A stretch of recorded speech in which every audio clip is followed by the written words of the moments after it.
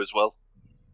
I started a lot on tier 2, and then just to do the story, I went tier 1, just to run through it. I mean, I've just got rough a few times, but I kind of liked that. I thought D3 was just way too easy, and I quite like the idea that D4 isn't just like a go in, just destroy everything on screen all the time type thing. There's Oh, actually been some fights there where I've thought I'm not going to get through this. there's fights my buddy's done that I'm playing it with that he actually had to change his build twice to defeat the boss. I've been close. There's been a couple of those fights where there's like people standing in rings of shit, and I've thought, as a mostly melee character, how the hell am I supposed to win this? But kind of got away with the whole twisting blades, hit something else and then position so that the boss is in between. Like, Yeah, dash through him. But I'm kind of. When I started playing it, I couldn't really see the fascination in that rogue build. I was like, why is everyone saying this is amazing? It feels really clunky and really weird to play. But as I've built sort of some of the dodge up and the crit up and stuff like that, it's just amazing to see like a whole screen of stuff explode on a melee build. Yeah. On your right. Play right. Poison out a whole shebang. I'm using Shadow on mine. Oh, you're the Shadow Twisted Blade, okay. Yeah. I'm doing the Poison. Yeah, I've seen like both. Just the first kind of like... I haven't really gone with a guide as such, except like I wasn't going to buy it yet. Because I was kind of anti the whole pre-order thing. But then I was just sat here last night with about 4 hours till it started, and he went, you know what, I just want something new to play. I don't really care anymore. I've just been paid, and I've been looking for a new game to play. I might as well buy this. And it literally downloaded, I think, like 9 minutes after everything had opened up. And I sat there for 3 hours playing it.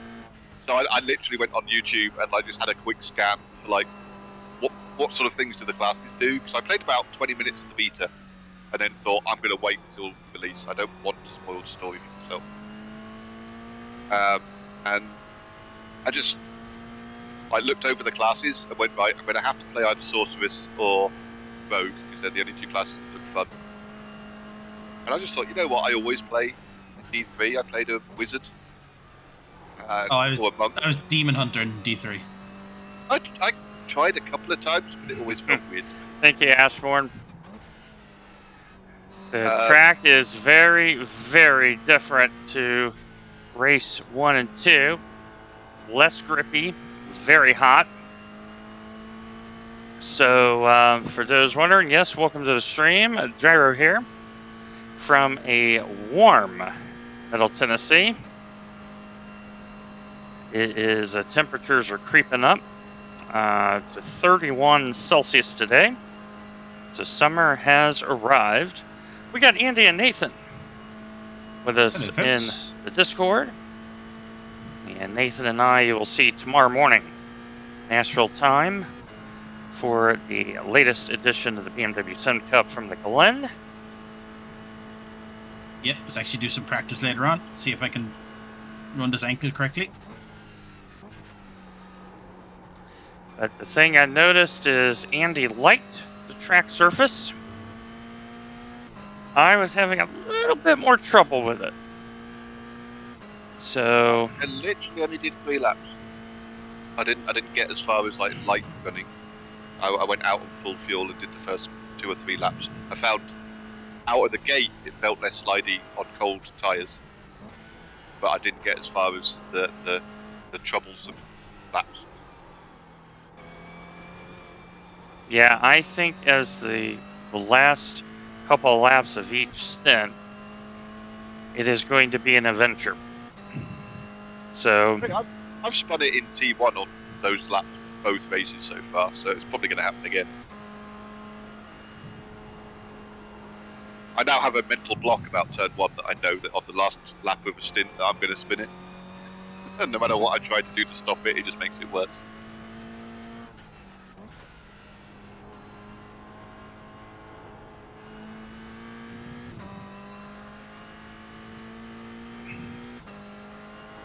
I'm assuming you're on quality duty this week?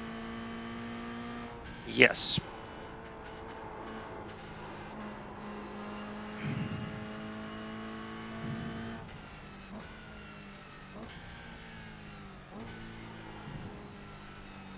No pressure, only a P2 to be. Yeah, front end is definitely on the outlap, not compliant. Hello, Emir. Hey, but we proved last time out we don't have to be the fastest car on the track to get a good result. Yep. We just need to keep it on the track.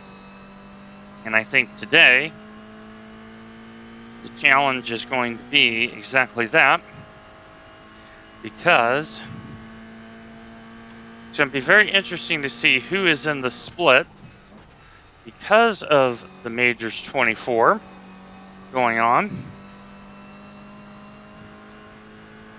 I'm currently looking at that list and seeing a bright orange D 3.4 driver and just hoping they're not in our split.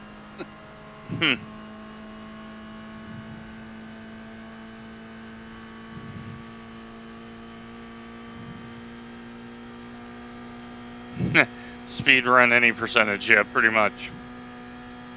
So yeah, I've taken my painkillers for the elbow. They should be kicking in a short while. Thanks for the reminder. So Better be some good painkillers. Well, I do still have a broken foot and a bruised foot, just to warn you. So.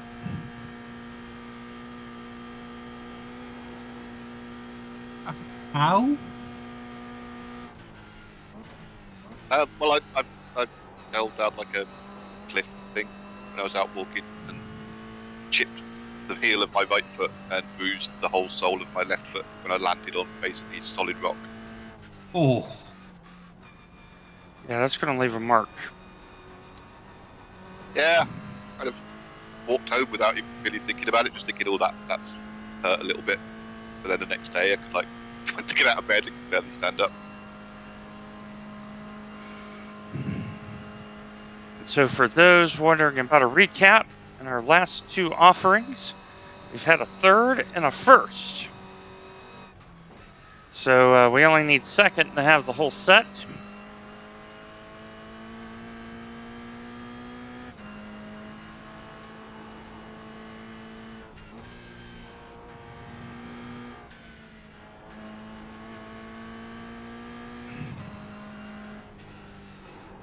But you're going to go for the W today anyway.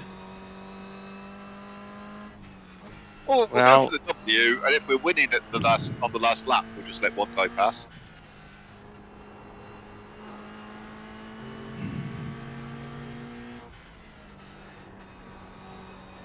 But important race. Because Andy is fourth in his division. And I am in the top 15 in my division.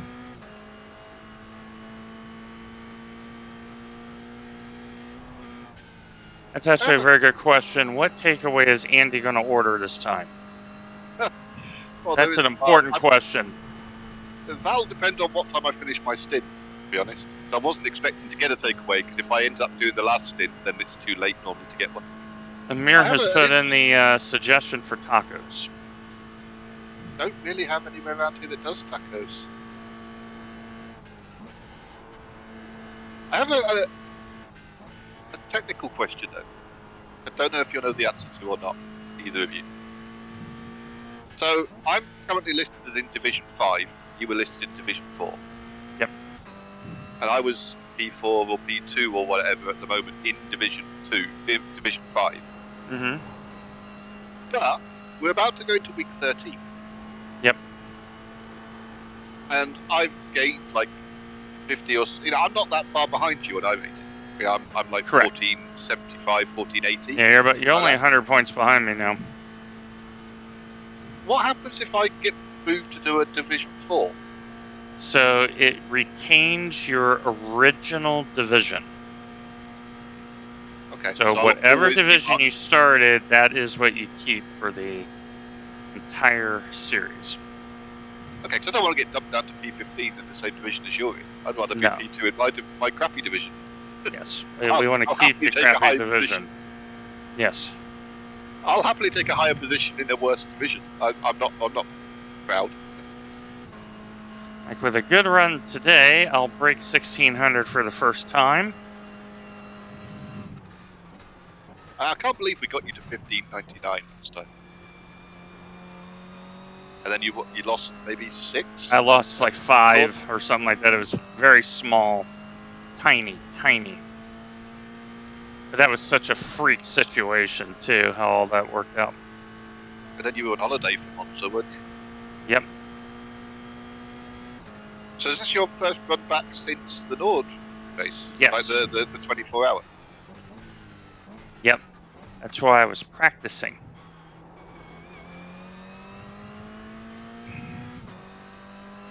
And I haven't ran since Nords either.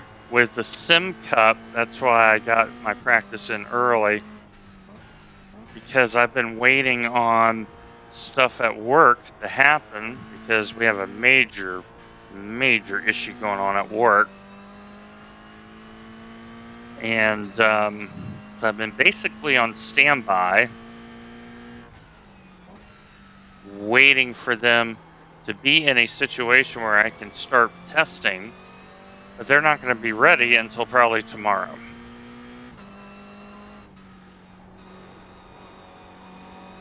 So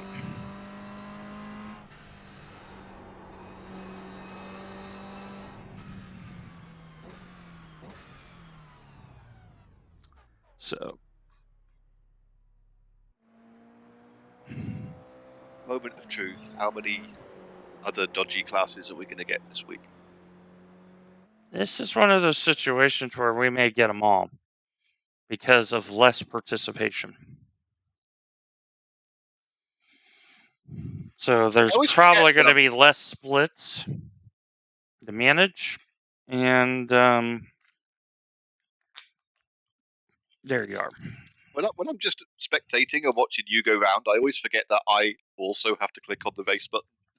I keep expecting it to advance because I'm watching you. Yeah, you got to come with.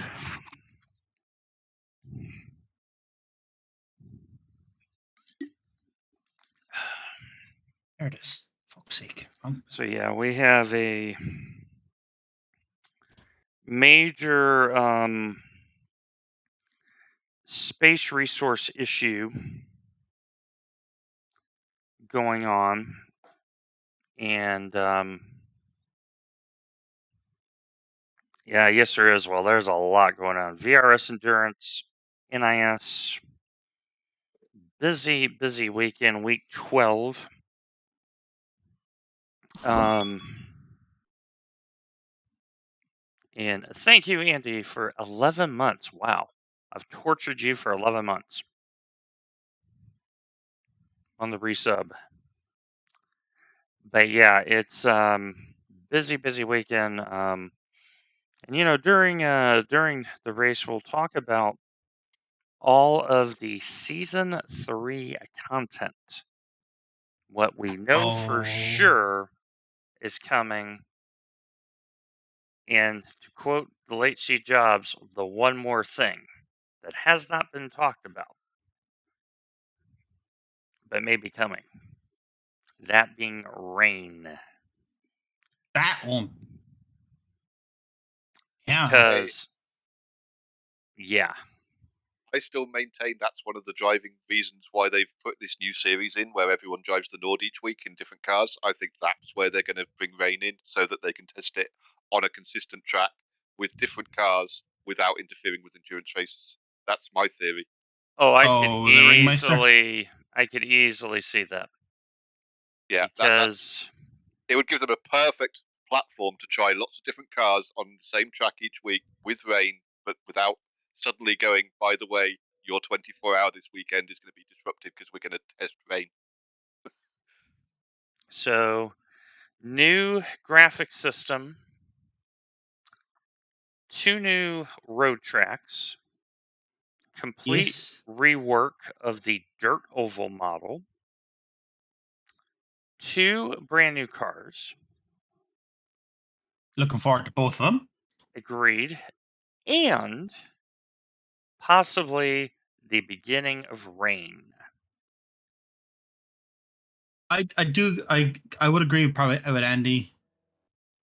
I could see him bringing it in for Ringmeister. Spotter, radio check. I mean, they've already kind of said that they want to introduce it first for endurance events, but that would be really scary for them bringing it in the first time they ran one.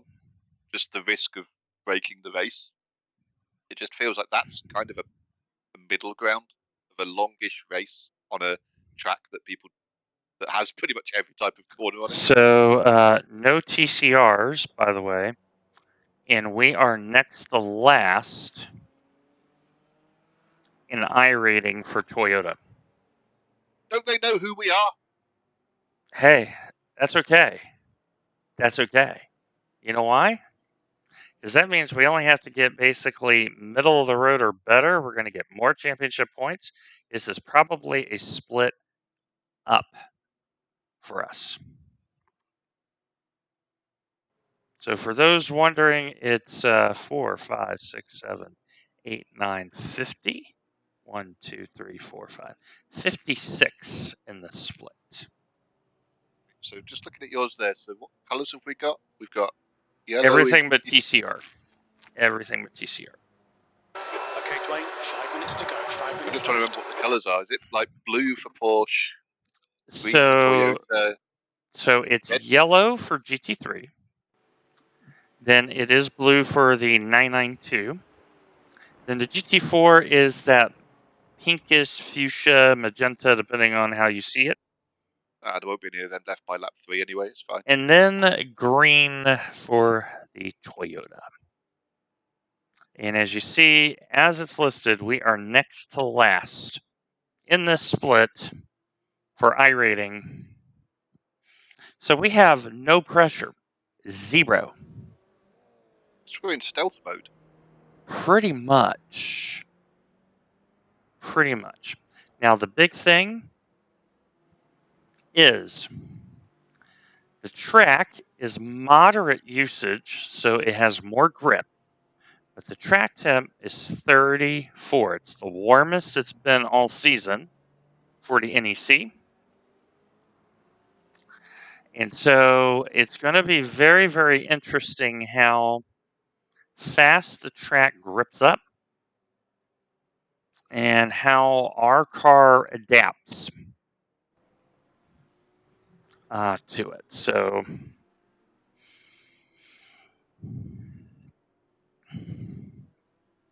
but we haven't really had any problem with tyres wise, though, have we? No, we're not going to have issues with tires. I mean, there's an argument here for starting in the back anyway. Especially in this situation, because I think you're going to see a lot of carnage. Hey, you know me. Like last time out, we qualified P2, and I still discussed with you starting from the pits. Mm-hmm. So I may look at this quali as more of a, find the grip levels. Yeah. Type of thing. Because in the practice, it was moderate low, and it was noticeably different. So, hey, one of these rounds, we'll actually, get past halfway and still have a car that can do more than 40 miles an hour. true. That would be nice. A man can dream. Oh, when we've been trying to work out like speeds for things and trying to work out whether we're down on top end speed. Mm-hmm. Just an extra number to throw at you. I know we normally talk about on the main straight being like 200 to 210 at the bottom of the hill. Yeah. Just 2 But minutes left. I was arguing that like sometimes we just lose our ability to get up to speed. Mm-hmm. In my practice earlier, I clocked us at 190 at the first gantry. Yeah. Yeah, We don't actually gain much on the straight, to be fair. But heading into, was it Ardenhold, that corner? I got 216 non-draft dated. Yeah. which I think is hauling the mail. Absolute fastest spot I think I've ever had on this track in this car is the bottom of the foxhole at like 220-ish. So we have a team that is trying to say they do GT3, but they are in a Toyota. Well, I feel bad for them the next time a GT3 comes up behind them and doesn't realise what car they're driving. So we're checking out some of the liveries. So the MBO, it's got a nice orange with fuchsia tire rims. Team Bart von Olsten 2 is in the standard Toyota livery. Haven't seen Man Solo yet. Haven't seen Live Sim Racing Yellow yet. DRT, very nice purple and blue. DVM Cup at a nice blue and white. So the livery game, 25 car not yet here. The J Studs Racing with a silver with tailor-made golf. So they are immediately one of my favorites. Just because of the golf. Not going to mind. Yep. Cheeky Brecky, not yet in. Flip Flop, don't know where they're at. The Midwest Sports Esports in the yellow black. The chrome green livery of MG Scott. And now we're in the qualifying session now. And we have RAF E Middle Sports, Team Chamois Speed, ourselves, and IDEX Senior. And so what we're going to do in the quali is this is going to be more of a figure out the track grip levels. So we are 15th out of 16th in the Toyotas. So we're in a no-lose situation. I will bet you that if we finished one before last in the Toyotas that finish, we'll be in the top 10.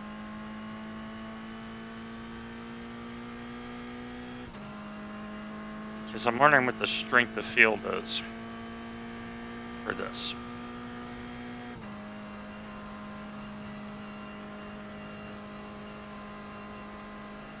The track temps increasing. It's now 97 Fahrenheit. So a little slippy in the final complex.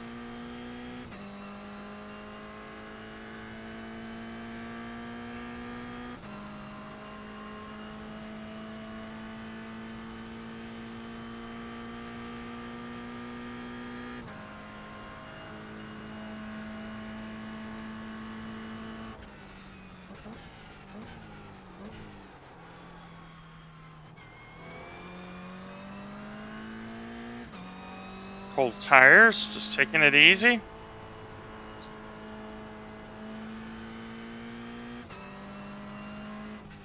I know other people don't like it, but for me it's so nice to be back on this nicer layout. I hate the other D2. Yeah, we have definitely spent some time at Nords this season. Okay, so breaking into the shortcut slippy.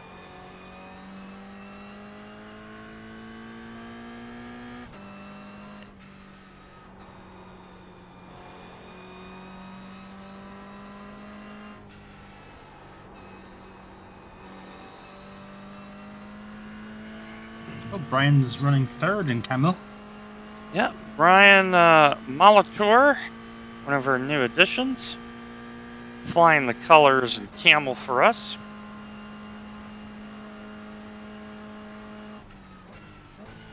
Oh. Okay, chicane is good.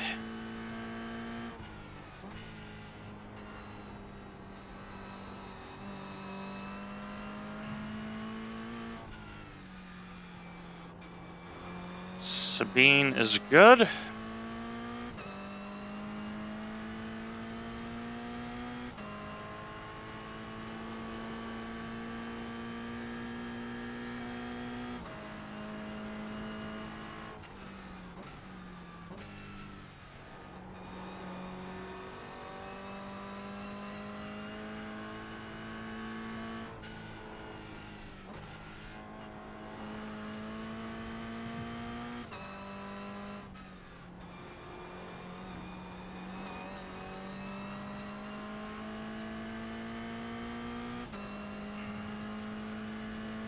And now the uphill ride.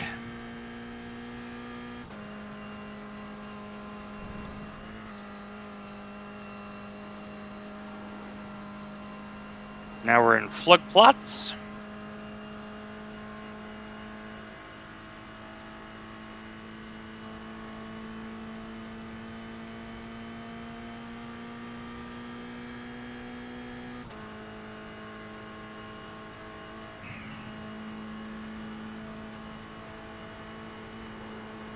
On break.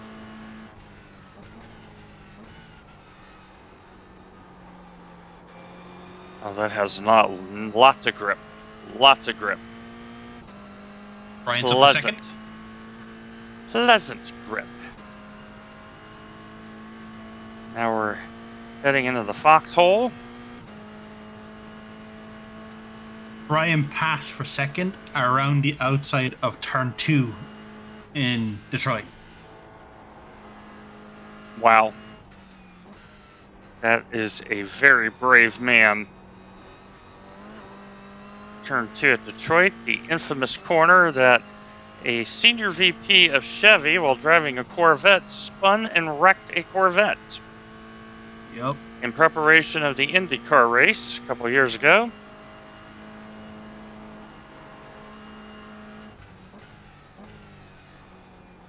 Because that is an off-camber corner.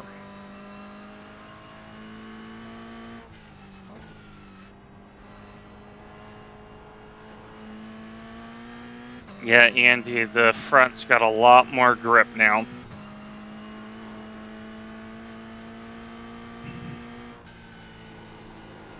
The rear.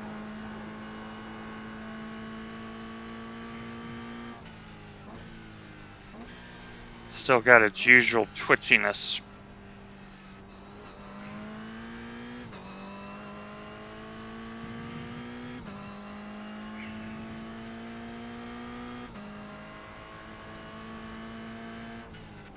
Oh, the 24 Hours of Le Mans is on an R Factor as well today from the looks of it. Yes. Mitchie's running.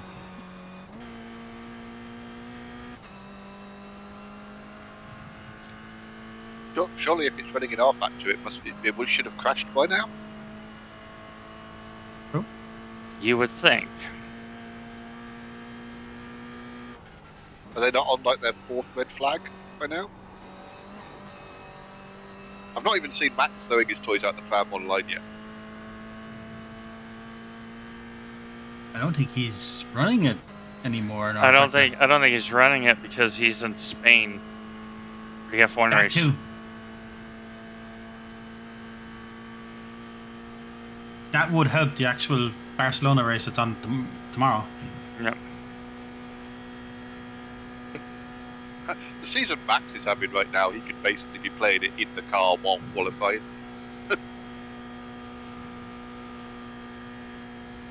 Nobody really seems to want to challenge him this season. Now we're halfway through the lap. No other team has the car to challenge him. Yeah, even Checo is. I thought Checo was going to be a lot more of a force than he seems to have backed off. Checo's in his box for a reason. Mm-hmm. Yeah. It is probably in his contract. He is the number 2 driver. Yep. And they've paid him enough, so he's happy.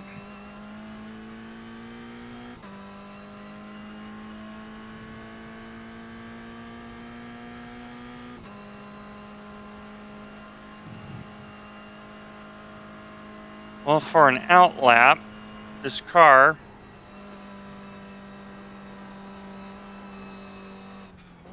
is not twitchy at all, which has me concerned about when it's really low on fuel. So for those watching, this car has no brake bias adjustment. You are racing with a dead equal car.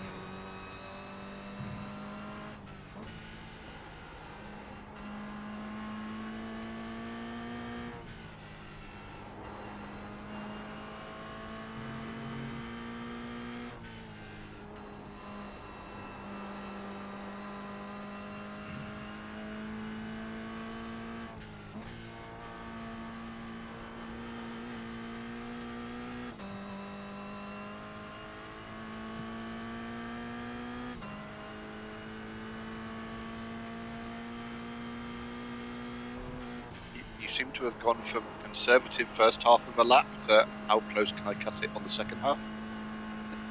You're not wrong. I'm trying to find where the limit is. I'm going to off track this lap just to make sure it doesn't count. But I want to know what the limit is. So if that was a conservative line through YouTube corner, then I'm scared.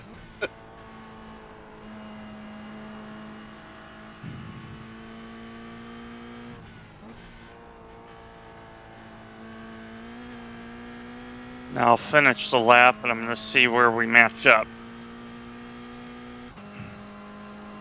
My bet is the pole is going to be about a 42, because we've got a hell of a lot of 7s and 1.7s to 1.8s in here today. Yeah, I was thinking somewhere in the low 40s, so you're not far off. Actually, that's a good point, yeah. We were hitting mid-40s on full base fuel. 7.7s and 0.8s should be hitting very low 40s in qualifying fuel. Especially those that actually have put on an actual quali set to go out and do a hot lap. Which I don't really we understand. Just don't. It's just not the way we race this track. It's a 4-hour race. There's like starting 2 positions ahead of somebody really make that big a difference over that distance. I'm not convinced.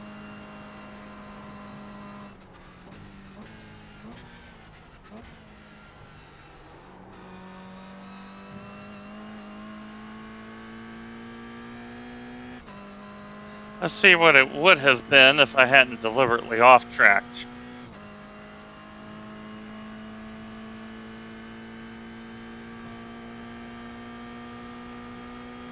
$9.46. That's a quick lap. It's a stupidly quick lap considering how conservative some of your lines were in the first half of the lap. Mm-hmm. Yeah. So to give you an idea, folks, race pace for me is anywhere between like a 51 to a 57, depending on traffic. So the fact that I just went out and casually, if I would not have off-tracked, I would have been on pole. 2 seconds. That gives you an idea of how quick I am on one lap pace. Until DRT puts a 940, so you know they're on a quali set. But a lot of these cars I haven't seen spawn in the session yet. But 946 on full tank is not bad. Hey, look. On my screen, your webcam is really small, but I can see the smug look. There you go, guys. Let's even when we off track it. Well, I mean, hang on. Actually, to be fair, your off track was a shortcut. Yes. So that's actually like a 951 that you've done there. You lost at least 5 seconds. You gained at least 5 seconds. But the grass slowed me down as I did the lift just a fraction. So, it would have been third or fourth on a full race fuel set.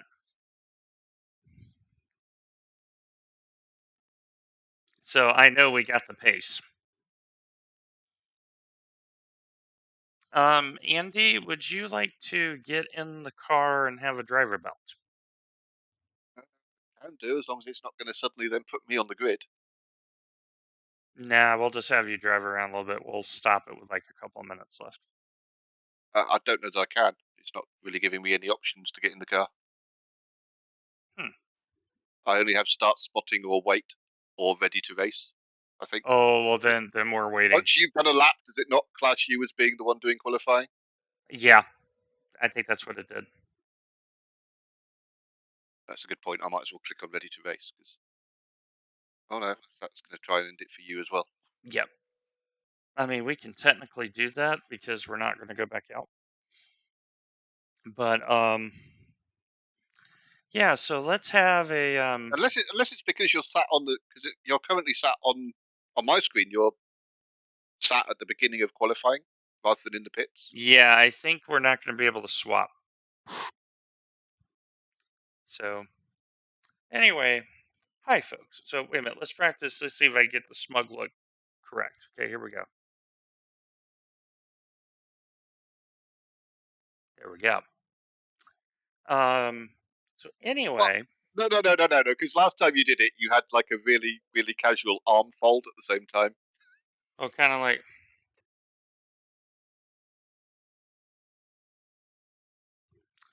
So Brian got That was second. more than one. So let's first talk about.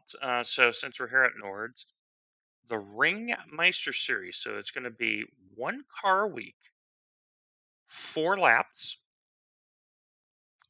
I think the first one is the Mercedes GT3. I think is week 1, if memory serves.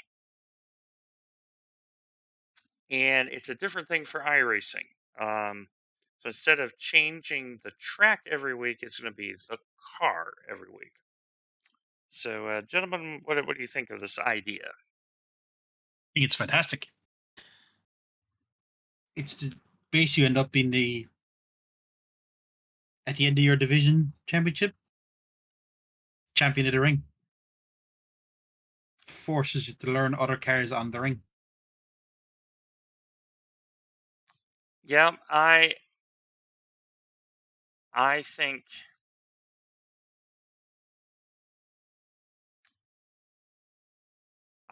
it's going to be so RFE Motorsports is going around and done a 939. So this is where knowing where you are in your split, we know we're next to bottom in iRating. This is where we're just going to do our race. So we definitely have moved up a split. Minimum because of majors, because of everything else going on. So End of the day, our lap time is our lap time. It's not like we can suddenly go, we're in a higher split, I'm going to drive faster. yep, it is what it is. I just take the points and run. That'll do me. Yep. So I think the Ringmeister series is going to be fantastic because now you're going to find out who are the actual best drivers of the service. Because some of the cars they have, I believe the Toyota is included. The Formula Ford 1600 is included. There's a couple of GT4s included. There's some GT3s included. So you are going to have, you're going to see the best of the best rise up to the top. And so it's going to be a series where, if someone says, well, I'm a Nürburgring specialist, I'm going to go, okay, but do you understand how each of these cars drive? That's going to be the first thing. And now, if you're a car specialist, you now got to drive all these other cars. So I think it's a great idea. Really looking forward to how the racing turns out. That leads into the next big change, and that is the addition of the eagerly anticipated LMP3. So the LMP3, the motors come from a Nissan Titan motor. Here in Tennessee, all the LMP motors are built here in nearby Chattanooga, Tennessee, in a town called Deshard.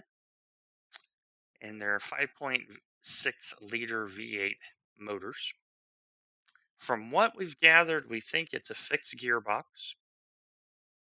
We think the trim is only low downforce. We don't know if the aero will be adjustable on it. And from the rumors we've had, it looks like there's going to be a baby IMSA start in C license of LMP3 and GT4.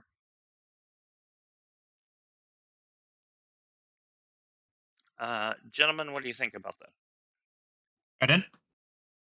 The LMP3 and impact on service. What do we think? LMP3, good. Mhm. I don't know if it's going to have a major impact on the service. With the LMP2 going away potentially next year, the LMP3 is going to take over that spot. I think it's going to impact and probably kill off once and for all the radicals.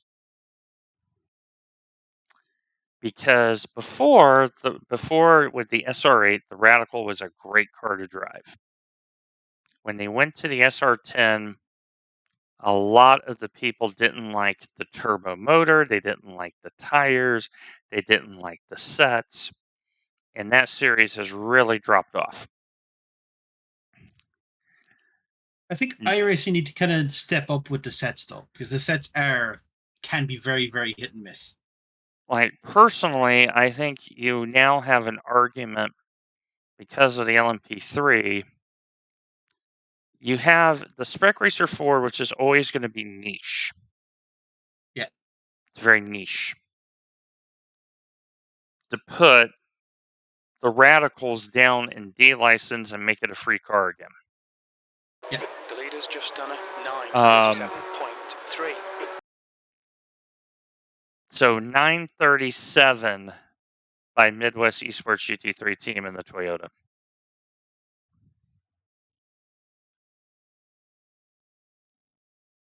So we are definitely going to be in a quick split. So I think the first impact is the radicals. For them to make the radical still relevant, move that down to D, make it free, and make the car more drivable. Yeah. That's the first thing. Secondly, the concept of a baby IMSA is very lucrative. I think it will end up being better racing than what we've had in the regular IMSA. Yeah. The third thing is now you have a pretty clear progression to learn a prototype. Yeah. I also like the fact that they're increasing the car count as well. Yes. Oh. 10-9. So, friend of the channel, Patrick. Ellick Strong of MTRC. Moose on the Loose. He's racing the Porsche Cup. He's in the same split with us. We hope he and all of the Trout are doing well. Matt, we miss you, buddy. We know you're going through some things, but we're here. Yeah, C-Clap prototype will be chaotic. I agree, because you're going to have a lot of people that get in that car after driving very underpowered cars, and they're going to realize it is a huge jump in performance. So, yeah, I think the LMP3 is going to be great. It will be very interesting to see how the 9:36.3. and RAFE Motorsports backs it up with a 36.259. Well done. I'm intrigued to find out how this works for iRacing. From a standpoint of they've over the last year they've done a hell of a lot of diversifying, and arguably in that time, while doing that, have broken their GT3s and their Porsche Cups. And I'm just interested to see whether all of these new car classes they're bringing in bring in more people to iRacing, or whether it just ends up spreading the people who are in iRacing over fewer races. That's the bit that intrigues me. Well, I mean, let's look at some of the cars they have brought in. The IR01, great car, but this was a proper 900 brake horsepower vehicle.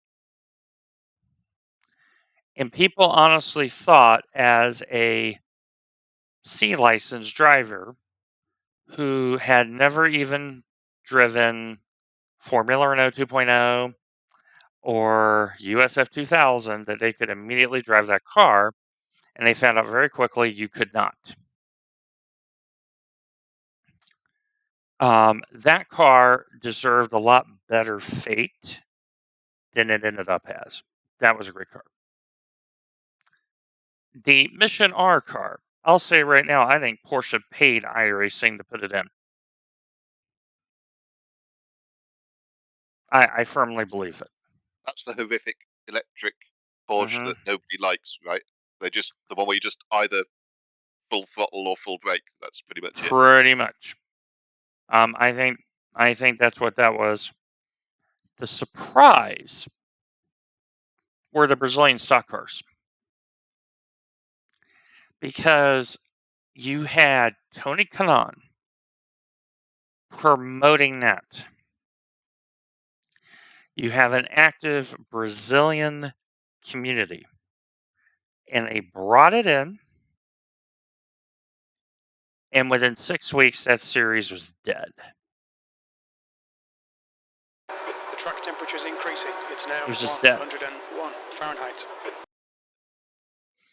That one surprised me a little bit, because I would have thought that would have been at least a niche community that, similar to all the other niche communities, would have strength of field races every week and things thereof. But yes, the car was hard to drive. It was hard to drive. And now we know the Caddy hybrid is going to be popular. The LMP3, I think, will have some popularity, but Dentists? what does it impact? That's the key. What does it impact? And every time they make a new series, they never seem to get rid of any old series, and there's already a ton of series around where people can't get them to go official because not enough people are driving them. I mean, there's a cult needed. Yeah, Like there needs to be a purge. Like, the Skip Barber series doesn't even use that car anymore. They use F4s. So that needs to go away. That's very picky, getting rid of a series just because the car that runs it doesn't exist anymore. Well, it hasn't existed for years. That's the thing. But we do have a new F4 coming. Yep. The Formula Renault 2.0 series, that needed to be retired. You have the Global Challenge that has the Caddy and the Kia. And the Jetta, right? No, I don't know if the Jetta went into that or not, but the point being, that's just in D, and now if we can probably find similar situations in C as well. But yeah, there needs to be, like, if you look at the Lotus cars, you look at Camel, they have strength of field races and they're actively participated in. So those I don't mind. But it's going to be very telling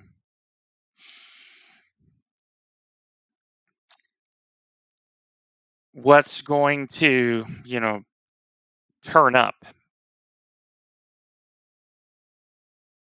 from this. Like I say, I'm intrigued to see whether those new series and things. Presumably, iRacing's aim is it will bring more people into the game. Well, I mean, I'm just curious our if that attendance happens. levels are up. I mean, iRacing has had a steady increase. And it's the summer. So you know a lot of kids are going to be on the service. Because they're not going to be in school.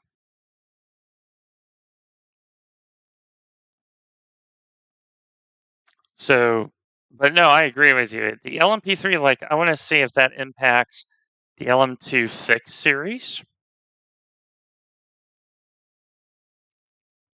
So, I'm going to use the TCR. Nobody drives a TCR. They're horrible. Yep. I'm going to use the last couple minutes I have to grid to use the bathroom. I'll be right back. Good 10 luck, folks. seconds that you have. Good luck, gents. I'm going to step away for a while. I'll be back in a while.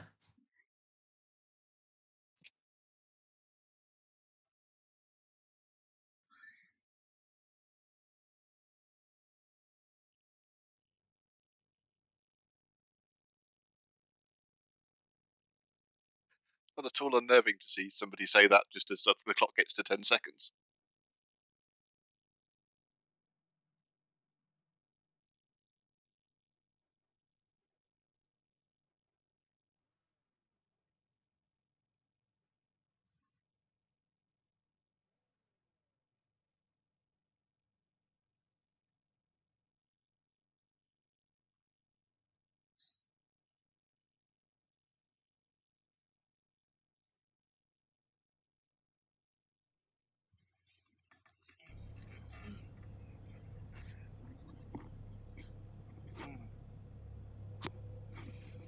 All right.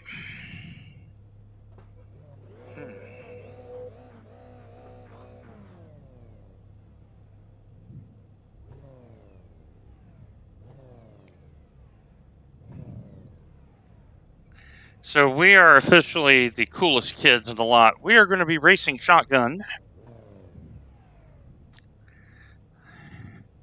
As in dead last. Are you actually going to start from the pit lane to avoid any like GT3s and stuff that are on the back of the pack? No, because I'm going to be taking the start very easy. I just got a feeling about this, you know? Yeah, Just, looking at, like, just you've got got a one feeling. GT3, 3 Porsche Cups, and 2 GT4s all starting at the back. Or they may start from the lane, which would not help us any. All right, so here we are. We're in the back. Track temp 40 degrees Celsius. Oh, wait a minute. Let me make sure I switch the thing there. There we go. Now everybody can see. Would appear we have a Path of Exile team. The Tabula Rasa racing team. There we go. GT4s. So this is going to be where we're just going to have to race very patiently because as you see, you have the guy in front of me. Like, people are edgy.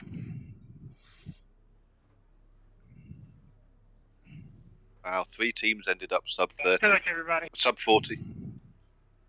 Yeah, but there's hot lap pace and then there's race pace. Like low fuel on a good track without having to worry about it being qualifying, I think I could probably break 40 if I literally nailed every corner, but that would be on the edge. Yep. So the Toyota's here. So there's 4 classes here, so they're starting to head off. Thank you, Liz. I'm going, yeah, definitely don't die. Notice how far back I am. Catch up to car number 32. Yeah, there was a GT4 that qualified behind us, so I'm guessing he's not gridding.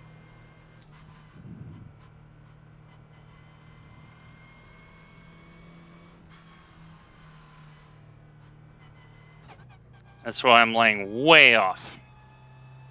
This is exactly what they did last race, but then the guy in P1 nailed it too early, and we caught up with the GT4s before the first corner. Yep. I just got a bad feeling about this. Wisdom is screaming lay way back. Stay calm, focus. Given the fact you're hanging back, I'm actually going to watch from P1 Toyota's point of view at the start to hopefully catch any crashes ahead of you.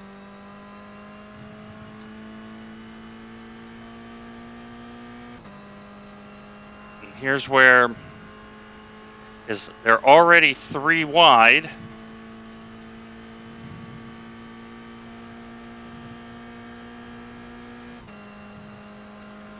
Up here, and everyone's got a funnel.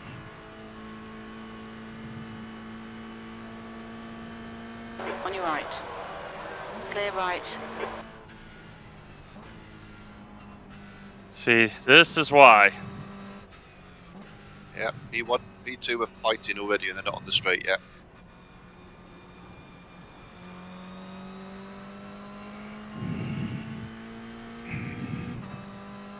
So we're already up 1 spot. So our goal is top half. Leaving the pit lane, the gap to Moraes in front is And now then we'll see where we get 10. to. Because there's already 2 cars. Slater is leading the race.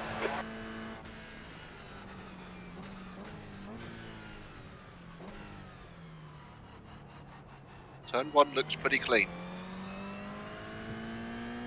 So 2 people started from the lane. So we're up 3 spots. I assure you, I am not in the Kevin Extra school of overtaking. What an immense talent that man is.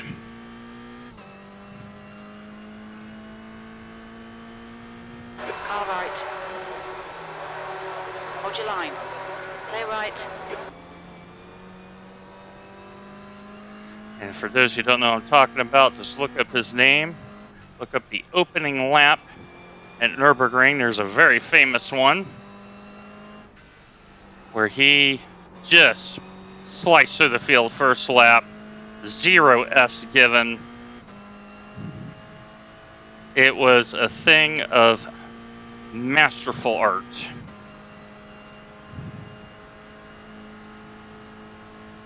I still prefer the one where Speed did it in the wet in the Porsche. That was just insane, that video. Yep.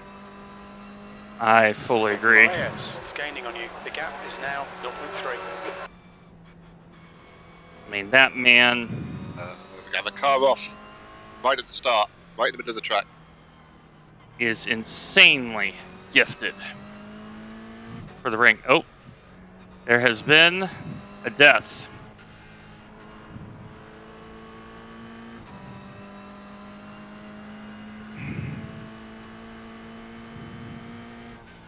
There's another one off, just at the right-hander ahead of you. All right. He's on the right-hand side on the grass. He should be good. There's a second one.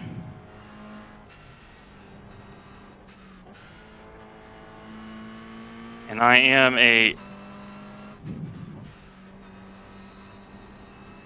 doctoral candidate of the Elizabeth Mathife School of Advanced iRacing Strategy and Tactics.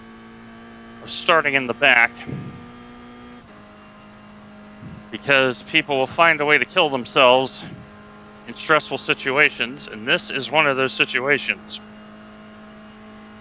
Because here I am dead last on the field, and we're already making significant headway. We know the top 5 cars ahead of us are lightning quick. We know this. But this is where we have to run our race. Oh, no, okay, they got away with it.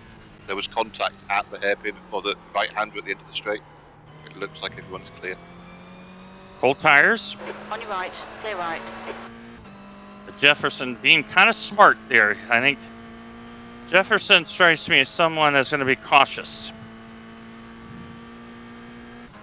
I'm okay with that. Hold your nerve, just keep it smooth. No mistakes.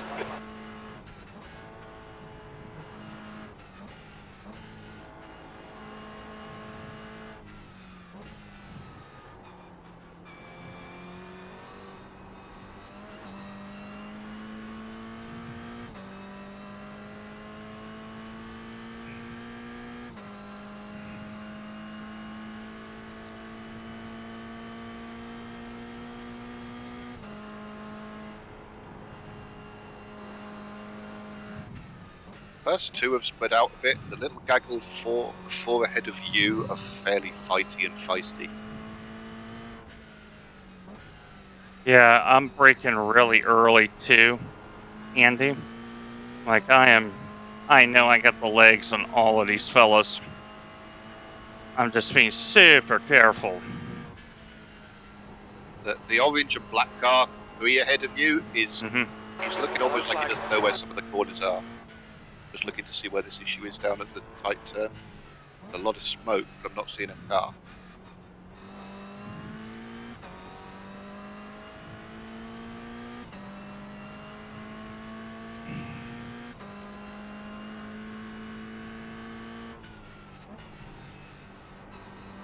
So basically right now there's a P-cup, a red P-cup that started at the back, and he's going through the field knocking everybody out of the way. He's ahead of you, so you don't have to worry about it, but that's where you keep seeing yellow flags. He keeps driving into people. Yep, he's not made the adjustment. So opening lap here.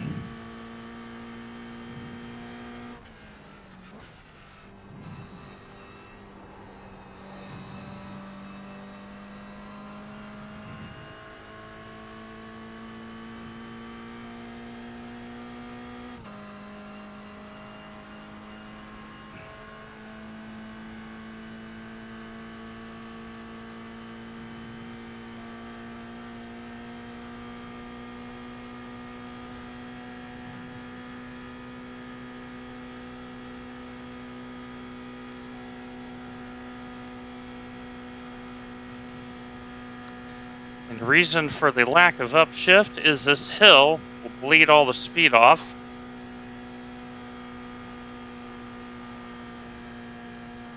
And as you see, notice how much I've caught up in the last section.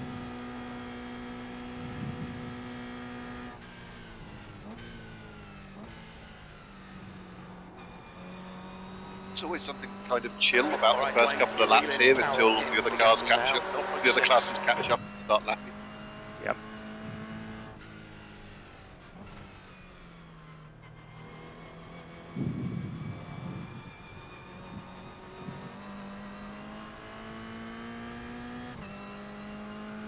And Bretto has made his way by. He had a little bit of an issue.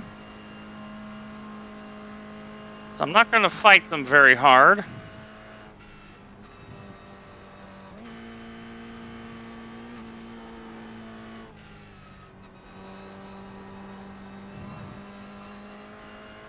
Tires are still coming up with pressure and temp.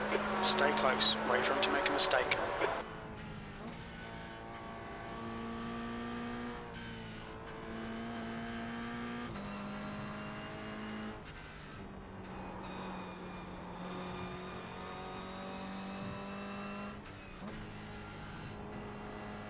The gap to Overhouse behind is now 0.7.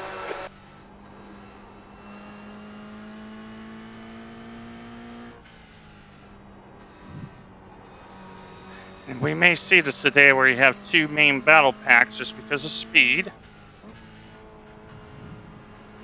I think Bart is kind of a bit of a cork in the bottle right now. He might be. He's like 4 ahead of you, and then there's a gap ahead of that of 6 seconds open up to the pack ahead of that. I don't think he's horrendously slow, but he's, I think, Just enough. It's like that slow enough type of thing. Yep. I hear you. Yeah, they're putting away like it's already up from 6 to 6.5. So I think the problem is this guy is a little slow here too. Yeah, I think we'll start to see a lot of moves on the end of the main straight. That's where I'd expect to see any carnage is going to happen.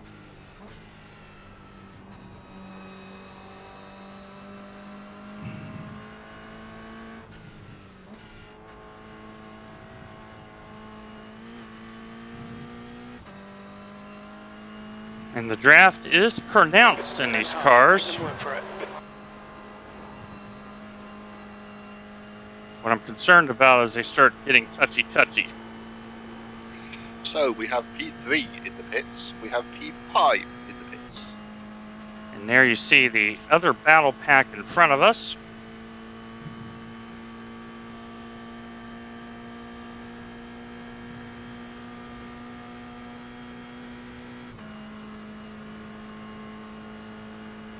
Here's how strong the draft is. 0.4. A funny thing in the orange car in front of you might end up diving this guy as well in this complex. Yep. Come on, we need to be in front of this guy. Yep.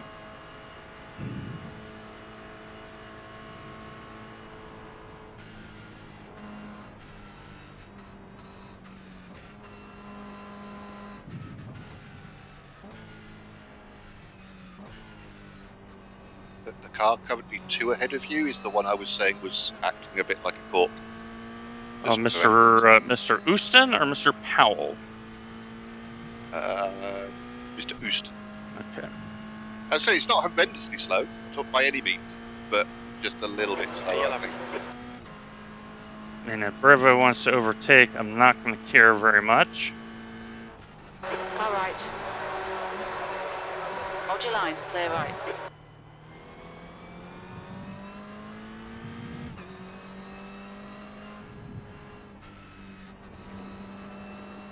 Because he may be quick enough to bust this up for me and help me.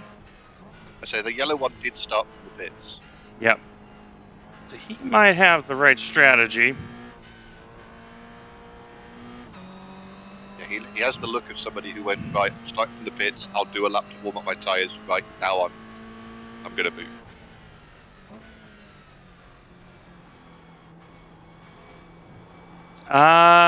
We'll find out, Will, if there's any anime cars in the field. Right now I'm a little busy, as you can understand. But the race is still young. These 5 ahead of you are so fighty for lap 2. It's ridiculous. Well, you see how cautious I am.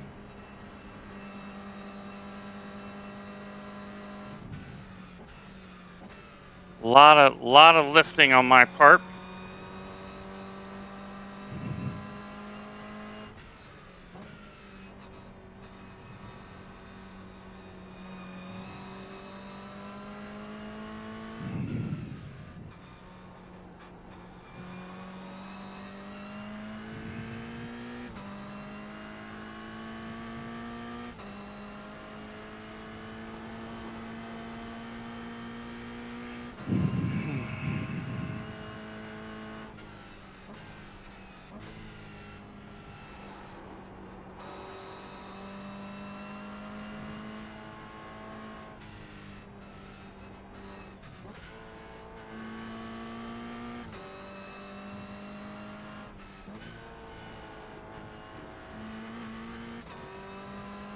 Oh, yeah, black and orange Mhm. car, way out of position. Whoa. This is not good. Because I got a huge run. Right side. Hold your line. Still there. Clear right. I decided to bail out. Yeah, I just didn't like my position. I didn't like my situation. It was a lot of loss. Right side. got a car coming There's past. Patrick. A lot of loss for very little gain. And so I said, nope, nope, nope, nope, nope, nope. Don't do this. I was just about to say the black and orange car is going to ignore him and put him on the grass, but I was too late because he put him Yep. on the grass.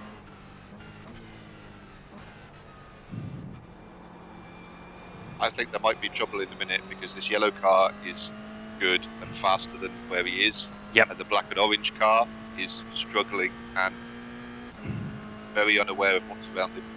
I agree. I agree.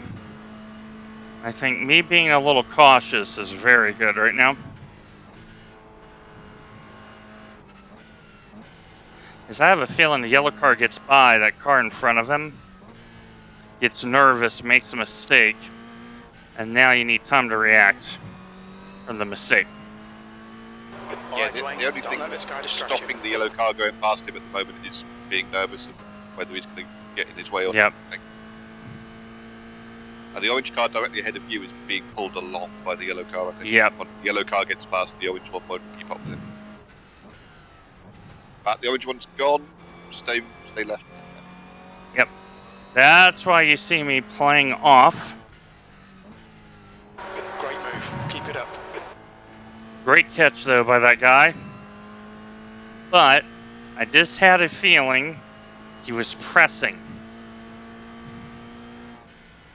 Right Yeah, now. That did slow up a little bit, the guys that are following you, so you have got a bit more space behind.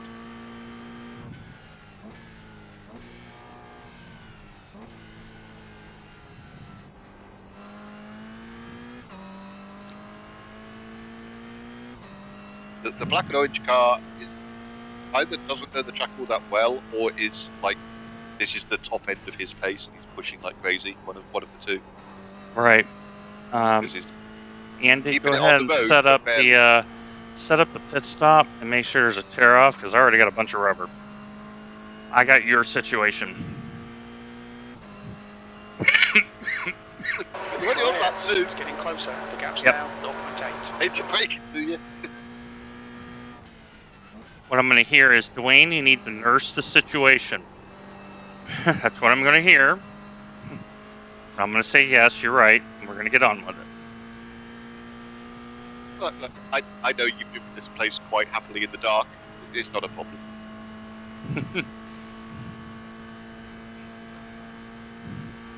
Yeah, you and I know driving this place in the dark is very special. Okay, you have full fuel, windshield, and full tyres. Yeah, that way.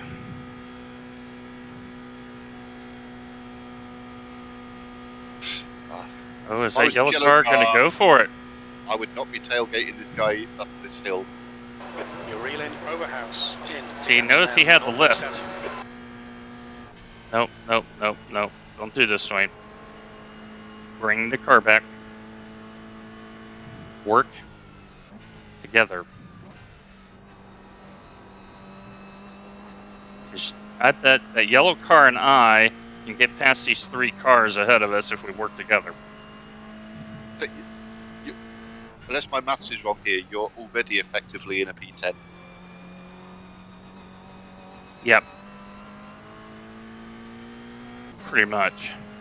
Well, the black and orange car is currently showing as P8 for me. But Yep. I know it takes a while to shake out here.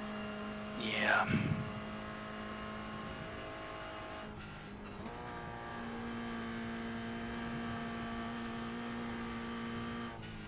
Oh, this black and orange car is taking way too many curbs for my life. Yep.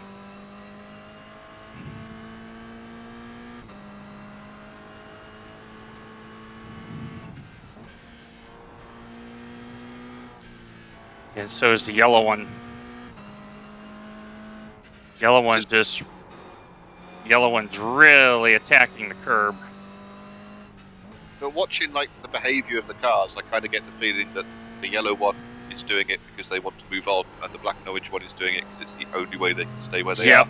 are. I'm thinking the same thing. I think one is at the limit. The other one is I need to get going.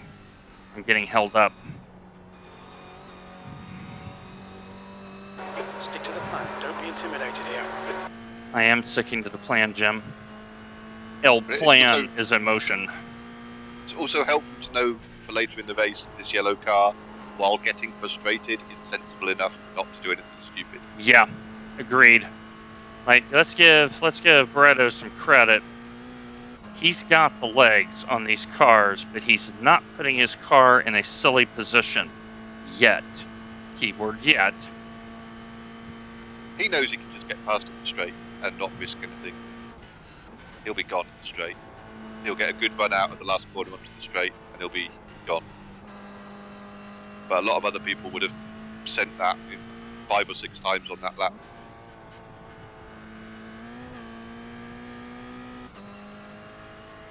So we've got a battle here of 6. And this is only lap 2, folks, of a 4-hour race. So this is going to be interesting. And Bretto just had to tap the brake just a touch there. I noticed.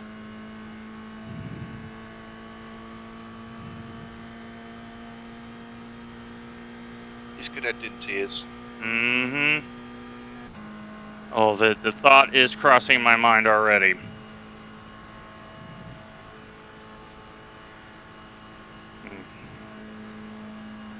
Bart is not that slow when he's in draft.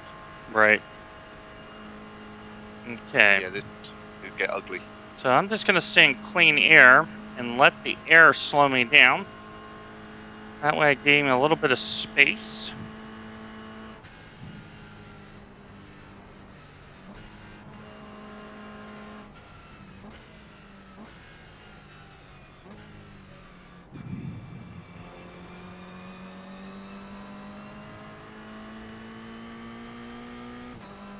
And Jefferson definitely has the pace on both of us too. But he himself, to his credit so far, has been very calm about proceedings. 54.3 seconds.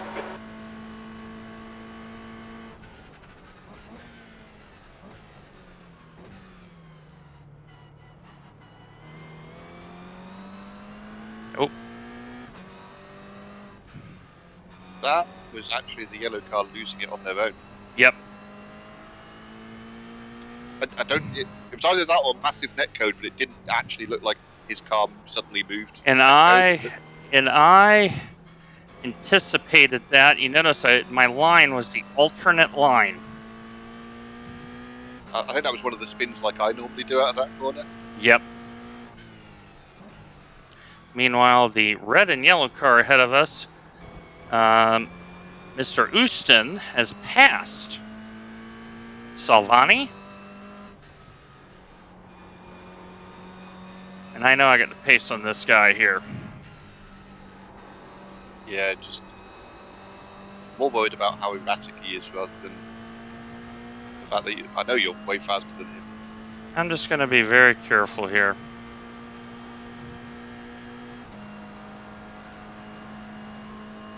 Left side. Yellow flag. Clear left. Not seeing a yellow flag. Yeah. Well, when I saw that, I said, nah, I'm not going to... It was a car just starting on the ring. But it looks like they're back up to speed. It was I fine. saw that. I wasn't going to stick the nose down under him. It's like, no. We're sporting people here in full tilt. We've spoken before about people driving with one monitor. Yes. It's almost like this black and orange car is driving without a mirror. It's like they're totally unaware of anything that's happening right behind them. That's kind of the weird feeling I'm getting. Or a relative. Yeah. You know, Like, it could be moving both, actually, now people. that I think about it.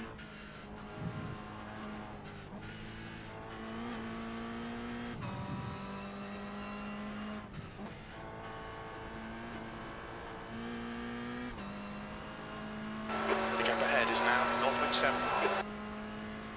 Could be that.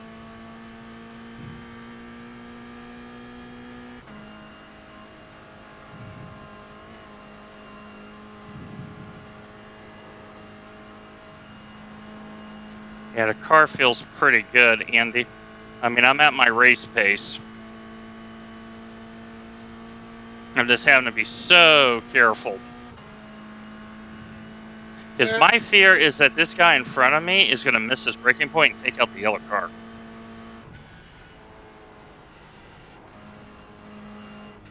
The yellow car's behind you now. No, I'm talking about the yellow and white car ahead of him. Oh, yeah. Yeah. Alexander. Yeah, I'm trying that's to work what out I'm afraid if of. Alexander has dropped back or whether you guys have gained on him. I can't quite work out which one it is. Yeah. Yeah, I'm not sure. Bart, however, is trying to break away. So, He's not really making much. If anything, you're gaining back on him. I think that 3 seconds was more from in the GP section. Since then, it's come down quite a bit.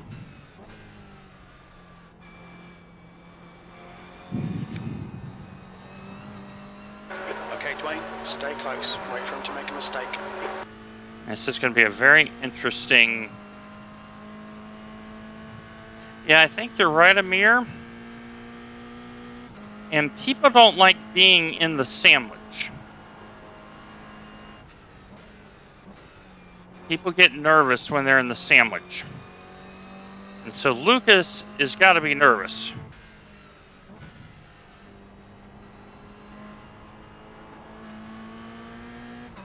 Moraes is gaining on you. The gap's now 0.4. Just for me, he gives giving the appearance of someone who is pushing to their absolute limit. Yeah. And he's being followed by 3 cars that look like they're basically chilling out. Yeah, Amir's commenting that Lucas is stabbing the brakes pretty hard. So he's having to wrestle the car. And Powell and Moraes behind me are battling. Looks like Powell has gotten by. So yeah, the orange car behind you was a bit ahead of you for a while and then had it off. So might be fast. Yeah. Meanwhile, we're watching Bredo start to dig out.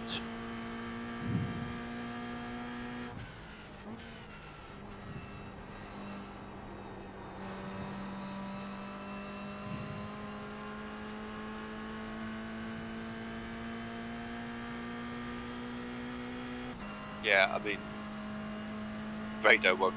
It'll take him like a lap. He'll be back on the back of this group. Yeah. Got a big run. You're wasting a lot of time here. Get your elbows out and force the pass. Big run. Gotta go.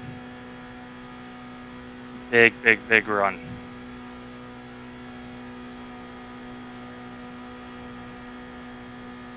Right side. Still there. Clear right. Yeah, he's gone. He turned in on you. Yep, because he didn't think I was gonna. He thought I was gonna lift, and I have no reason to lift. You did that on yourself, Lucas. That was a proper overtake from a kilometer behind.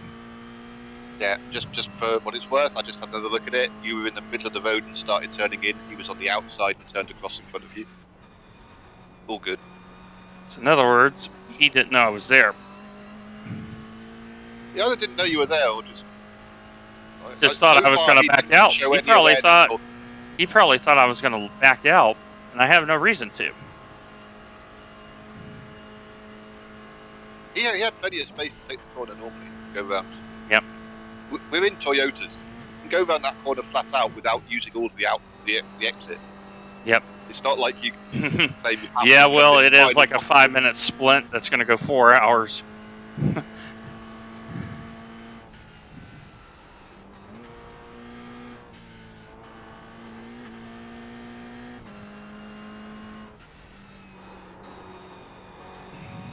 Yeah, cars come in really good now.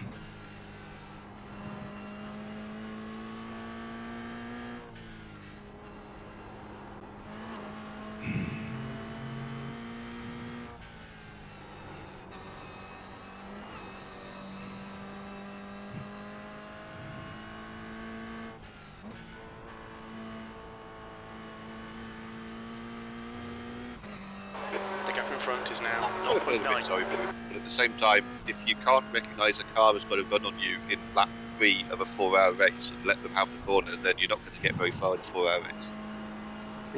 Is he going again? He's still going.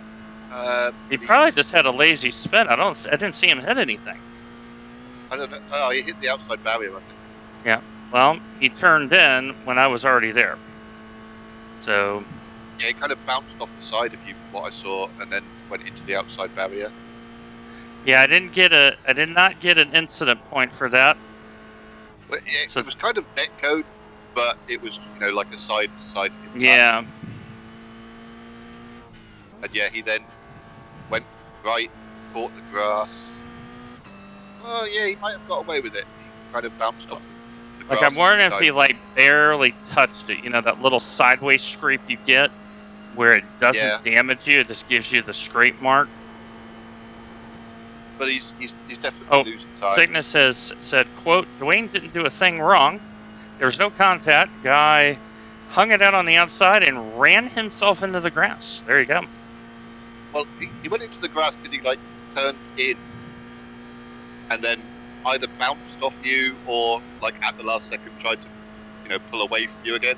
And whichever one of those it was, it put him wide onto the grass. I stand by what I say. Like, if someone's going to run on you up the hill in lap 3 of an endurance, and you don't just let them go, and then you're not going to survive a 4 hour. Yep. Hold your line. Now look at this. No issues here. Side by side. I'm just going to lift. Clear left. Because I respect Alexander here. He is. Yeah, I think Lucas is down on top end now, and he is dropping back. I don't think he's doing it to recover particularly. And I don't want to fight Alexander. I want to work with him because I'm looking at the 213. Jacob has just died. The gap in front has increased. It's now about 0.9.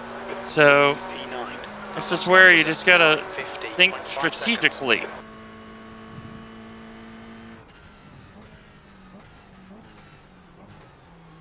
Okay, Jacob. So the other bright orange car that was in the group with you, he's dead. He went side by side into the complex at the end of the Dottinger and bounced off and went into the wall head first. Yeah, if I'm out of the draft, it's fifth only 6. Is because I'm seeing the water temp rise. But I think once I pull out, I should drop it in the 5th just to keep the rev up. It's a valid point.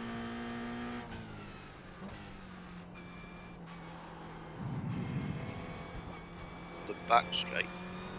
Yeah, the long stretch. Cygnus made a very good point, as he is opt to do. Don't put it in 6 because you're losing all the torque. So is that at the end of the straight? Because I always... No, like right at the hill. Like when I went up, when I'm trying to make the overtaking, I should drop down a gear because I'm going uphill. And keep the rev up. Oh, okay. So No, very valid point. All the way down there anyway.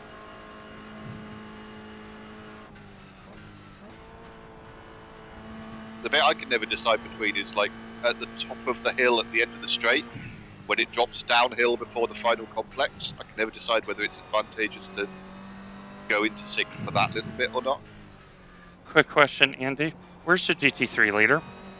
Like physically on track, where's the GT3 leader? We'll find out.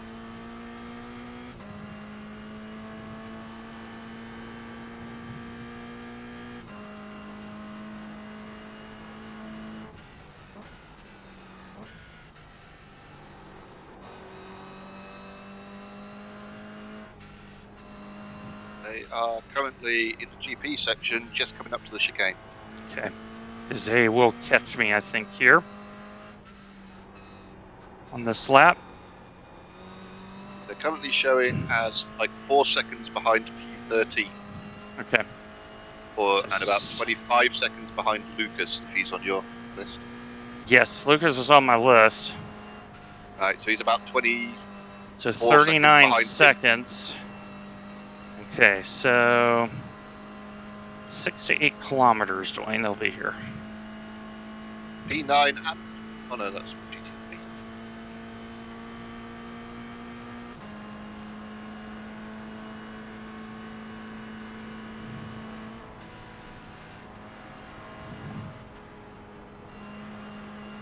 So you were P9 last time by. Yep. Yeah, and I know I'm a little quicker than Alexander, but I'm being so cautious. Because I have to ask myself, what is the most beneficial way to get to P6? And the answer is work together.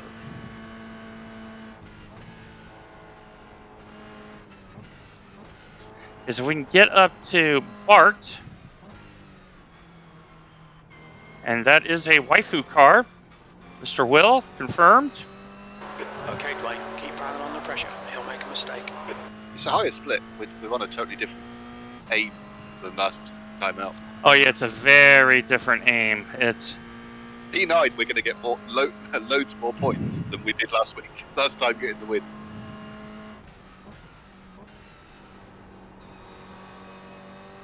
Yeah, but I think it's good that we've made the step up. Because that's how we will improve.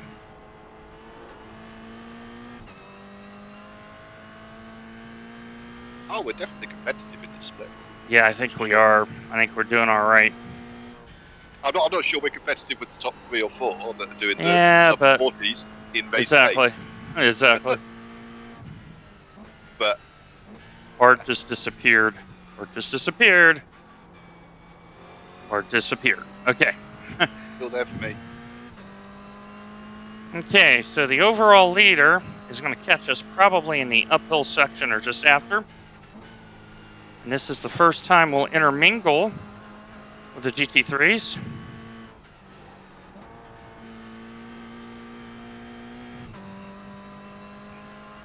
And I'm going to have the drink.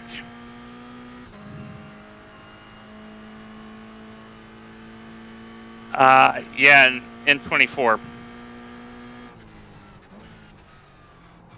I don't know if Brado behind you has damage or just a bad lap, but The gap in he front actually is only now had a 1.0. 9.56 last lap. He was 6 seconds slower than you. I wonder if he got held up. GT3 is now the car directly behind you. All right. It's coming up. Going to probably take you on the right, I would imagine. Here come the GT3 class cars. It's going Car left. All right. Clear left. I've had the drink. And that apparently really spooked the guy ahead. Yeah, notice he lifted. You can't lift on this hill. You'll never get the speed back again. Yep. Well, I had to because I didn't have much of a choice. And I think Brito is the faster of the 3 of us, to be candid. And I'm all right You with that. also have, right, so you now have more GT3s coming. You've got 3 seconds back. The next 2 cars behind you are both Past the cars GT3. behind. They're racing for position. Blue flag. This is P2 and P3, and they've swapped places, so they're probably going to be fighting a lot. On your left. Both going left, Clear left. Left side. Clear left. and you've got another one coming. And he's going to lose a lot of time. 4th and 5th. Blue flag. We're losing a lot of time because we're stuck. Car right. He's going on your Clear right. right. You might get the other one On your dive you right. as well. Nope. Yeah. Yep. Clear right. Yeah, You got and that another one was diving. good Clear anticipation on my part to say they are going to dive.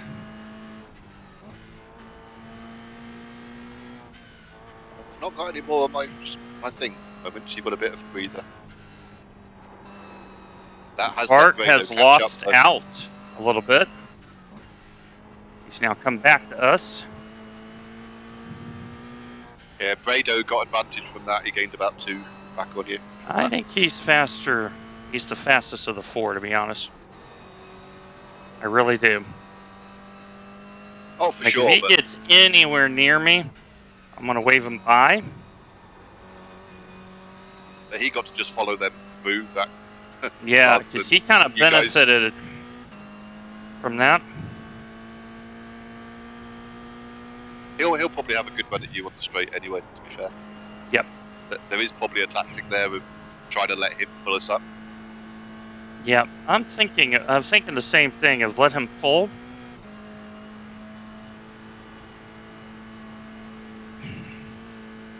Because Alexander's driving hard enough where he may get in Bart's toe, so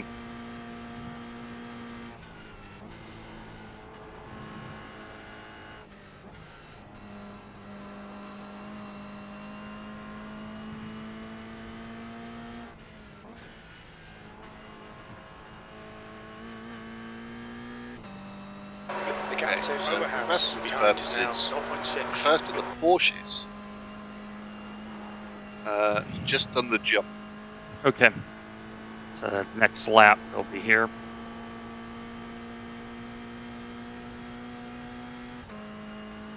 So if Brito sucks up to me, I'm going to let him go. Because I think he can help us get through this gaggle. Jefferson has lost the toe. Okay, Dwayne, don't let this guy distract you. There is a GT3 periodically showing about 20 seconds back. Mm-hmm.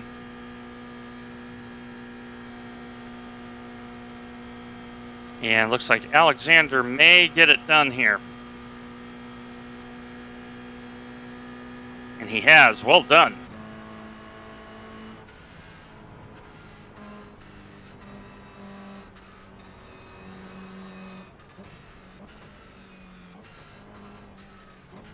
So Alexander with an excellent overtake.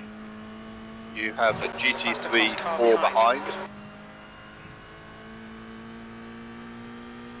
Somewhere during this GP section, there's going to be some carnage when he tries to get past the Q4. All right. Your lap time was 9:49.9. That's your fastest lap. He's too far back for the hairpin, I think. Blue flag. Yellow car's having a look. You're in the middle, 3 wide, clear all round. That was a hell of a send. You've also got the GT3 on your left. Well, he sent it, and the problem is he doesn't know I'm trying to overtake. Yellow car is looking fighty.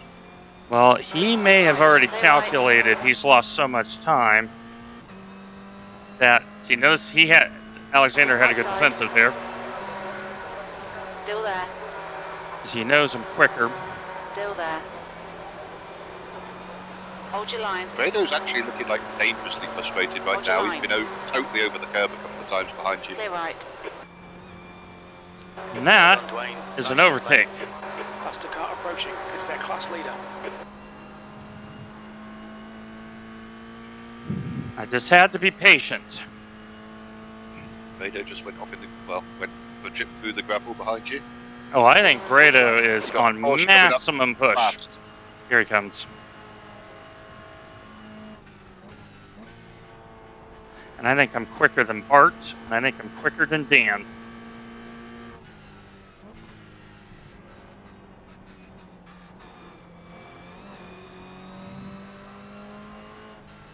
Bart did a really good racing move there and shut the switchback off from me. Alexander's kind of doing the same to Brado behind you as well. Yeah, it's interesting.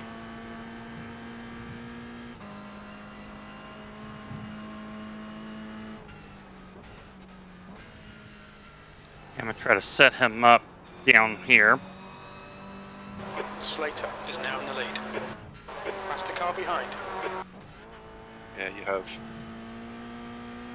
Porsche 3 back. Just trying to get past them now, and he has, so he's the next car behind you. That was interesting. 3 wide into the end of the complex. Yeah. On your right, clear right. Trying to break away from the draft for those 2 behind. Yeah, well, Brado's going to get past on this straight. Yeah, I think so too. In fact, because I think we're just a little tiny bit quicker than Dan.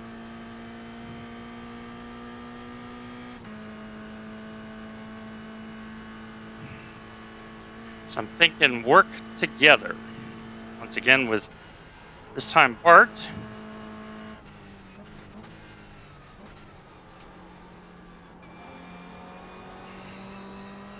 Bart's a weird one. I think he's just slow enough to hold people up, but then if you get past him, because he's got the draft, he's actually fast enough to come back past again. And Dan has had a mistake.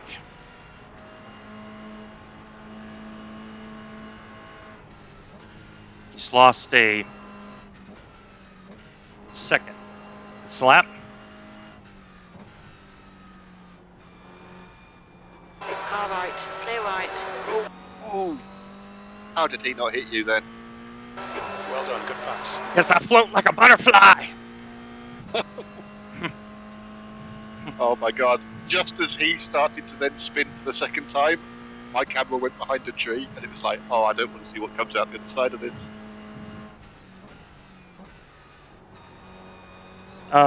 Andy, can you check on the fuel mileage, please? Okay, it's showing me as 5 laps from here, showing Okay. you as having 44 litres left. Okay, so we're getting good fuel mileage. That's all I Yeah, need. you're looking at doing like 9.5 laps worth of fuel by the look of it. Well, I think the little twisty bit at the bottom of here is pretty much half lap. Isn't it?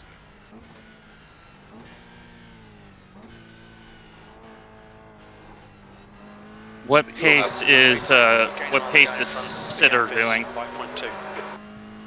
Sidder? Yeah, P5.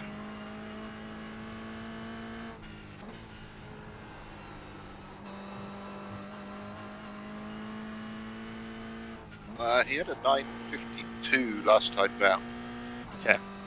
So if I can Gap to keep the Overhouse. speed Behind up, is now 2.4 seconds. because Brado is quick. He's just quick. He's coming. Blue flag. There's a faster car approaching. Yeah, P5 is. He's in pretty clear air. Right He's got side, nothing clear directly in right. front of him. When's the next peak up? Oh, he's right here. He's right here going. Blue flag.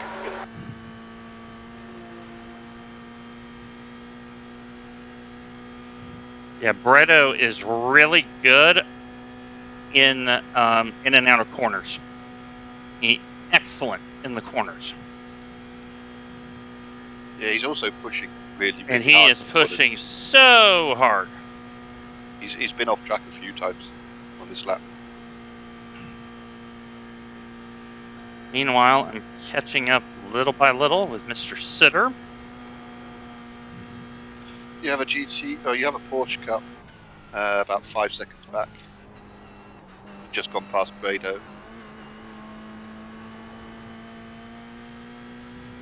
Might actually catch you up here by the carousel. The faster cars behind. Blue flag. Yeah, he's going to catch me on the exit, which is really good instead of on entry. But directly behind him, you also have a Car GT3. left. Clear All right. left. Here he comes. On your left. Clear left. Yeah, you're right. The quality of racer is going to be higher because there's less splits. Another peak up 2 seconds behind. Blue flag. Okay, Dwayne, you've got half your fuel left.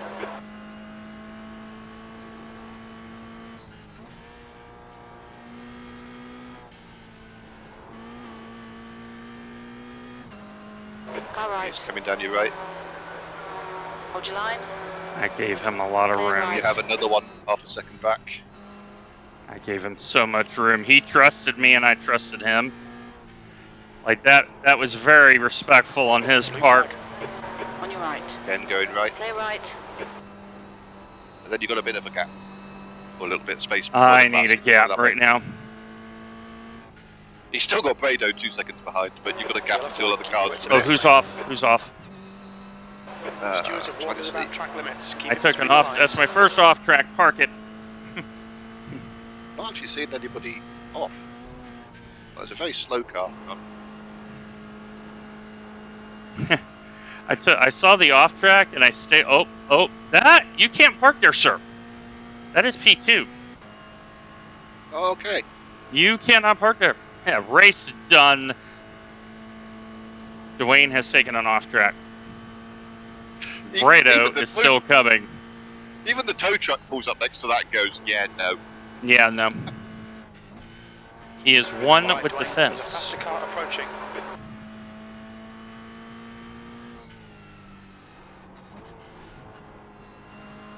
Tires are starting to get a little hot. Meanwhile, Right side. Clear right. we have made a lot of inroads on Dan this lap.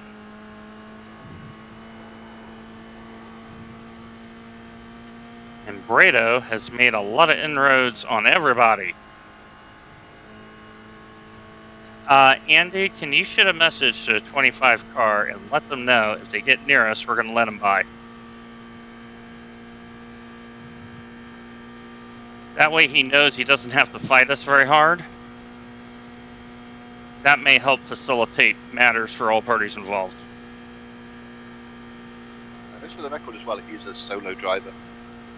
Well, he'll even appreciate that more. Just keep it smooth. Here he comes. No mistakes. Car right. Still there. I'll lead it just a little bit, help this pass out. There's a Car peak right. up. Clear right. Keep pushing. We might get him back.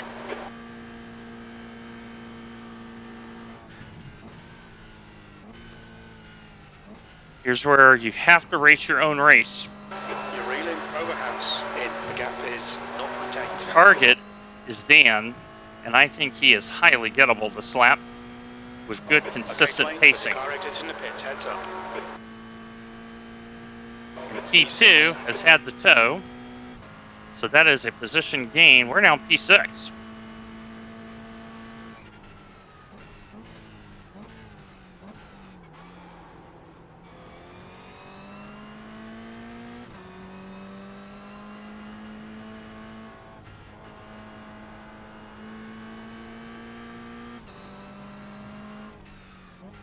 And Brado is really attacking the corners here. You can see the difference in line.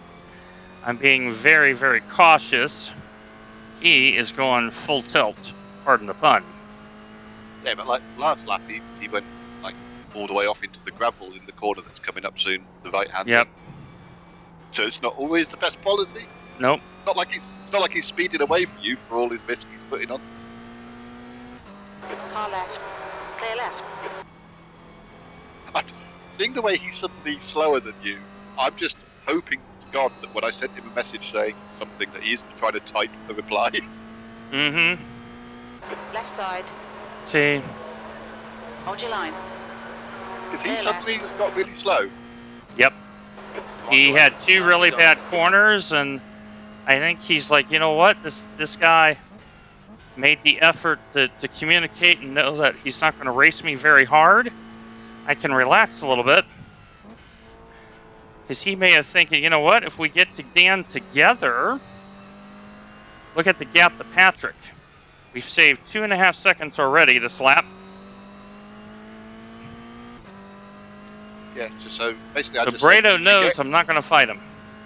Yeah, I Is just he- said if you get close, we won't fight. It's a long race, basically. And I think he's very happy to hear that.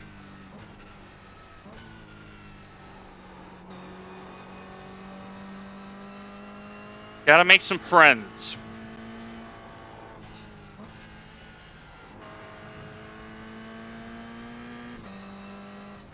See, he could have gone for it there, but he's like, you know, I'm not going to fight him. Meanwhile, Just a sensible Patrick is policy, and losing so far works to time. be 6.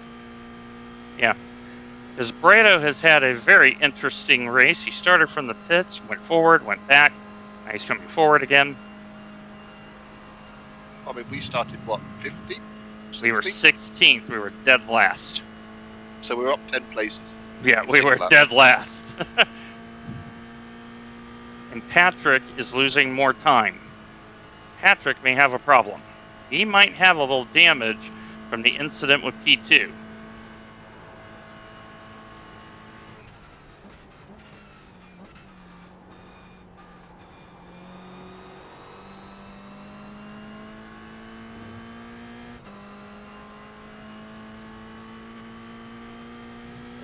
Yeah, I mean the front corners He's are lost. looking a bit He's lost straight. 4 seconds already this lap. Front left looks a bit straight. He is hemorrhaging time.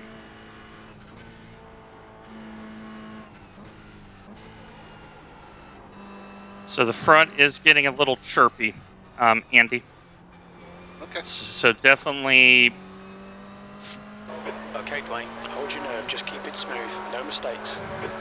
I'm just going to let him go here. You go right ahead, Hold your sir. line. Clear right.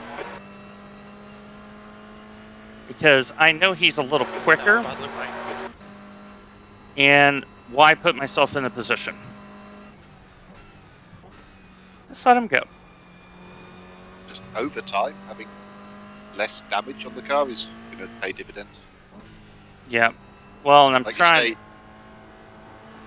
his car doesn't look too badly damaged, but as you say, Nah. he's losing time. He's driving it on the ragged edge, and because he's solo, It's what does he have in hour 3? Hour 4, you know?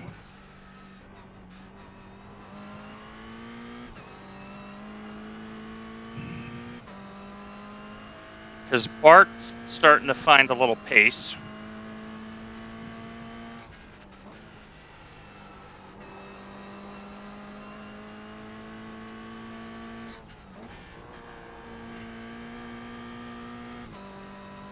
Yeah, Bart, I think is very similar pace to us, but I think he was in that situation where when you're behind him, you've got drafted and faster. Mm-hmm. I don't think he's massively faster in clean air or massively slower. Yeah, I think slightly he's slower just than you at the like moment. a half a tenth to a second a lap type of pace, if that makes any sense. You have a GT3 that's come out of the pits that is 9 seconds back, so he might, well, 4 seconds back. He might catch you on this. Yeah.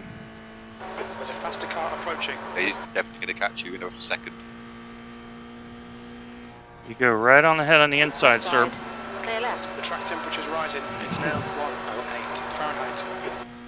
You have Yeah. another one 6 seconds back. He Yeah, might catch you at the end of the straight. I'm just having to be really cautious. Because I know we're quicker than Dan. I know we're quicker than Sitter. This guy, I'm just going to let him pull me through. Incoming car, red, right. And Breda knows I'm not going to fight him. So And another GT3 7 behind. Breda can kind of pull me along here. And he knows I'm not going to do anything untoward.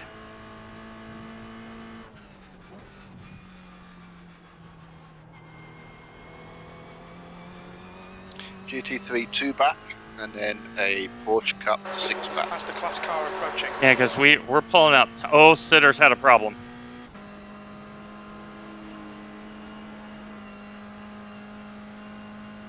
Yeah. That's him. Something happened because he suddenly slowed.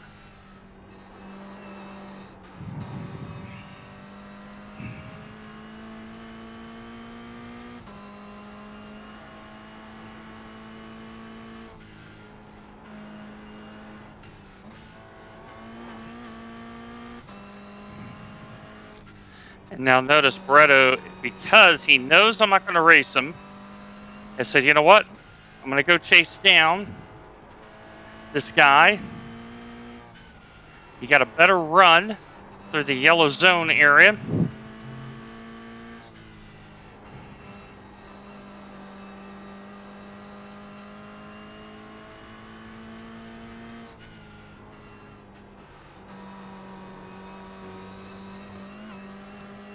On your left.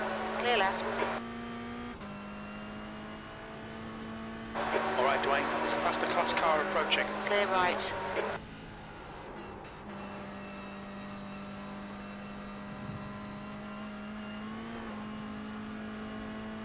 Dude, I'm on the racing line. Right side.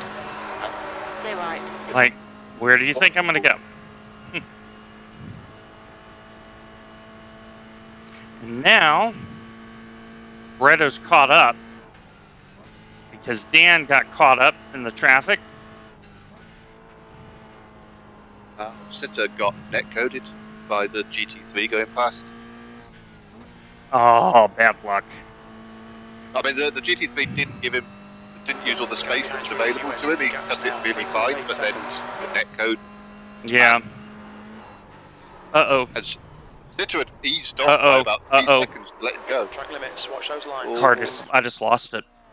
I'm so sorry. The car just absolutely. You'll be good. I gotta wait because I can't see. I turned the you've got a car gap. and Oh, it that's a gap. slid.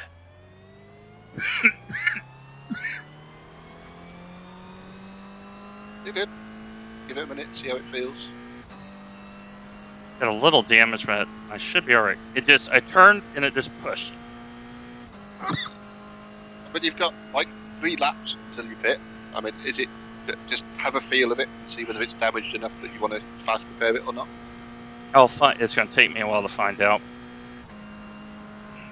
Like, I just turned and the car just pushed. 12 seconds. Big time.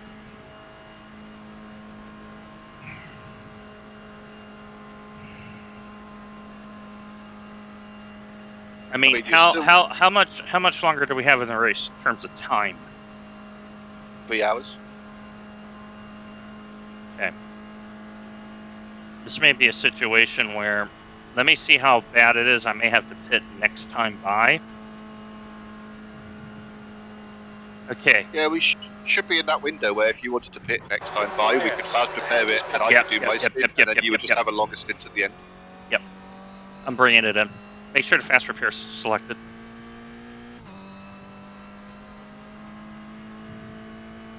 Heads up, there's a car rejoining. I thought you meant the end of this lap, not this lap. I wasn't quite No. I'm 20k down. 37 miles per hour. We'll need to stop again. Yeah, we're literally on 2 hours 59 left, so am I getting in now? 4, Yep, you're getting in. 3, 2, 1. Box now. Okay. I'll let you just double check all the maths, because that's 3 laps early. Yeah, so we that should still be good. Yeah, we should be fine. Yeah, we're fine. 1 gallon remaining. It kind of gets us off strategy too, where we can just run to the end. I'm only thinking, like, last time out, we had that whole thing where we ended up, like, just behind and having to do the extra lap on our own. Mm-hmm. I'll let you do the maths to make sure that isn't going to be an issue. Yeah, this is not a bad strategy call, just because, like I said, I drove and the car just went straight left. Almost like arrow wash, but it wasn't. It's a bit of a bad call in as much as I was quite ready to get in the car. Sorry. I made a boo-boo. Exit is clear. Don't cross the line.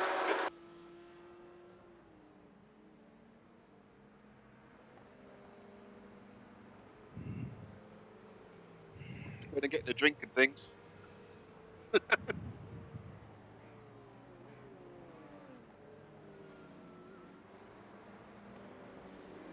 Car behind's a faster class. Yeah, the fuel counter says 146 liters left, so that is a tank. Yeah, it'll be 2 full tanks. Blue flag. I mean, On your right. yeah, the car just pushed on me a little bit, but we got lucky where I could come in and not have the extra stop.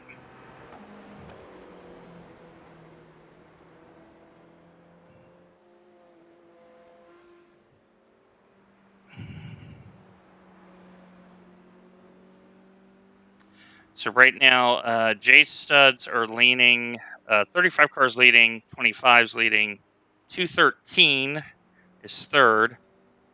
So we'll see, because we lost 2 spots. Me trying to straighten myself out. But like I said, hot track.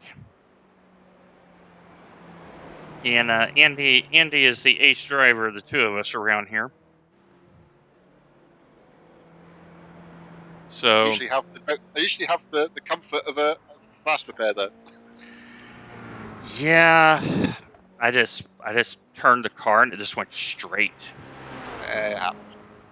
Just almost like I missed the apex, to be candid. Hey, look, we've had a third and a first so far. At some point, our luck is going to run out. True. Well, Jefferson pitted with us, by the way. That's an aggressive strategy if he's covering us off. So the question is going to be, we should cover Banos, Mercades, and Bredbender in the pit stop cycle. It's going to be how we match up with Salviani and company.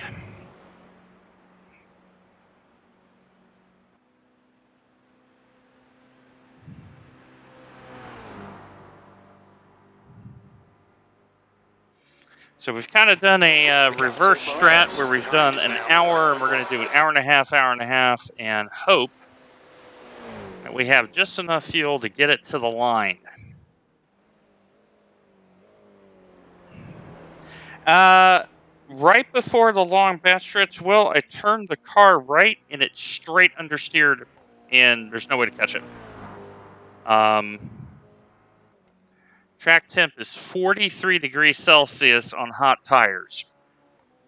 But luckily, we have a fast repair.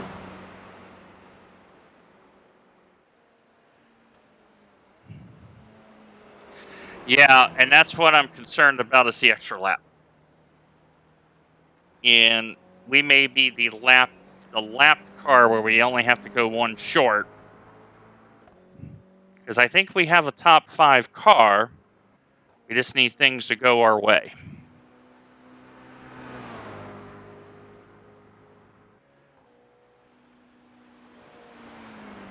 So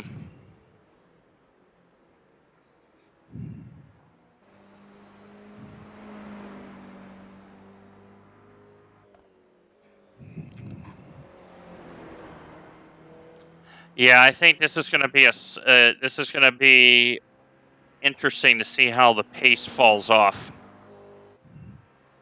I mean, I just made a simple mistake after driving a pretty good stint and got damn lucky when I had it. So Andy, you have a very big bubble behind you, and it's going to be GT4 cars. Kerr is projecting only 24 laps required, which means we're bang on the target. He's thinking it's going to be a slower race because of the higher track temp.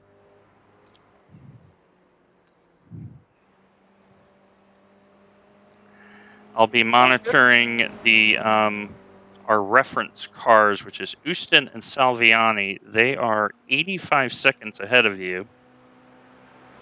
So they're kind of the 2 cars we're marking against. Also, whether Jefferson starts gaining or not. He does look faster than me right now. Yep, I will monitor that for you.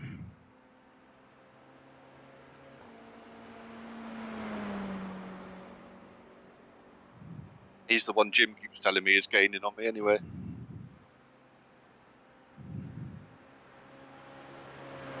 So we did 2/3 of a stint, Kerr, before we came in. So we're like right on the bubble.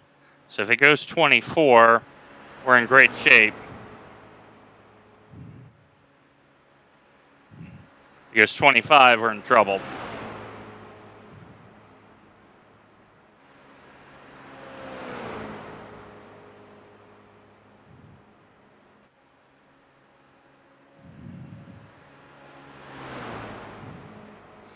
Okay, you are making inroads on Redbinner and Marcondes ahead. Banos is pretty even. But Van Oosten and Salviani are working together, so we are leaking time to them, and there's nothing we can do about it. I can only do what we can do. Yep. But if we drive correctly from now, we do have a chance for a top 5. Jefferson is trying to push the pace just a little bit. He's starting to drive a little more aggressively.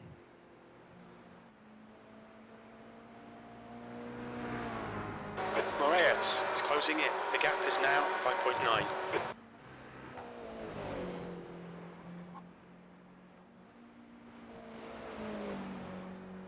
But we also have to remember we're on heavy and they're on light setup. Didn't you say Jefferson stopped at the same time? Yes, everyone, but yeah, basically Jefferson and us stopped at the same time. Everyone ahead of you is either off sequence or has not stopped. Because Jefferson has decided to bring the mail now. Like he is charging. Big time. Well, if he gets here, he can have it. I'm not that Yep. bothered.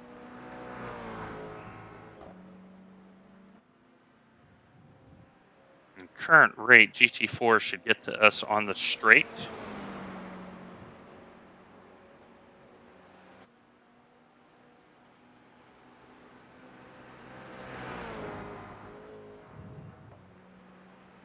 Let me see if he's solo driving this.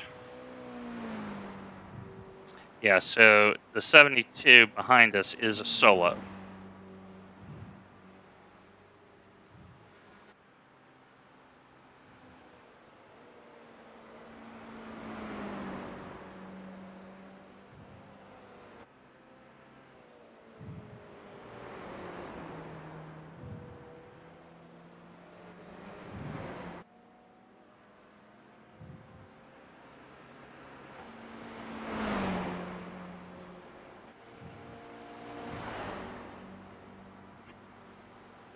Okay, you've made up 7 on Breadbinner.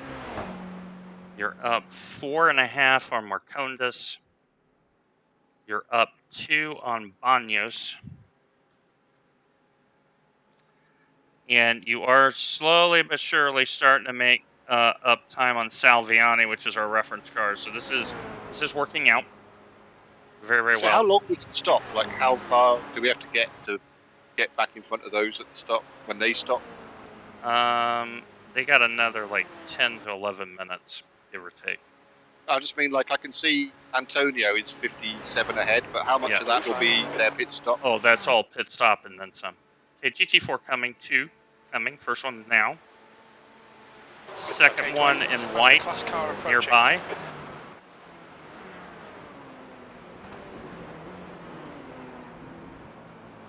Blue flag. On your right. Clear right.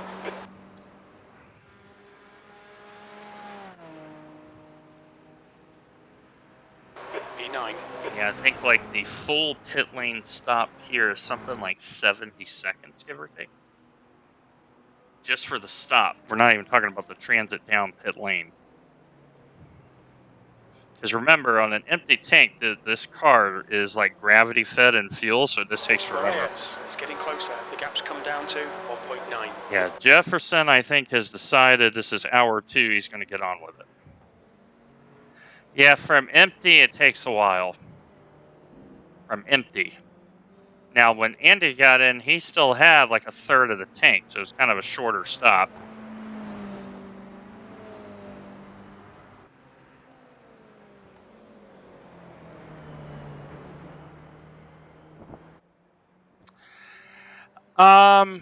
Somewhat similar, Will. The Toyota, though, is easier to drive. The Mazda is very slick handling-wise. Like, you really have to drive it with very high precision, or you will lose the car. As you see, Jefferson has just decided I'm deploying the turbo. Okay, you have 2 GT4s behind Jefferson. Both of them are Astons. There's a group of faster cars bearing down on you. Oh, Jefferson just went on the grass to let this car behind you by, so be alert. On your left. Clear left. All right, Ian, Yeah, clear. I thought I saw him go on the grass. Yep. Small gap to the black Aston and here. Car right. Here he comes. Clear right. Okay. Big gap.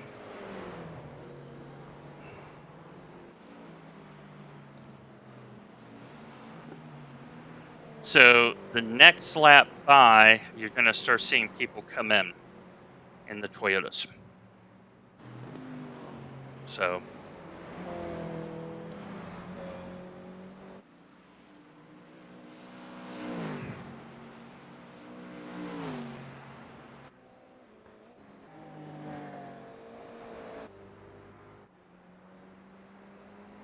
I'm checking our field right now, Andy, to see who has damage and who doesn't.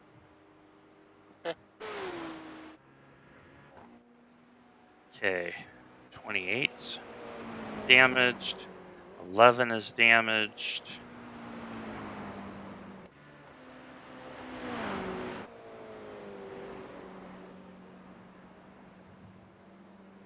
So the pole sitter is out.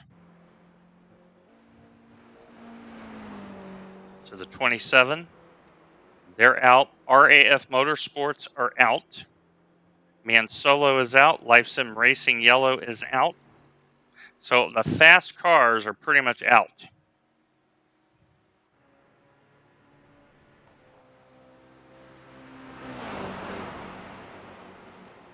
So even if we are like 1 or 2 spots below the average, we should hit IR here.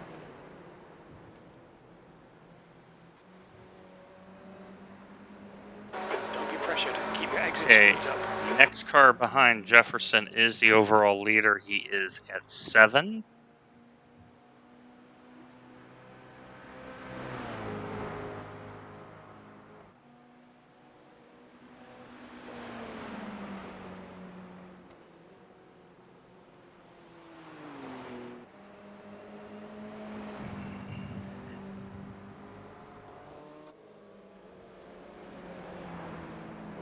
Okay, Dwayne, there's a faster car bearing down on you. He's the class leader.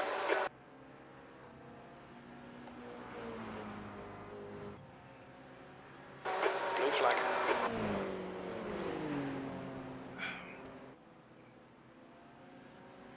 Okay, Beamer is by Jefferson. He's having to wait. Right side, clear right. Right side, clear right. Oh, dude. Really? That's not It's right. not supposed It to should go be there, the other way dude. up, I'm sure. We'll need to pit for repairs. We've been called in by the stewards. The car's wrecked, dude. I don't know why the overall leader is ever going to put their car in a dangerous position there. That is just silly, man. Absolutely silly. It's wrecked. Like I was on the far left-hand side of the track. Why did he drive into the back of me? I saw him pull right, and then he pulled back across and hit the back of me. So let's look at it from, and you'll see why I just said what I said. Okay, so here we go. He now sends it into the gap. And there's plenty of room. And there's the net code. You got net coded, dude. Because he wants to send the car in. I believe I can fly. I believe I can touch the sky. Yeah. He put this in a very bad situation.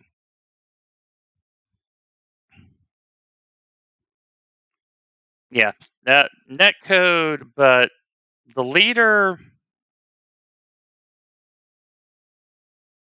I don't know if you see it on my streamer or not, Andy.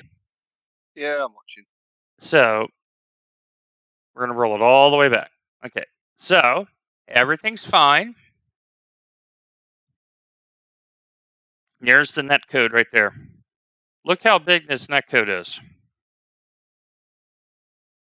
Yeah, I mean, 9 out of 10 times, netcode is there for a reason. But That I is don't see it on that one. That is 2 meters of net code. And neither of us are turning towards the other car, which is what normally causes it. Because I was purposely letting it run out wide. Because on the left. look, Andy's going to take the wide line. Okay. That's when so I'm right at the point of the net code. Right there. That is 2 meters of net code.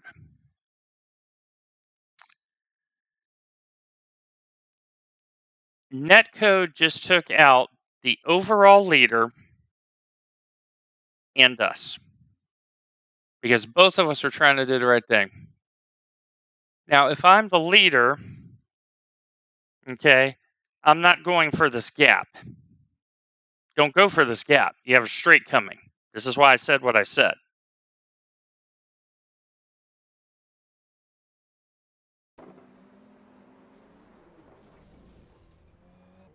It's also why I was holding it out wide rather than taking the normal direct line through the corner. Like, what he's got to do is wait, and now he's not in bad shape. Yeah, but with the way net code is, you can't take that risk. So we'll see how much damage it is, but I think it is substantial because we have I to think get we're pretty much in the category of we will make up as many places of how many people have left. we are in the we will fix it. We'll get what we can out of it, but I would not be surprised if this is an hour repair. I've given up trying to guess with iRacing. I know people would go for the gap, but that's just one where you got to be smart. Now, I don't know if he didn't get a meatball. So I'm thankful for that bit. Like I'm sad that we have a meatball. But like 2 meters iRacing, that's gotta be better. That's gotta be better. Like I say, I fully understand most netcodes, and I'm a big advocate of when people say that was netcode, of going, yes, but it was about to happen anyway. But that wasn't about to happen. Like, you're tracking so far wide, he's just going to slide down the inside. Yeah, there was no sudden moves like normally causes it. There was no erratic driving. It was just 2 people on almost straight lines going past each other. That's just ridiculous.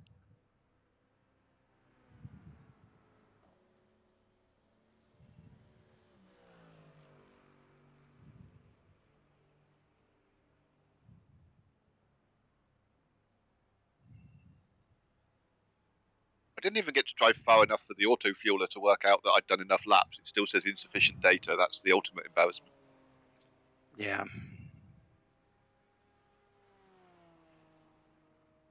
It's just bad luck. But luckily, the nice thing about this is they don't count all 10 scores. I think they count 8. It's 7 or 8 they count. Hey, look, we started off P16 in this split. And was that, chasing like, 4 down or 5 third. have left. Yeah, and was chasing down third. And then it all went off. Although, I'm just saying that we're now down to P11. Yeah, but once we... I have 50 seconds until I even find out how long the repairs are. So, we got front aerodam, splitter, hood scoop. We have no wing. You also don't have a back on the car. We have extra air conditioning. We have gone through authorized weight savings. You might have to throw a yellow in that zone so that the marshals can go out and pick up our pack lunch. Yeah. So Kerr is saying 12 minutes 30. Oh, that's optimistic. I mean, I'm no good at gambling on these. I always get them wrong, but I don't think that's going to be a 12-minute. I think it's going to be in the region of 3 laps.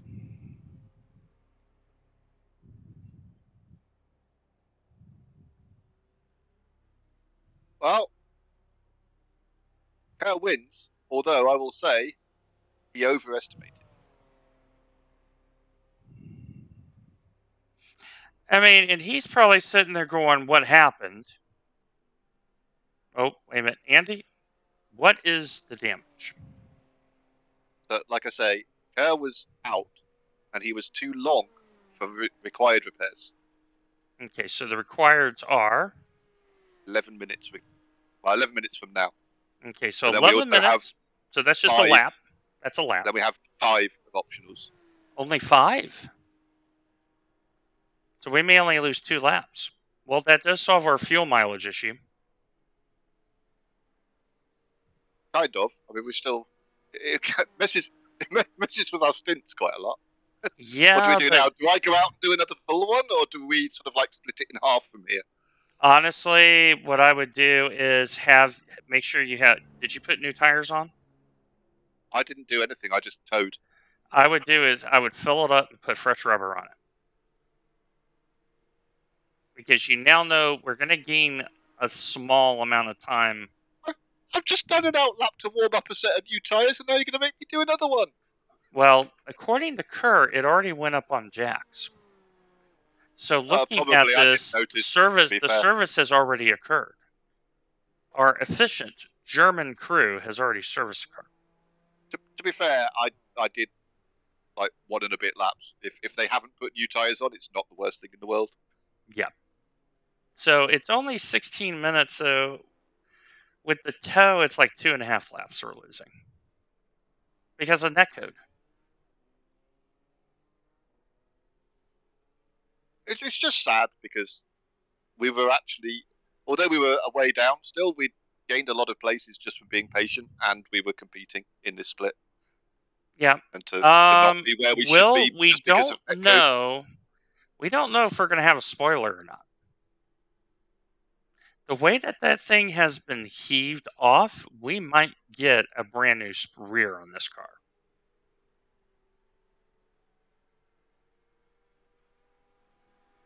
You know what I know.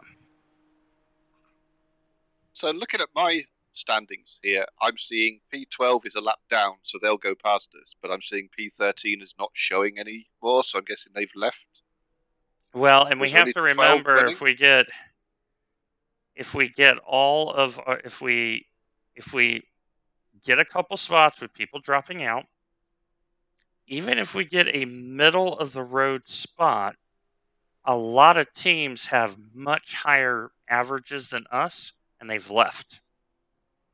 That's what I'm saying. How many have actually left running? Because I'm only seeing 12 of us. I'm only seeing 12. 12 out of 16. I think if we get like 9th out of this, we may be all right. We may be all right. So on the road we'll be 12th of 12, but we won't be that far behind because they won't have done their pit stop yet. Correct. So, Will, to answer your question, a GT4 at full tilt around here, if you look at straight line pace, they can get up to near 250K. The Toyota is at like 215, and it takes a lot longer. The other thing is the GT4 not only has more handling, it has a little bit more aero, but you can tune the brake bias. And it helps you. I mean, we had an understeer condition and netcode, and here we are. So it looks like iRacing is just starting to beat out, slowly but surely, the front end. Like I'm seeing little movements in the redraw. So no, what I would do is just run it until it's out of fuel and all that, and I'll do the final stint. I mean, yeah, we're going to lose 2 laps, but it ain't over yet. It ain't over yet. The leader is pitting now. Yeah, it'll more come down to whether or not this does actually fix all our damage or not. It's going to be interesting. We could come out still with bench steering. We could come out. So there's the leader in class. There's the leader in class coming down the lane right now.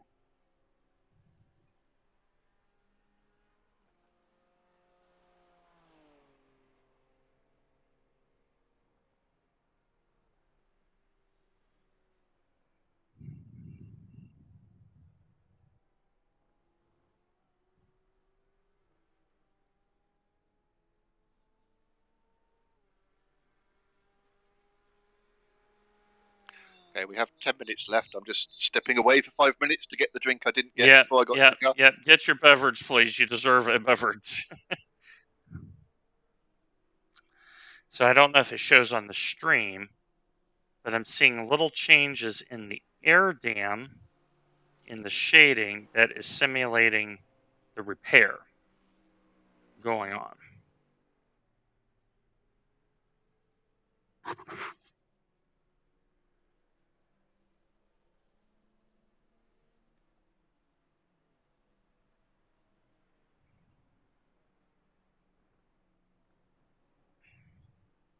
Yeah, very slow process. But I think some positives is Andy is right. We were very competitive in a tougher split, and okay, we had an understeer situation that happened, and we had this weird net code that happened, but we were also due for a race that was a little off form.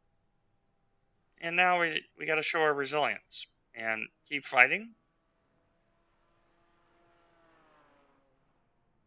Look, Will, I've started a new trend for boiling Pepsi. It's so amazing. Is the engine off?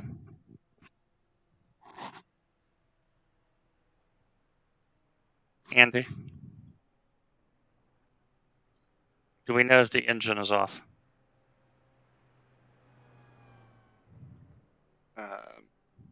No idea. Ignition starter. Okay. Okay, let me make sure the engine is off. I just turned the engine off. Okay, the engine is off. So go ahead and get back in. Well, I can't get back in without trying to work out how to map controls for turning it back on. You should have auto ignition turned on, right? And if it's by default, it's the letter I. Where would auto ignition be? If you go into your options menu, it has auto engine start.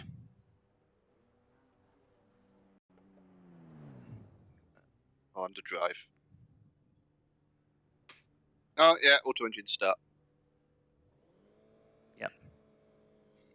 Yeah, so Kerr reminded us, make sure the engine doesn't go pop. So that's why I stepped in and turned the motor off.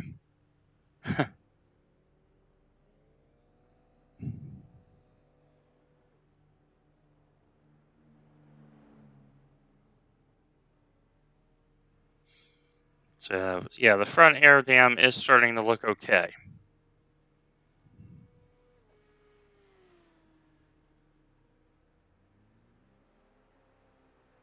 Just frustrating as well because we were, I mean, even on the outlap, like you say, we'd gain back like 9 or 10 seconds on the next cars up the road, and that was without even being really in push mode yet. No, we really weren't in push mode because I think we realized very quickly that if we just ran our race, we're staring at a top 5.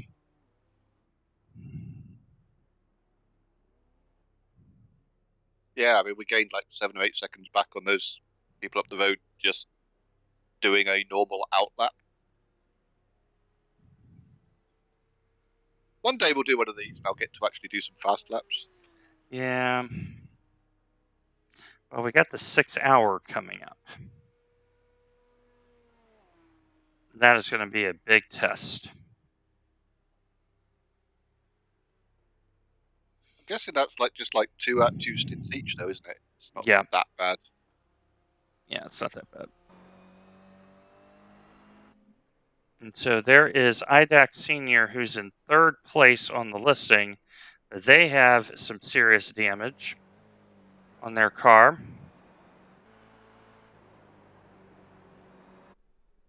And the Bradita, who is in 2nd place, they have some serious damage on the car. That was Bretto. Bretto is got a borked car and then some, man. So this ain't over. I'm always an advocate of the fact that what just happened to us and lost us 2 laps can happen to anybody else at any moment. Yep. That's why I could never do a Mr. Basic and just quit, because this could happen to anybody else at any time. And we're still showing us up 5 places right now. Yeah, I got a feeling when we get back out, this is about to be a survival run for a lot of people. Because P3 stuck in the lane. The 213 has a little bit of a bent spoiler. The car to watch may be the 31 car. Well, the old P2 got taken out by netcode, like I was saying. Yeah, P3 looks real. Yeah, I agree. P3. So that was the car we were letting by. That's Bredo. They're in bad shape. They're in Yeah, bad he shape. sat right in front of us. And Why so, did my car just shake? What was that all about? I don't know. I just got like a shudder, almost like it had come down off the jacks, even though it And wasn't on the jack. this is Shamus Speed. If you look, their front right is in bad shape. Yeah, they had to pit on lap 1, I think. Yeah. Because of an incident. Yeah, the damage was looking good, and now it got worse. I don't get it. Because through the steering wheel, it felt like someone picked the front end of the car up on jacks and then just dropped it. Go back to your car, scroll back to a minute. Okay, and so there was, yeah. So it's looked good, and now it doesn't look as good. But we have a wing. So, Andy, I'm happy to announce we have rear downforce again. I'm guessing, looking at what you just showed on your screen, that they basically stood equipment on the front end of the car to put the back end on. Pretty much. So you got a little dent in the right rear, but we have a perfectly good rear wing. So that ain't bad.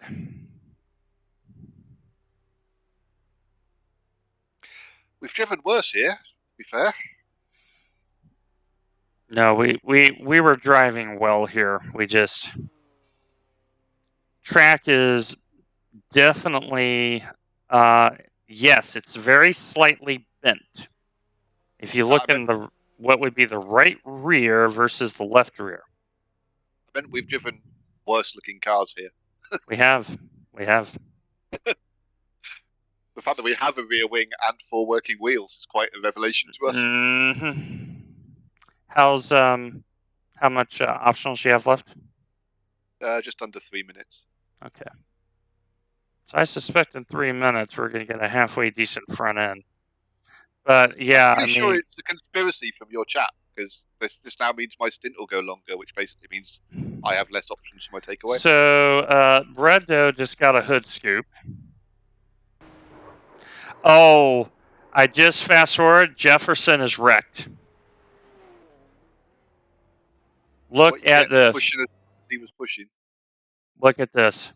Okay, let's see what happened. Red BMW GT3 coming behind.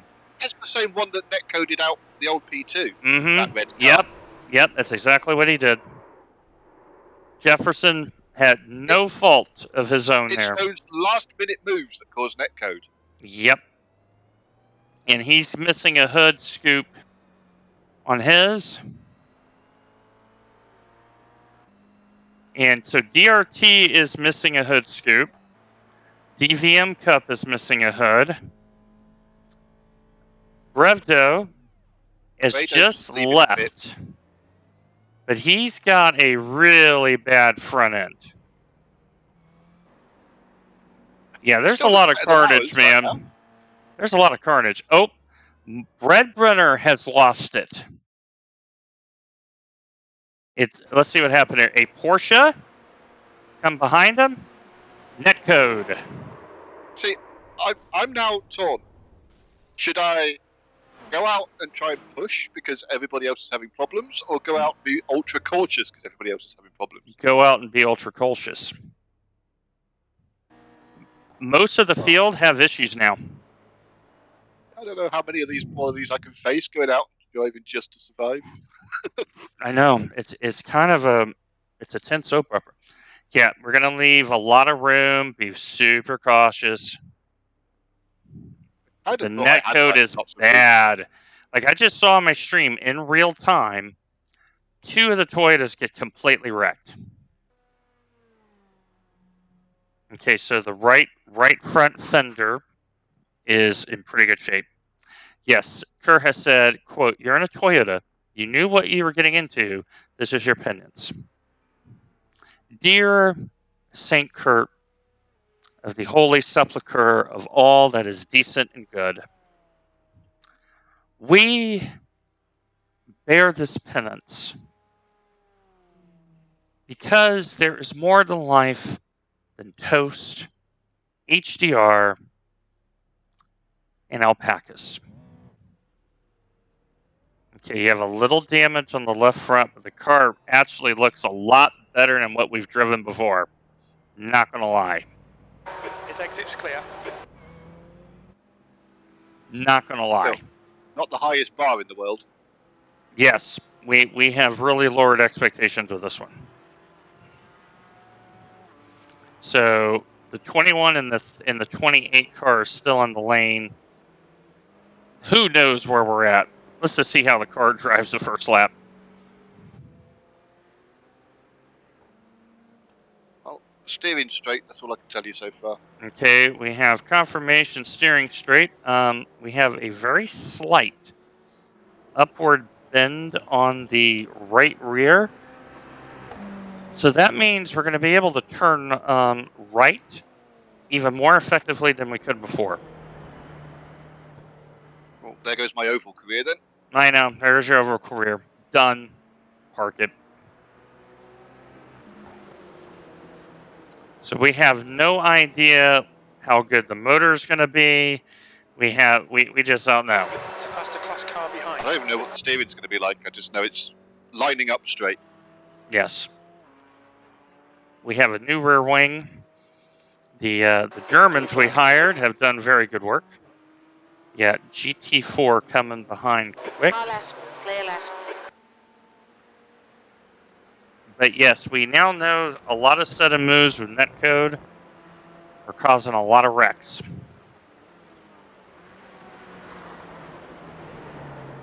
Quick reminder, Andy, remember you're on cold tires, so we'll have to go through the warm-up protocol again.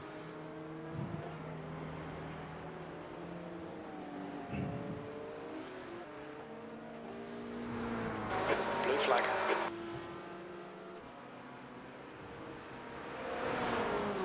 Left side, clear left.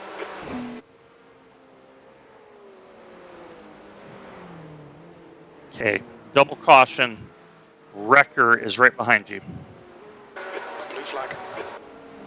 Car left, There's a group of faster cars behind. clear left.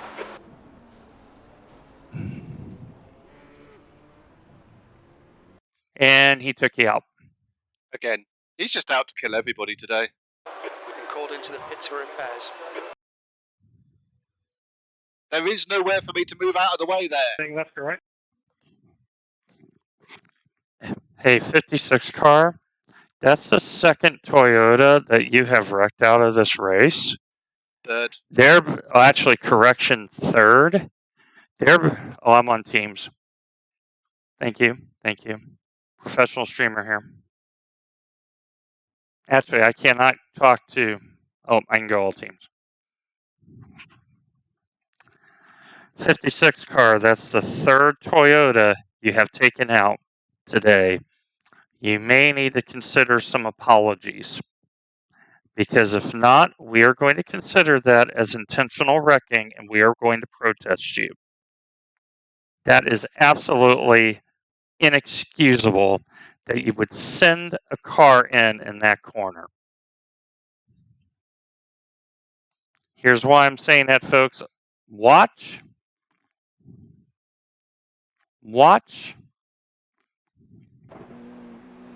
So, and, yeah. So, he's going to send it on the outside. Boom.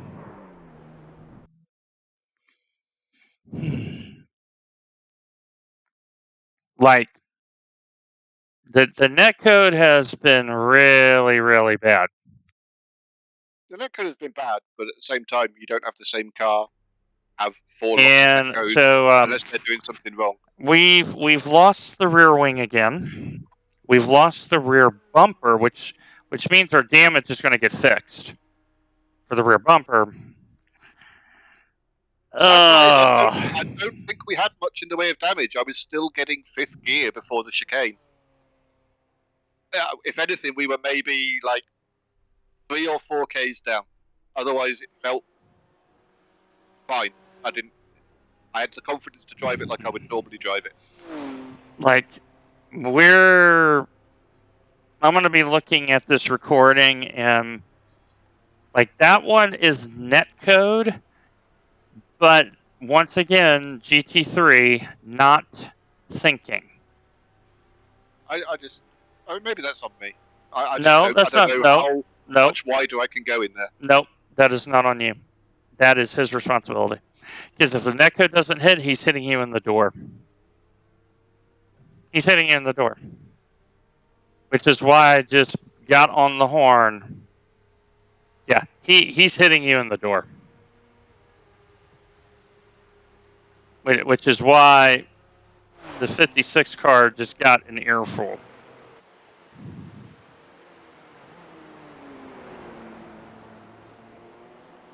Hard earful on, that's the third one, guy. Like, get it together.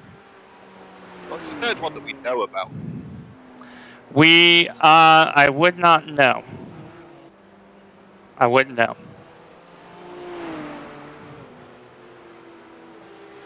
But here's the situation. We're now towing again. So IDAC Senior just went out. They've taken their repairs. DRT is out.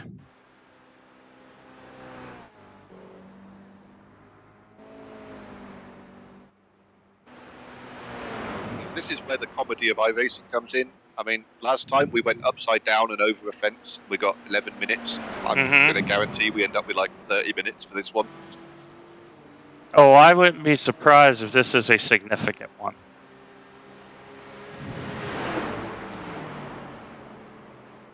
We kind of have to, Will, because we're still up 4 spots. Yeah. And the thing is everyone else is getting wrecked. So is this one of those because it's a time race? You know, to finish first, you must first finish. That adage is now about to be very appropriate. Because poor Andy is bearing the brunt of all of this.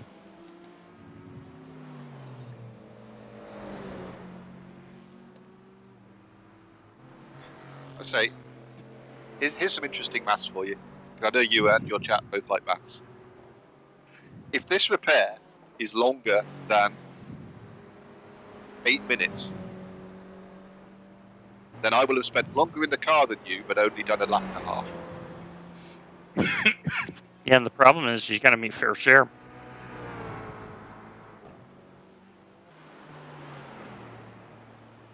Keep that in mind, folks. Andy has to meet fair share.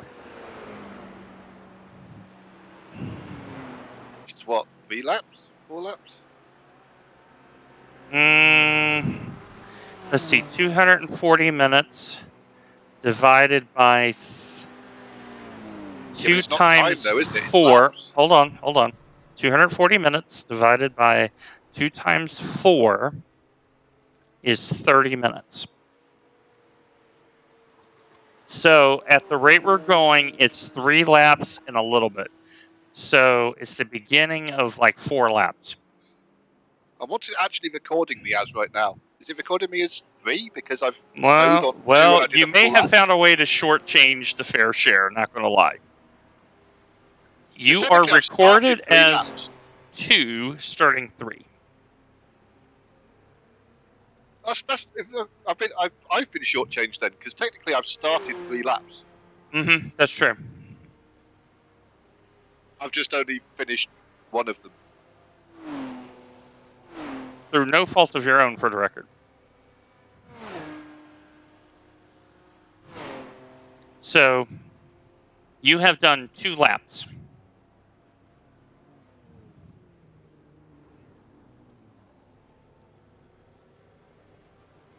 Whoever just came in behind us has just used their fast repair, for what it's worth. Because they came in with a very bent front end, and it just instantly just went back to being fine again. I'm guessing... That is a Porsche behind you. Yeah, I just saw them yeah, we were taken out.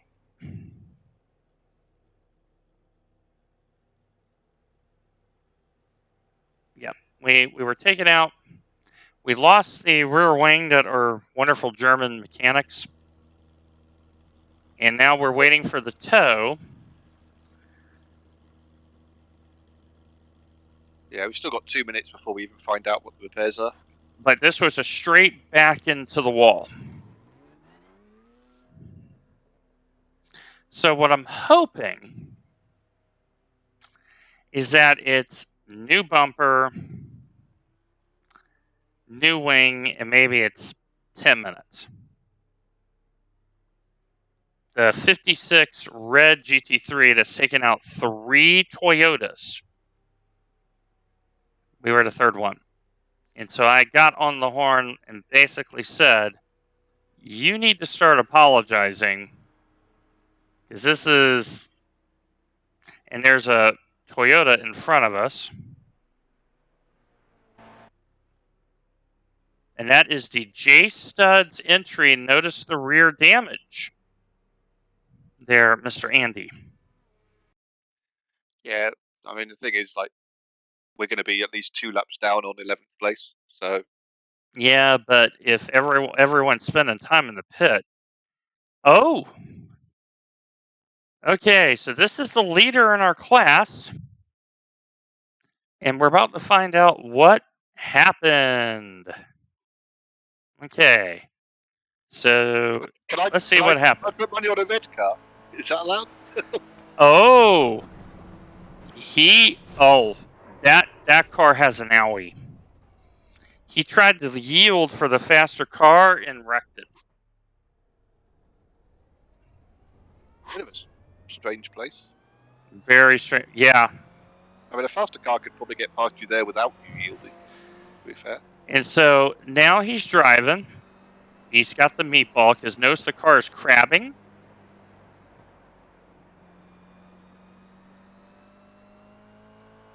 Okay, so 5 seconds until we find out the def damage here, and not want to be going around a carousel with that much crabbing. I'm gonna take 10.5 minutes. What's the actual damage, Andy? Let's put it this way: I was right on my first guess. You have 33 minutes of repairs and 4 minutes of optionals. Are you kidding me? Oh! So, I don't know what you did last time, but you might want to get in and turn the engine off again. Yeah, you have heard correctly. 33. Yeah, give me a... Okay, there we go. Let's show the crash. Yeah, well, we're going to show you why we're in here for 30 minutes. So, okay. Let's go back 8. Okay. So let's see if this is the first or the second one here.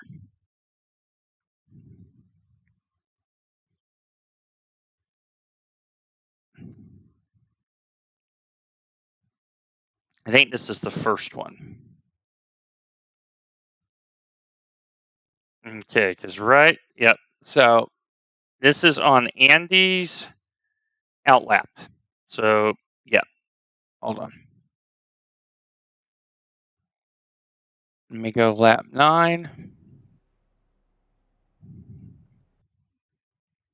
Hey, look, if you look at that lap, then I can actually let people past in those corners when I need to. Where they don't drive like idiots. Hold on. Let me find it this way because replay is not working right.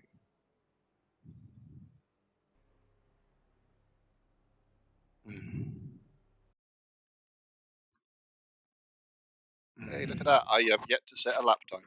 Yep, he has yet to set a lap time. An out lap and 2 crash laps. That's quite an achievement. Yep. We have spent a lot of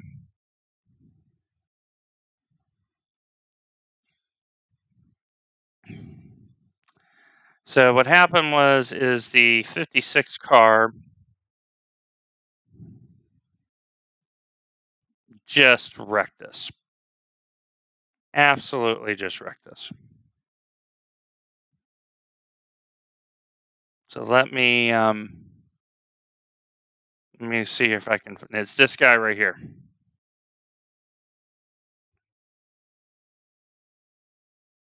So yeah, we need to have some snacks for sure.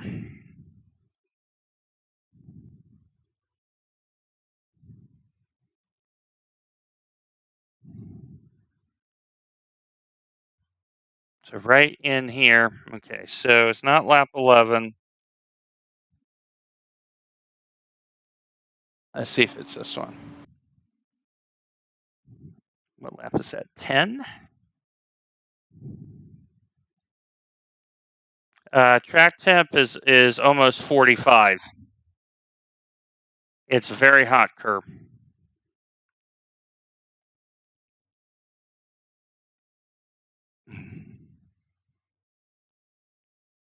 Okay, so it's not lap 10. It's either 8.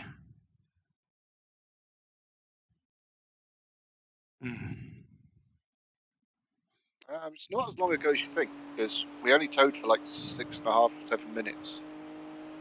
So something like one lap ago from our point of view. All right. Yeah, maybe 12 on his. Because I'm trying to find it.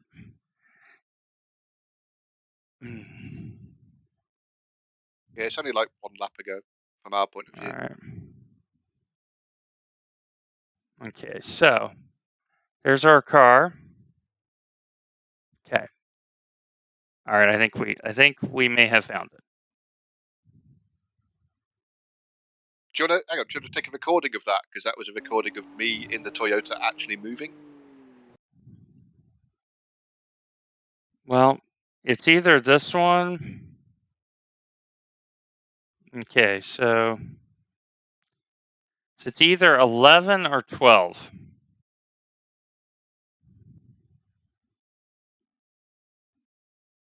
Okay, so here he's by. Okay. So it's not that one.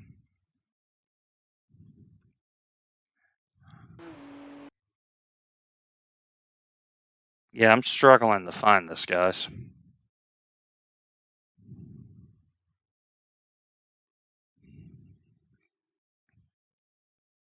But this car is taking out 3 Toyotas. So he is not on the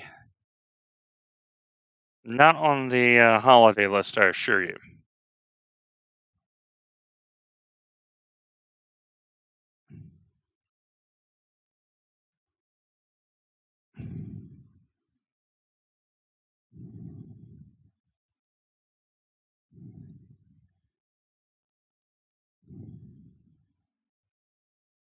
So, but the point is, this is the car that's taking us out. And now we have 30 minutes of damage. So here's lap 6. Here's lap 7.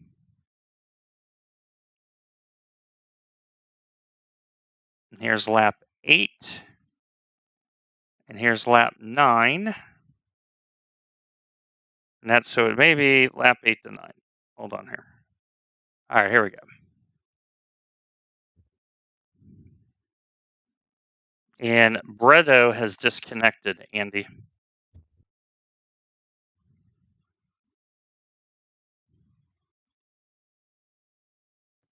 What do you already say? So I guess the question is, how many laps ahead of us he was at that point? I don't 2, know. presumably. Yep. So this is the Aston. So he's by. Also, remember, he's a solo driver, so that could be like I've got 30 minutes of repairs. I'm going to disconnect and reconnect in 30 minutes type thing. Yeah. And so here's Andy going around.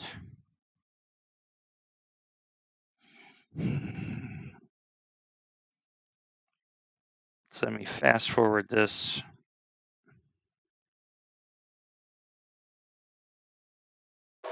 Okay, Dwayne, we're at the halfway point. This is getting like Sky News. They have to take the snippet of driving that they actually have of me and rerun it in different speeds over and over again to make it look like I've done a lot of driving. Look at the speed! So there's God, the he's been in net the car for code. hours. So there's the net code.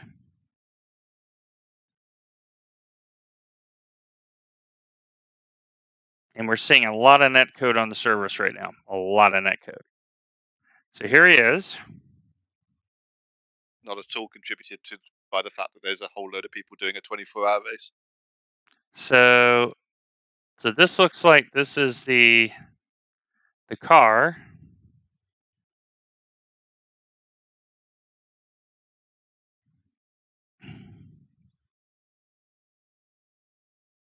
And that was what, a 16-minute thing? So at No, 30 is it? times. Yeah. So this will be 2 minutes in real time. This is where we find out that there's more than one red GT3. Mm, And that you just totally shouted at the wrong guy. no, I actually looked at the replay. I had a good view of it.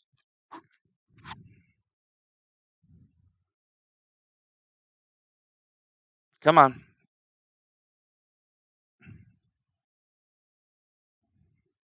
Oh, okay. So Bredo just reconnected again. So he's doing that trick. Okay, so here we are. We're fixing the ignition and all that. This is the lap where Andy just got totaled. And so Andy now is in a situation where we may have an hour and a half left to go, which means Andy may drive to the end. Andy has to eat at some point.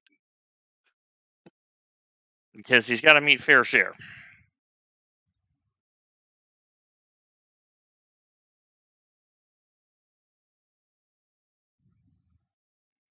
Like, I can't. So there's no fair share in NEC, evidently. Well, what does it show on the entries list? Because it will show them in like red or yellow on the entries list. If it's not listed there. That column doesn't exist. Oh, here we go. Here we go. Here we go. Andy Rooney with a repaired car. Yeah, it can't be enabled or you can't do solo. Yeah, I did a nice GP section thinking, oh, actually, the car feels like normal, and I'm getting up to the gear I used to get up to. So, we now go through, so we let the GT4 by, and we're now going to play this at normal speed. I know. And watch what happens. Play it from inside car first, if you like, just so you can see how much fun it was for me. No. We're going to play from this view. For a reason. Okay, so here comes Andy.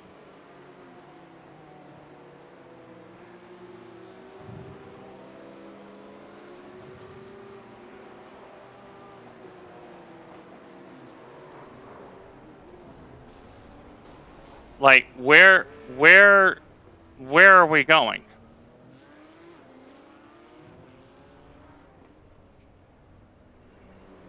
And yeah, so basically indirectly ruined those other two cars as well. Mm-hmm. I was full on the brakes, if anyone asks. Yep, we have the evidence.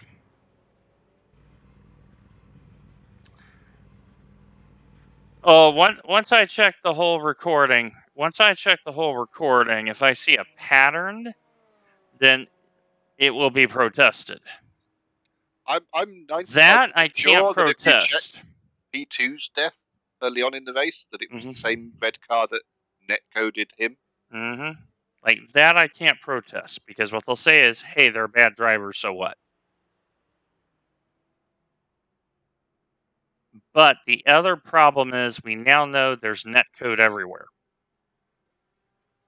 Like, the netcode is terrible right now. The thing is, we can protest that, because if we protest it and other cars protest it, then iRacing would see the pattern as well.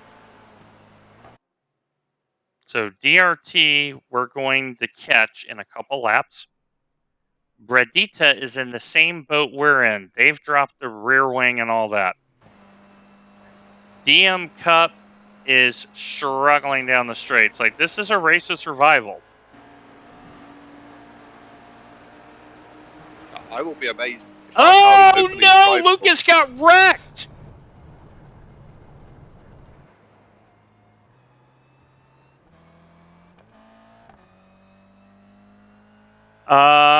We're about to find out. So Bart's okay. Pascal's okay. This guy has a little damage. This guy's on his fast repair. This guy we just saw in real time. This guy's okay. This guy's beat up. This guy, yeah, this is why we're going. Because there's still spots to get. We just got to get it to the end.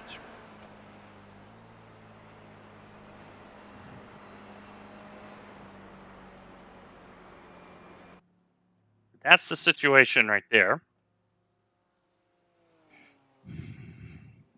And it's because the GT3s are not... GT3s are been doing GT3 things.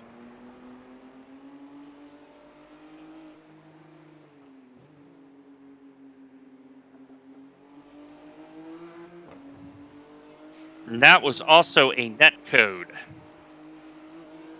as well.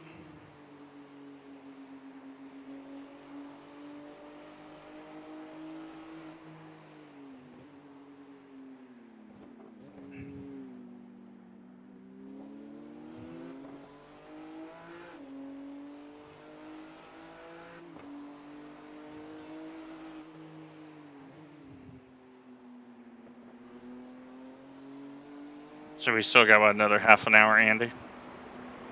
Yeah, 24 minutes.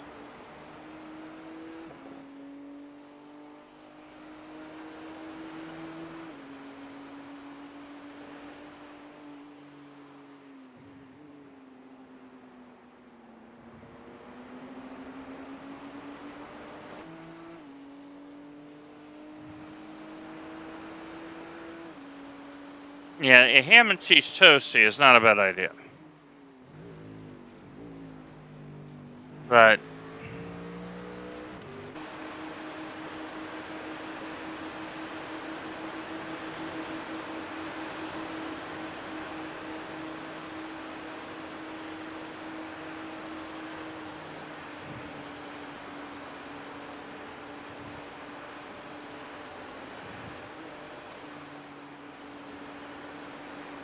So, how about that possibility of rain then? mm-hmm.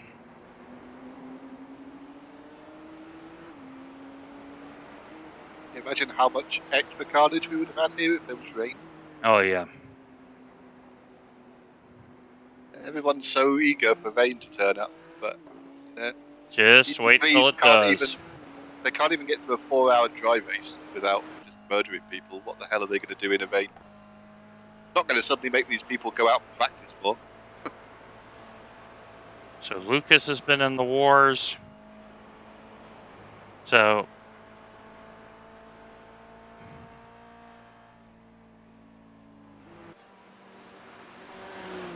okay, so Bart has got a clean car.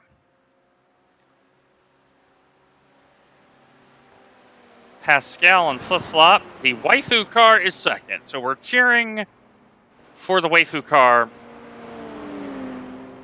Just saying. And this car, it's fixed its damage. The Checky Bricky car. J-Studs, who were leading, have now lost the front hood on their car. So they're in fourth, but they're going to struggle. Lucas has lost a front bonnet and the rear is beat in. The 31 car is in pretty good shape. The DVM Cup car, it's had damage. The Bradita car is out. The IDAC Senior is struggling along. The Chamois Speed car has a lot of front damage. DRT is out, and here we are. So, we know we're going to gain a spot on DRT. We're probably going to gain a spot on Bradita. Well, I don't know if we're going to gain a spot on DRT. It depends on if they've got anywhere near as much damage as we have. They're not on the service right now. They disconnected. Bread, though, is kind of coming and going, so we don't know about him. Here's a question, just for my own morbid curiosity. Are any of the cars that qualified under 940 still running?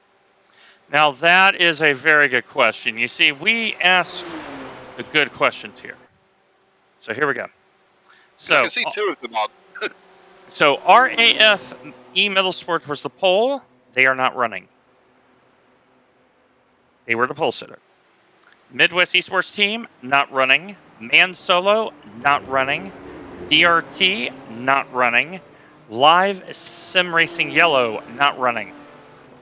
The top 5 cars on time, not running. Absolute proof that hot lap does not count for much in an enduro. It does not. Redita, they're not running. He's coming and going. So, anyway, we're going to get the damage fixed. Who do I send the bill to for the fact that I'm going to lose my 4.99? You send it to the 56 car. And make sure you put in a hefty surcharge for, shipping and handling.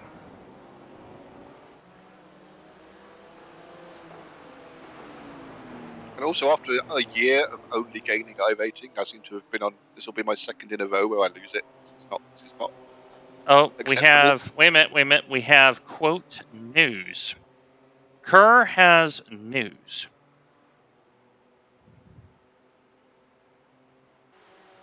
What is the news, Kerr?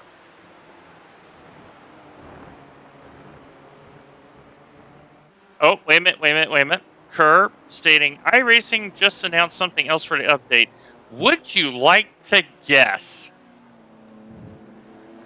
Is it liquid participation? Can we have some precipitation in my diet? Yes, is they're removing TCRs.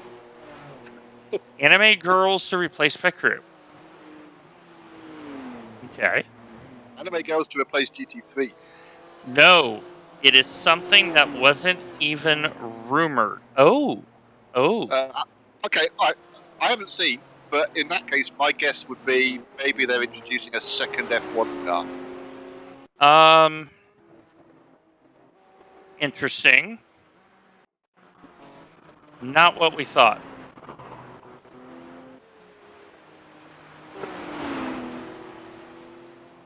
Oh, you're kidding? What? Wait a minute. They are updating the Porsche.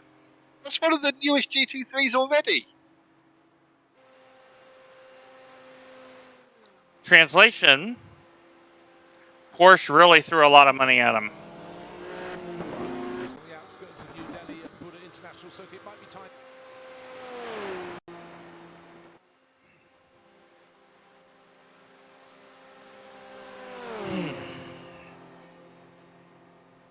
An updated Porsche. I did not expect that either.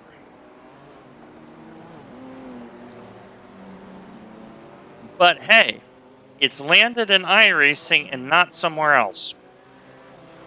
Just saying. Better be a free update, is what I'm saying. Oh, I wouldn't be surprised if you've bought this within a certain period of time. I bought the GT3 last time they updated the Porsche GT3, so... ACC already had it though, so Porsche's just making it available to everybody. Yeah, ACC already has like the updated Ferrari GT3, and a lot of other cars that haven't been touched by iRacing in a very long time. So the 23 car has overtaken the 32 car. The 213 in pursuit, the 35 car laboring, the 11 car laboring, the 31 car going about their business. The 72 car is beat up, the 25 car is beat up, the 28 car is beat up, 37 car to 21 car, and the 39 car. We are the last running car in class. all beat up. Lots of damage. Yeah, but like, so you said the 21 car wasn't running anymore, but it looks like it is. It's not connected. They're not on the service. They've How disconnected. Yeah, there must be something really weird going on with like lap position going on then. Yeah, Patrick Sitter disconnected, and they have the finish flag. They withdrawn. So Bradita has withdrawn. They have the finish flag. I'm just confused because we were both showing 2 laps down. Mm-hmm. And right now we're showing 4 laps down and they're showing 3 laps down. Yeah, but they're not going to take any further part. So we may be gaining a couple spots just by completing laps. Yeah, but my point is the fact that according to my standings, they've just gained a lap on us. Because we were both on the same lap on standings, and now they're a lap ahead of us on standings. Because what's going to happen is Bradita's going to drop, DRT's going to drop, and we're going to go up 2 spots. And depending on what happens, if a couple cars ahead of us have issues, you never know. So everything you're saying is dependent on us getting further than turn 10. I would like you to make an actual complete lap under race conditions, Andy. That I know I'm asking a lot. Excuse me, I've done a lap under race conditions because I did an out lap. Yeah, but that's an out lap.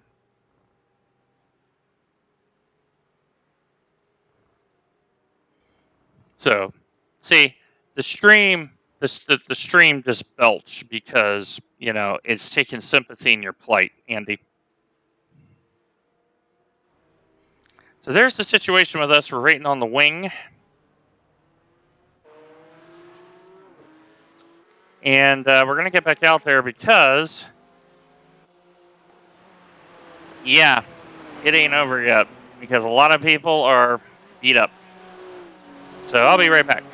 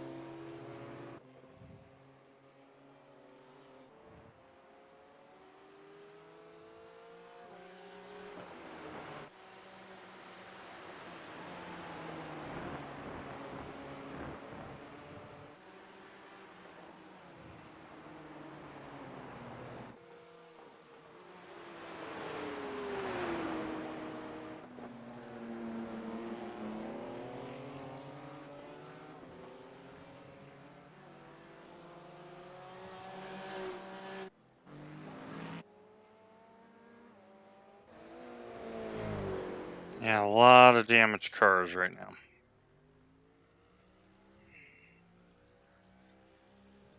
I'm assuming you'd already accounted for P4 towing. Fahrenheit. Say again? I presume you'd already included P4 towing, had you? No, I haven't. P4. They have retowed. That's their second visit to pit lane. Let's see what has happened to them. To the TaylorMade, which I am a big fan of their drivers. Let's see what happened. So I'm seeing a little disconnect, some more disconnect, some more disconnect. Okay. So is this the disconnect, lose a lap, and we're okay, or did something else happen here? So this was the overall leader for a while. And there it is. Wonder if he lost it in that corner. Let's see what happened. So what happened to this car? Yep. Oh, that is not a good touch. Okay, so he hits the curb. Oh, see how it went this way? Almost like he had a lag spike or something. Yeah, that's really weird, that one. That is a big, so he cannot blame NetCode on that one. Negatory. So here's our little broken car, and we may be gaining some spots. You can't blame Netcode for that one, but to be fair, other cars were closer to him than they were to us when we got hit. Mm-hmm. Yeah, 2 meters of netcode.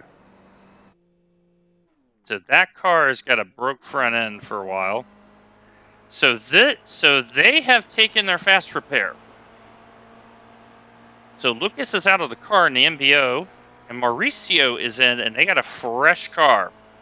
How the hell has he gone this far with only just taking the fast repair? Mm-hmm. Hey, give Lucas credit.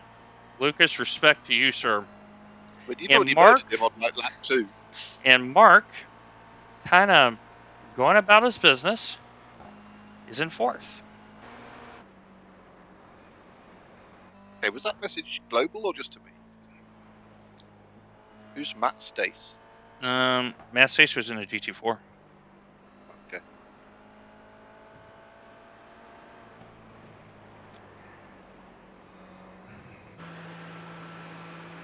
Let's see what happened here. Wonder if he scared somebody here. Oh. So, lost it in the mini carousel, I believe. And, oh, that's why he's apologizing.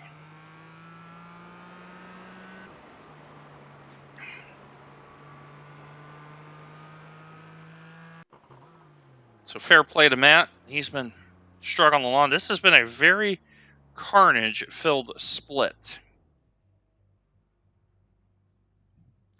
As you see in GT4, pretty close. A lot of cars on one lap down. In the 992 class, 84 Porsche leading. Iron Monkey and Sim Racing. GT3, the overall leader, the 24 car where we had the weird netcode issue with. They're still leading by 50 seconds, so good on them. And then here's our class, and yeah, it looks bad, but it will get better in an hour. So is the 25 car back going or not? Negative. They have fully disconnected and withdrawn. We are going to get that spot.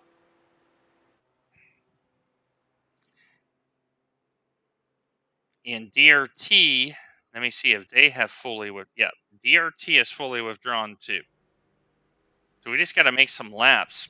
We just need to get out there as fast as we can, because 3 laps is a half an hour around here for us. And we know that the J Studs entry is going to be in for a while.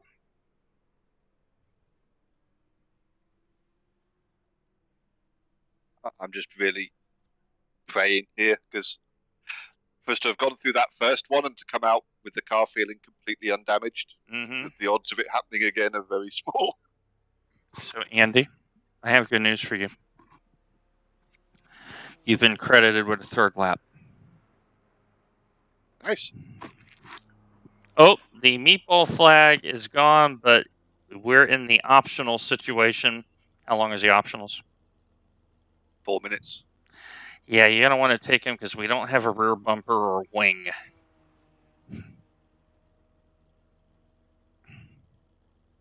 Now we have the beginnings of a rear bumper. This is exciting. It's all right. They're probably not taking too much care over it because they know it will be gone again in 20 minutes. Yeah. I can hear Gunther. Oh, we have a rear wing. We have a wing. We have a wing. You know that episode of Drive to Survive or whatever it is, where it's like off camera but on mic going, "Oh my god, are they ever going to keep a car in one piece?" Okay, so yeah, so Andy, we have a rear wing, we have a bumper, but it's really beat up. Like I'm concerned that the rear toe link is not yet fixed. How's the front end damage looking? Let's look together, everybody. Because the bonnet is still very bent.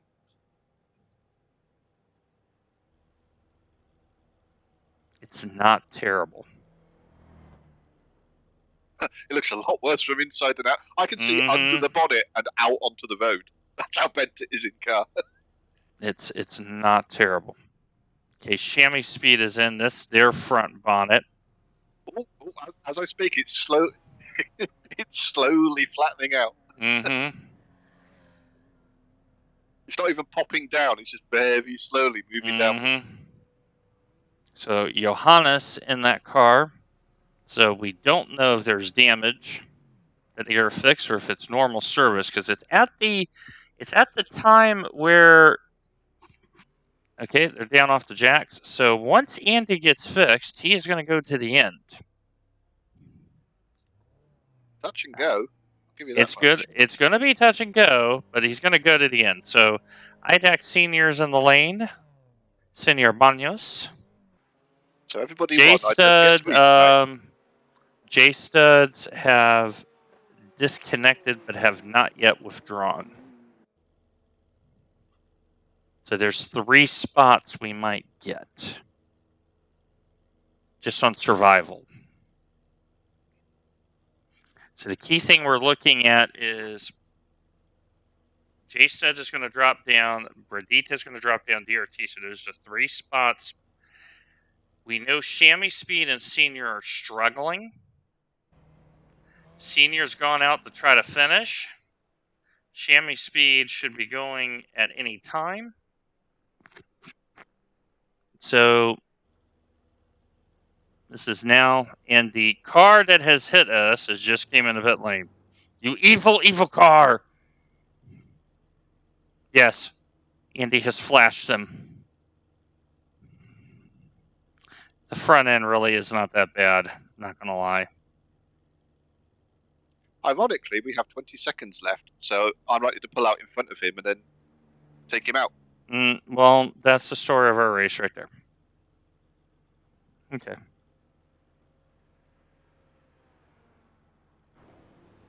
The bonnet still has holes in it.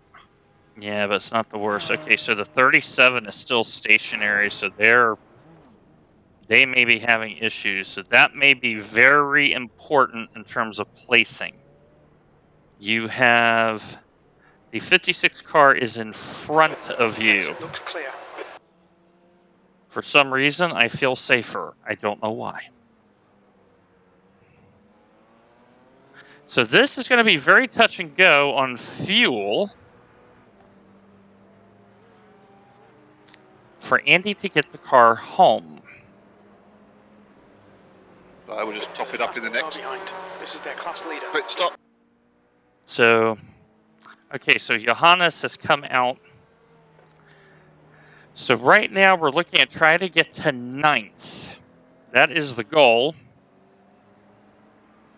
But we need some people to have issues in front of us to get any higher.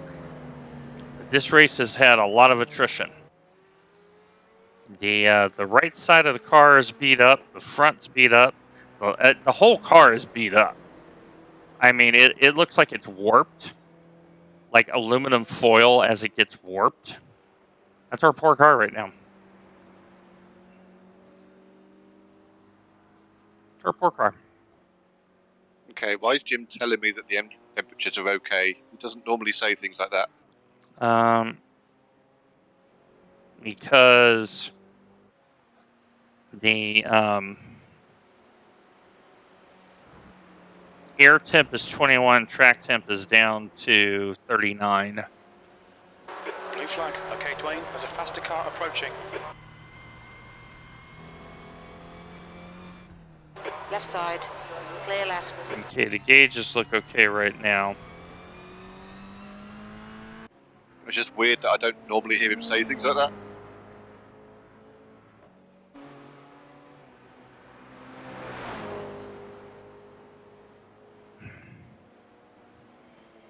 Well, we probably busted the radiator when the other two cars collected us, so... Yeah, we're down on top end. Well, being down on top end may not be the world's worst situation here. So we're trying to get the 9th. Prayerful we get the 8th or 7th. Through good fortune and not bad fortune.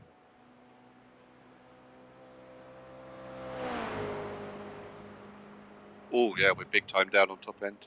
I think you're down at least 20. We'll find out when you get over... I'm like a gear short going through there. We're almost a gear short, yeah.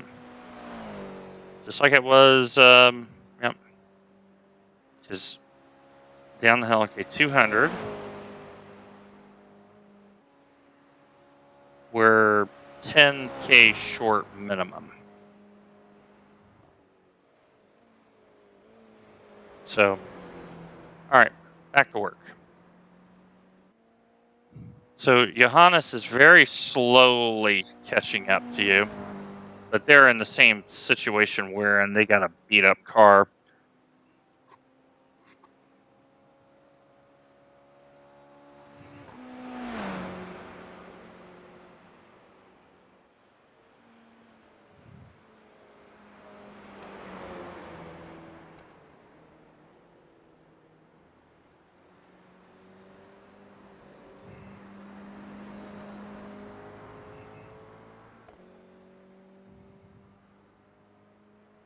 Yeah, we're going to be fully in like the 10-10 territory, I would imagine. Yeah, I think 10, 10, 10, 15, yep.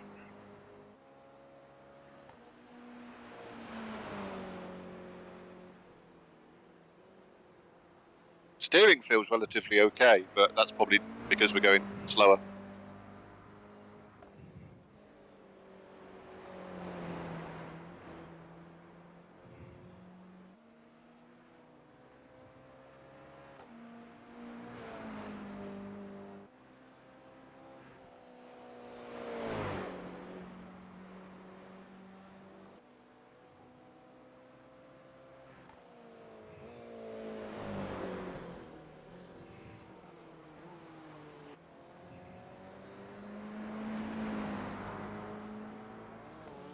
There's a faster car approaching. Okay, two GT3s coming.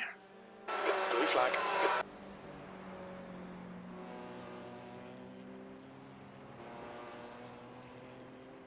On your right. Clear right.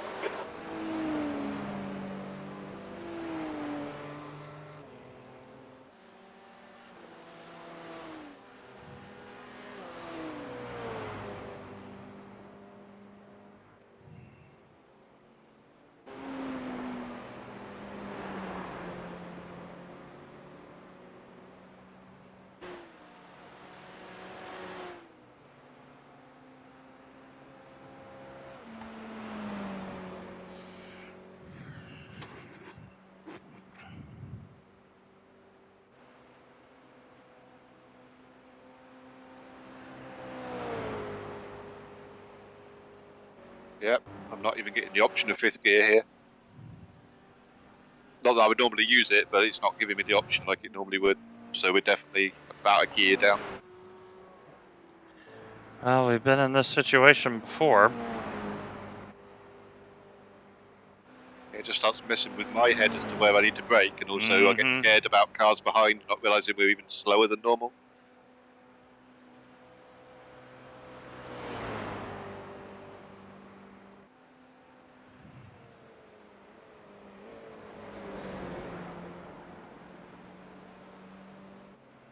Like, I'm looking at the car, and it's almost as if one of the 2 exhaust pipes has dropped out of the chassis from, like, the rear end head.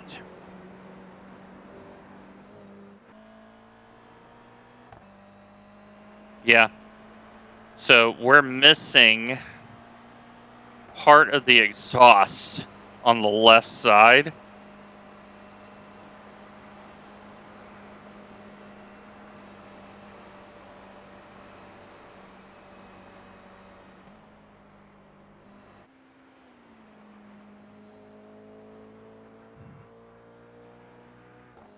So we are definitely not making optimum power, that's for sure.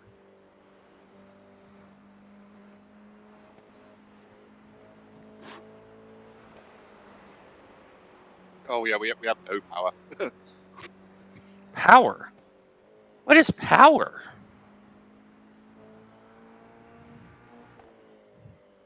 So you got 2 992s at 32 and 38.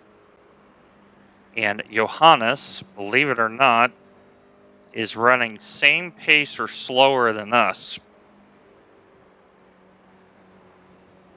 Ironically, it's my right foot that has the broken heel, and right now it feels like my right foot is really not doing anything. And there you are. I push it down and nothing happens.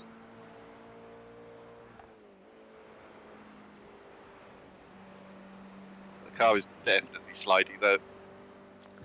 So yeah, we're just trying to survive right now. We've been given a rough deal of it. We're going to make the best of it. I'm getting deja vu. This is what the last hour of this always seems to feel like.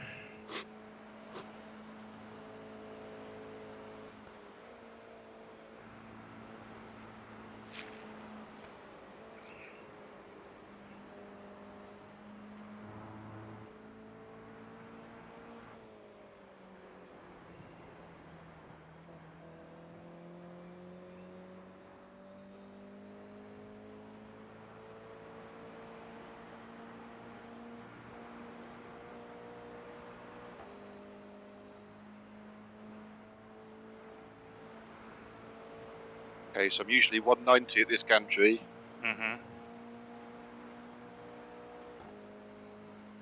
Okay, there's 5th gear right there. Yep, so I was 10k down at that. I mean, I'm usually flicking into 5th right at the beginning of the straight as soon as it straightens out, rather than at the gantry. Okay, so right here we're at 200 normally, and we're at 189. So yep, right at 10k loss. Okay, so next time round, I'm also going to have to check and see whether it actually benefits us by shifting down for this last bit of the straight. Probably doesn't. It's probably best just to keep it in gear and keep the whatever momentum we have.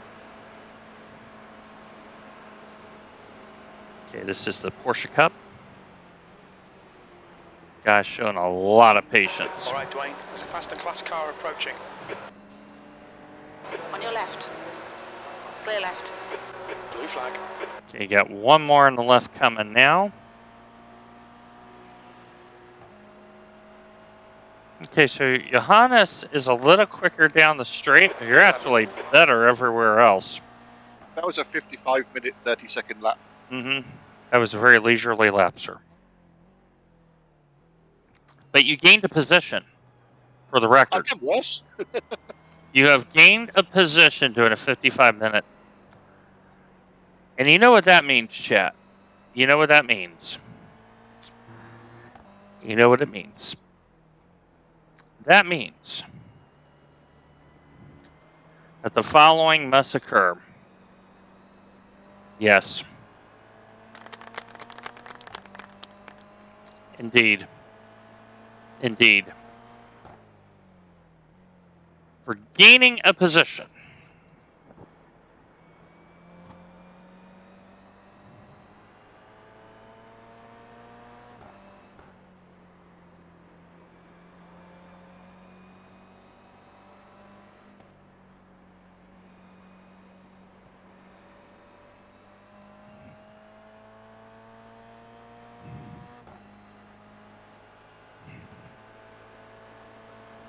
So the next, the team that we're overtaking is DRT. Bradita is gone. J Studs has no driver in the car, but they are 5 laps ahead. So we're going to have to get on it to overtake them.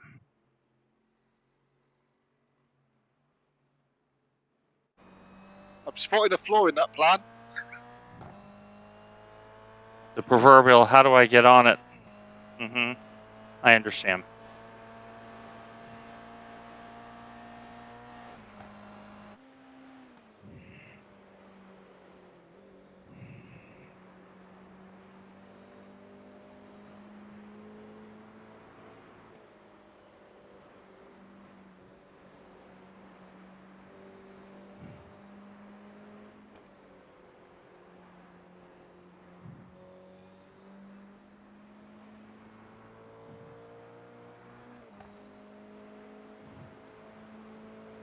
If it counts, I don't want to count my chickens too early, but I think I might beat my last lap this lap.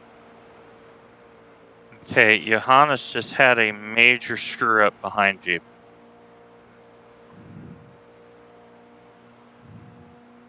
He just lost 10 seconds on you.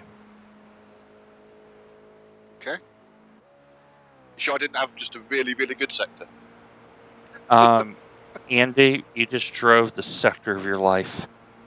But you have a 992 coming fast behind you.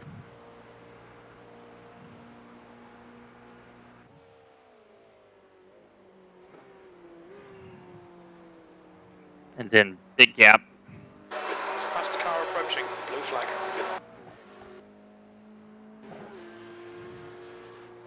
On your left. Clear left. Wow. Didn't help that he just had like a big lag out jump behind me. I saw that on mine.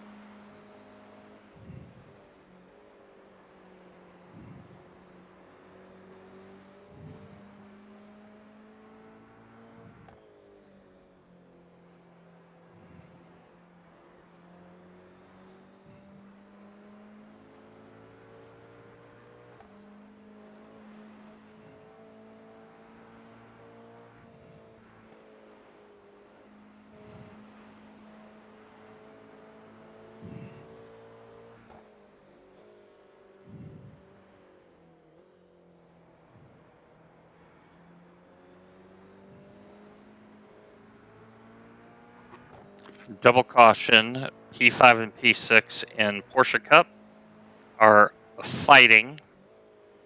They're 19 behind you, but with the way things have been going, you never know. Yeah, they should easily catch that on the hill, but I don't know.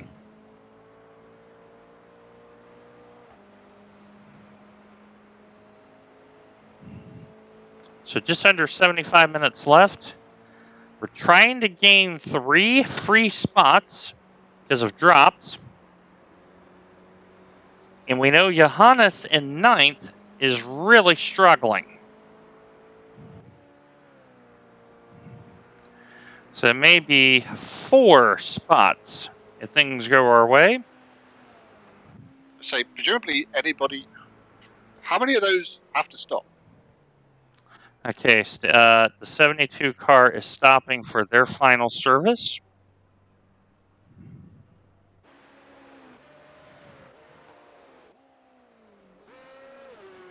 You're These probably guys are looking. be a terrible spot.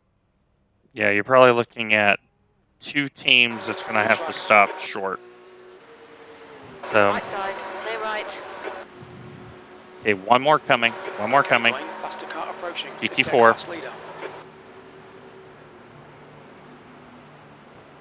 Left side. Here he Clear comes. left. There we go. We have made friends by being reasonable.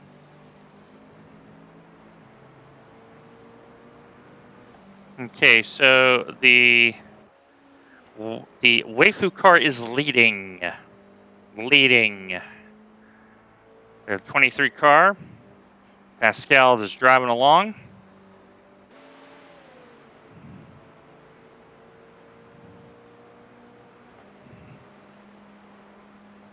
Okay, overall GT3 leader and same driver that had the weird net code with us is directly behind. Then you have a P-Cup, and you are pulling out significant time on 9th, Andy. So we don't know if they're driving with a meatball or damage where they're just struggling. Okay, here comes Julian. Blue flag. There's a faster car bearing down on you. He's the class leader. There you go. Yeah, don't. Yeah. Okay, P-Cup coming behind, then big gap.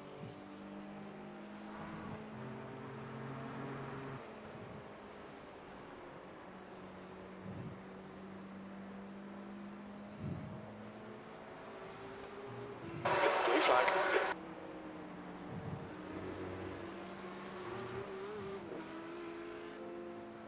Left side. Clear left.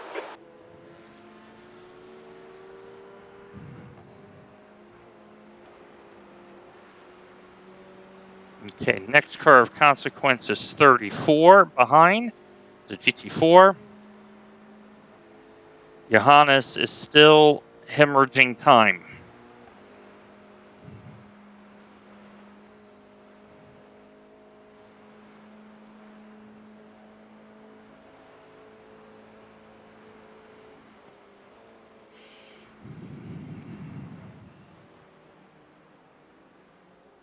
Sorry if I keep going really quiet. I'm doing a fair amount of wrestling.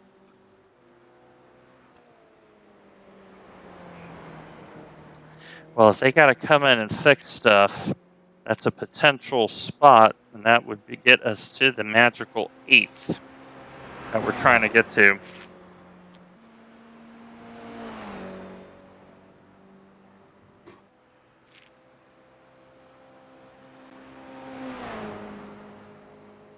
Okay. J Studs is still nowhere to be found. Berdita DRT is nowhere to be found. I mean, as a point of reference, the car feels right now, apart from the lack of top speed, it feels right now like it normally feels on the last lap of fuel. That's where it's feeling like at the moment. A little light. But it's light and it wants to snap in some places and understeer in others. Okay. Okay, I'm checking out Johannes's top end speed here. So Johannes is only getting the 190 at the bottom of the hill. So just don't base anything too much on current lap times because mine are going to drop off. Yeah. Okay, P2 is in the lane. Looks like normal service. No, I'm not worried about lap times. All I'm concerned about is making laps. Because we may have a fuel conservation thing we got to do. So for the record, you were so speedy that you were 45 minutes faster that lap than the one prior.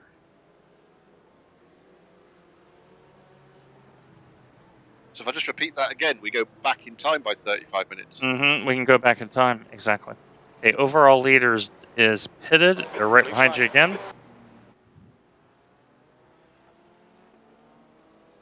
So you're going to have a cacophony of faster cars behind you in various classes. On your right. Clear right.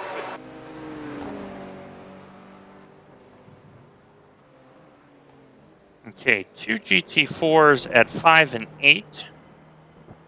GT3, though, overcoming both of them. So you get 3 quicker cars coming.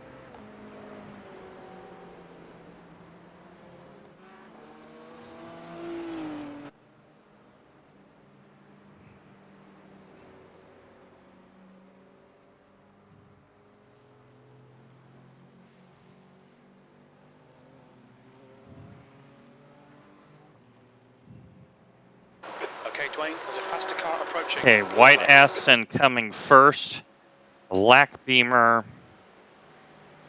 and then another Aston. Car left. Clear left. Okay, Car left. stay outside, Clear left. and clicker clear. Blue flag. Got one more coming. On your left. And clicker clear. Okay, you got 2 more coming behind at 6 and 7. The GT3 will get to you first.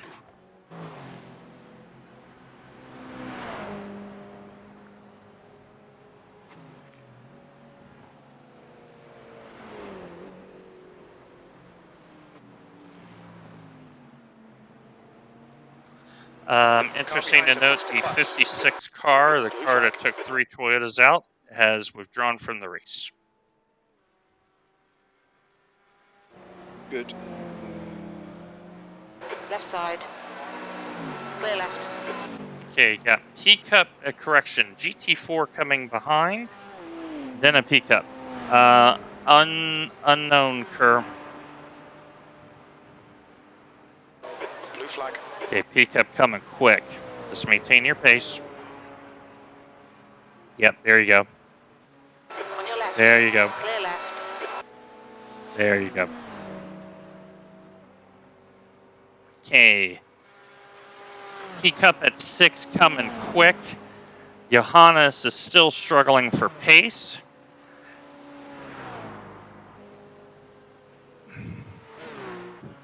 P-Cup is going to get you coming out of the foxhole going up the hill at its Dwayne, current there's a rate. faster car approaching. And P2 in class for us is coming. On your left. Clear left. All right, there you go. So big gap 24. It's the next P-Cup. Good evening, gentlemen. It's been an evening. Hello. Hope you don't mind me being here. I thought I'd just hop in, see how you guys are doing. Net code giveth, net code taketh. Ah, one of those races then. Yep. I got loose right at the top of the backstretch. We took the fast repair, and then Andy gets used as a glorified punching bag twice. Ah, So we've had an hour of repairs collectively, and yet, if we somehow, by the grace of God, Allah, Buddha, and Tom Cruise, get to the end, we may end up 7th or 8th. Which would be enough to get me over 1600. let's do it. That is how bonkers this split has been. We started dead last in the field. I got the car up to 5th, and then ever since it's been straight downhill. And poor Andy has been abused and victimized. If we were to ask the question, point to where it hurts, he would draw a whole circle around him with a Sharpie, and there you are. Yeah, it's been bad. It's been really bad. Like, the net code has been terrible. Terrible. Toy. Okay, so Ivan is going to get you on the uphill run here. And then big gap, 25 to Bart is nowhere to be found. Let me find where Bart Blue is. flag. There's a faster class car approaching. Bart has disappeared. All right, What position check. is that? That was P2, man. Okay, Bart has towed. The P2 has towed. They Yeah, have even if had they an issue. Even if they didn't finish, we wouldn't catch them there. They're We're 7 6 laps laps down. ahead of us. They're 6 laps. You would actually catch them on the line depending on the leader. You may catch them on the line, Andy. We don't know what their situation is. Only if they don't restart, basically. Correct. Only if they don't. Yeah.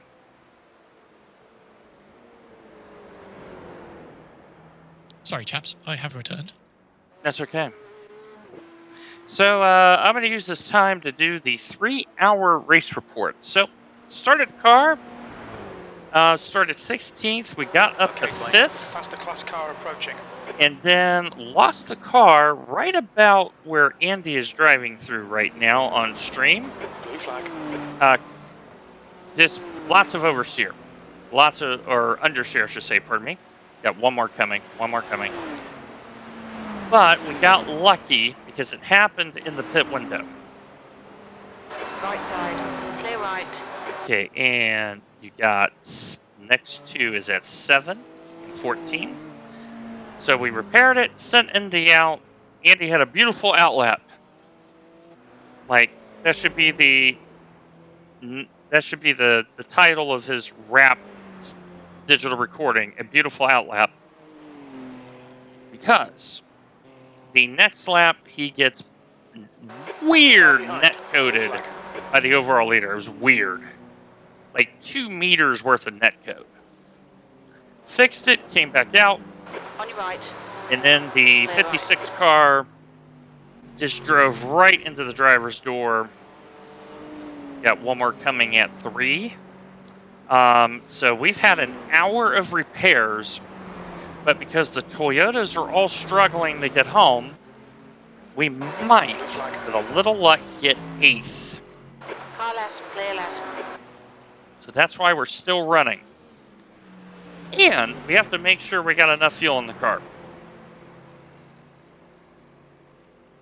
So Right, it has chaps, I been... need to go and grab my food out of the oven. I shall be back in a moment. All right. And so Andy is driving lacking drink and food. He has had tremendous stress.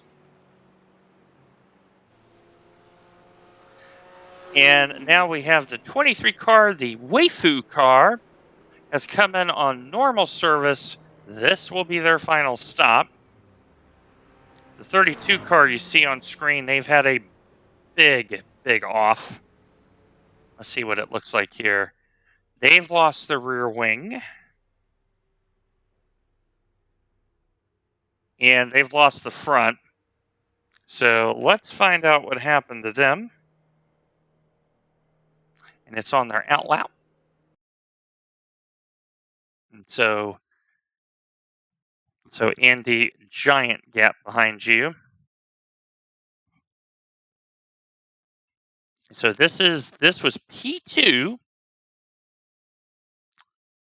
Final stint. The track temperature is decreasing. It's now 100 Fahrenheit. And they had an issue somewhere. So they're letting cars by. They're into the green hell. And they're heading into the first major place to get on the gas here. They go up the hill to the right. No problem. Still no problem. Okay, so they're heading to Foxhole.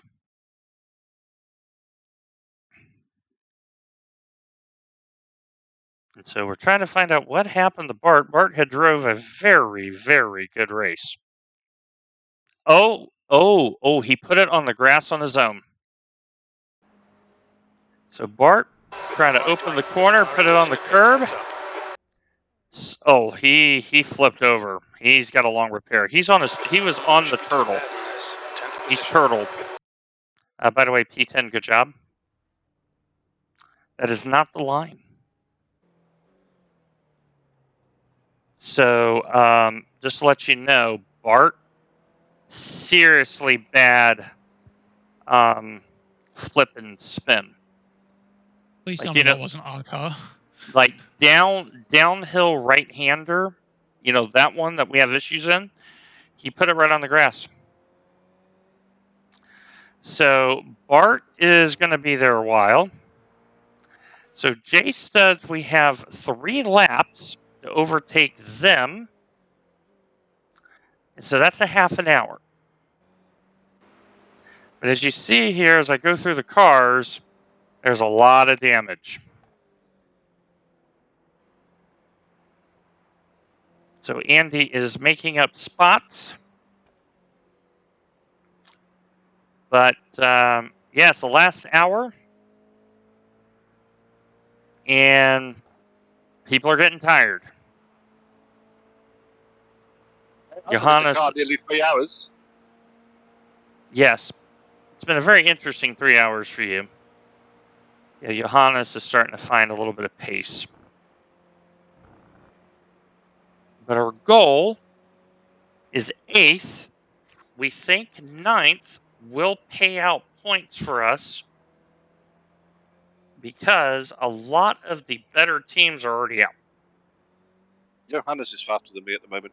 Oh, yeah. Johannes has found some pace. So I wonder if he's just taking it easy and trying to get the car home. Even on the straight, he was gaining on me. Yep. So...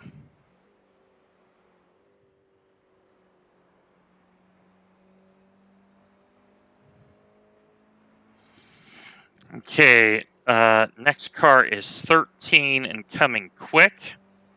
Then we have our friend Patrick Elkstrand in the Porsche at 20 in the Pete Cup. Good to see Patrick out here racing.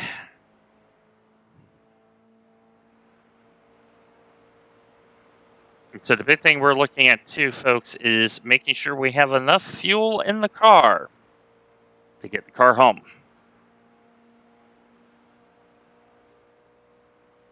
Okay, GT3 coming really quick, Andy. Real quick. I mean, I can't do much about fuel saving because I'm in a lower gear everywhere. Nope. You do you. We'll figure it out as we go along. Car approaching. Blue flag.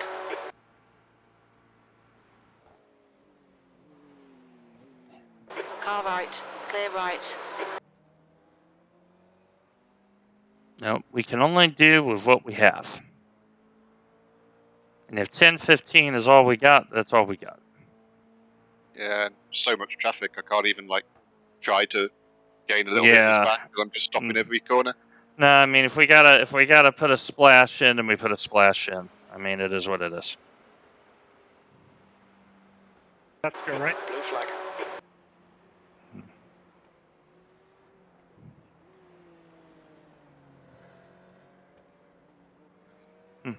Come on by, Patrick. We see you, buddy. Car right. Clear right. Thank you.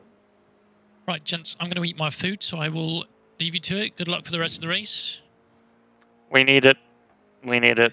We've had some bad luck this race, but we were due. Like we were due it, and there's some positives. We had the pace on these guys. We had the race pace on these guys. So that is very encouraging. Well, let's have a little bit of bad luck. I think finishing inside the top 10 would be good for you guys. Yeah. Yep. But like I say, enjoy the rest of the race. I think there's only about an hour left, isn't there? Yep, 54 minutes and change. All right. Good luck. Yep. So there's Mark Kent enjoying some well-earned food after a work shift. Oh, nasty, horrible work shift as well, but we'll talk about that later. Good luck, guys. See you in a bit. Thank you. Okay, so Andy Mateo is 15 in closing.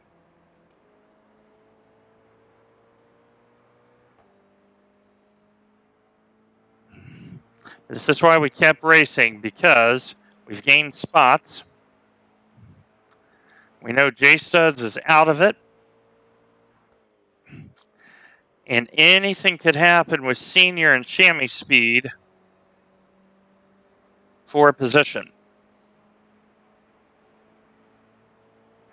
Because right now, it looks like DVM Cup and higher, depending on the leader, we cannot get. So, I don't know if you heard that, but Patrick was talking to you. oh, I didn't hear it. What did he say?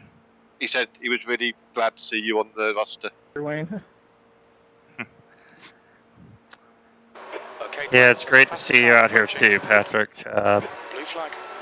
Definitely missing all the trout. But, you know, we would love to have all of us back out again, and we're going to get there, and we're going to be stronger for it.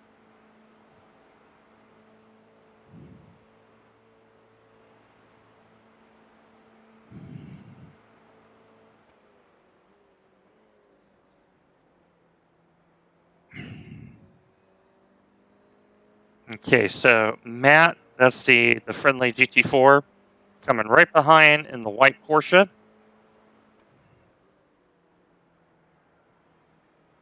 And then small gap to another GT4 that's fighting for positions. We've got to be alert about the second one here. What, he's fighting with this guy? Yeah, Matt and Michael are in the same lap.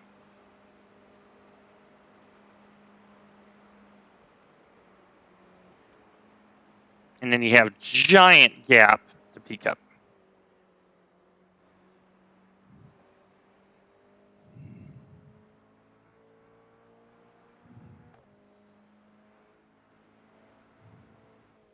It's a faster class car behind. Blue flag.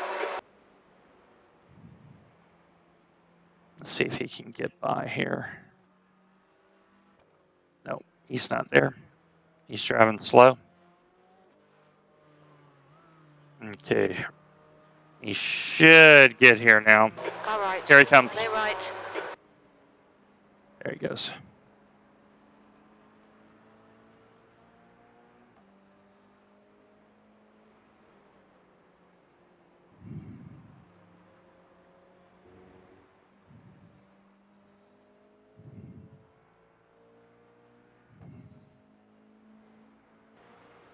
Okay, so Bart has taken his fast repair and kept going.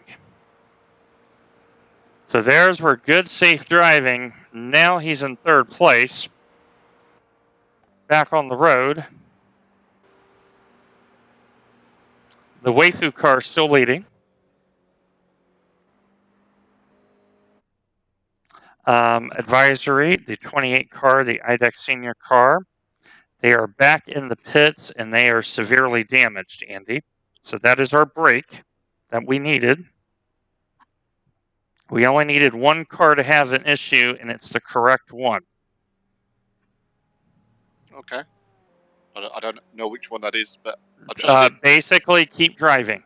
Just keep driving. We're going to get our eighth. Because J-Studs is going away next time by. And IDAC Senior, they're pretty much done. Like, front bonnet's destroyed. Rear is halfway destroyed. Like, it's to quote the famous one-liner in the office, it's happening. There's a chance I'm going to have to end up at the end sitting around waiting for the leader to go past. Well, There's 50 minutes left and I've got 5 laps worth of fuel. Oh, it's going to be nip and tuck. It's going to be nip and tuck, I'm not going to lie. But even if I knew how to fuel save, there's no way I'm fuel saving an entire lap's worth of fuel. No, well, that and also the car's so beat up. Okay, Porsche Cup coming. Okay. And big gap. Big gap. 37. No, we're going to deal with that when we get there. If we have to come in and put a little fuel in, we'll put a little fuel in. No biggie. So let me set that. I'm going to set that up right now. But if that becomes necessary, then surely we're actually better off like parking just before the line and letting the leader go past. Well, it depends on track position. We may need to fuel to do the extra lap to gain a position. Right now, you're 5.2 at the line, so that's 52 minutes, give or take.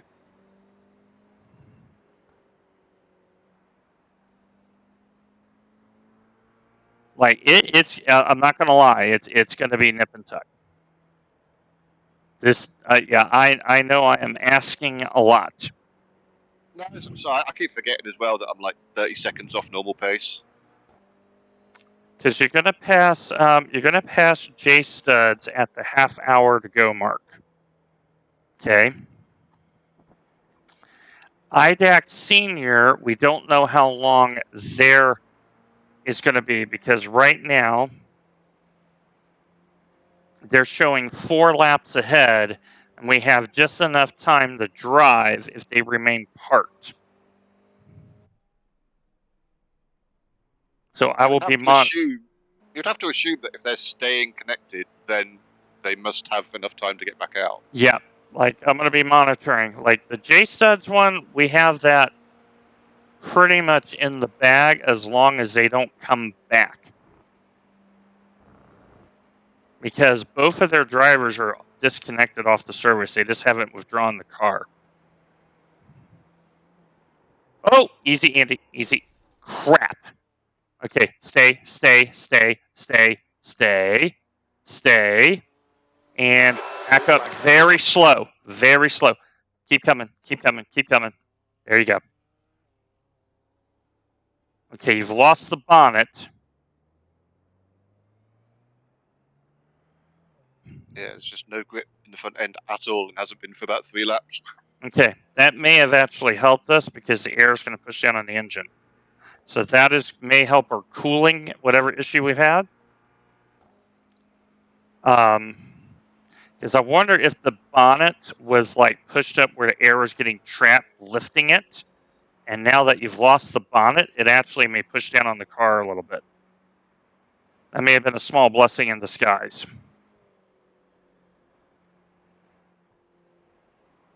Okay. I suspect we've lost a lot, even more speed. Well, we'll live with it. Okay, 15.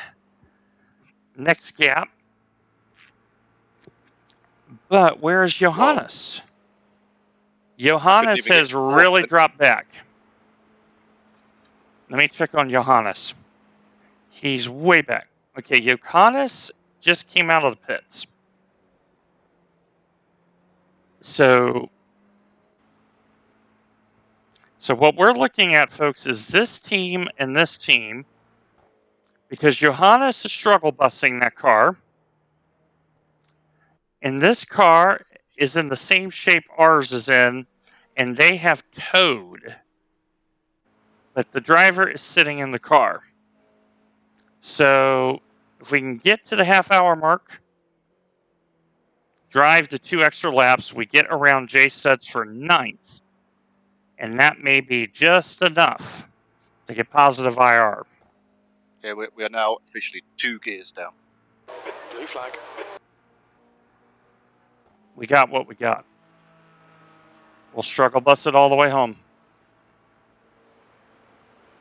Because we're probably causing so much drag, we know we're going to have to put fuel in the car. So you just heard from Andy, the car is down to basically where it may get the 5th gear, and that's it. 6th gear will not be visited for the rest of the race. Voluntarily, that is.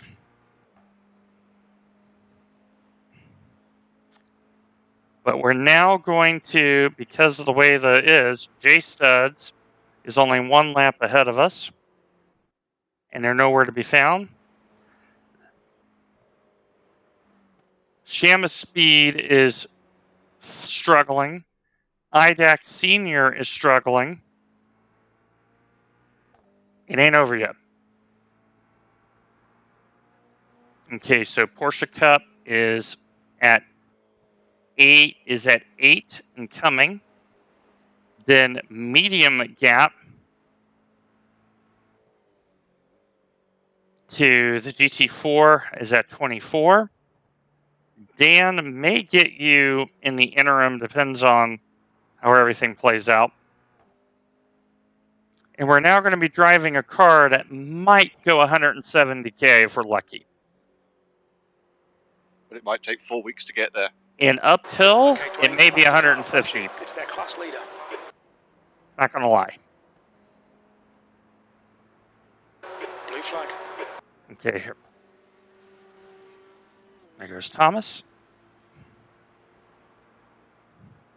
I'm going to let Dan know if he gets like within like 3 seconds of us what our situation is. So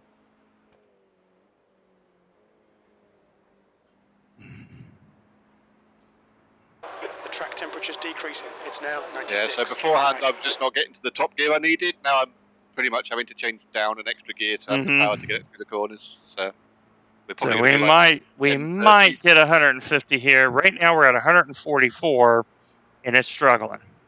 Well, I've only just changed to 4th. All right. Hey Dan, we're speed compromised ahead of you, so we're going to give you a lot of room.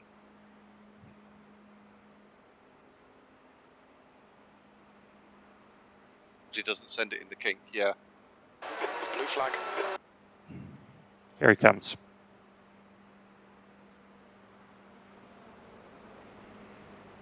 Oh, he showed. Wow. Left Dan, side. you were on the holiday list. Clear left. Well done. Okay, so you got GT4. That should get you in the carousel.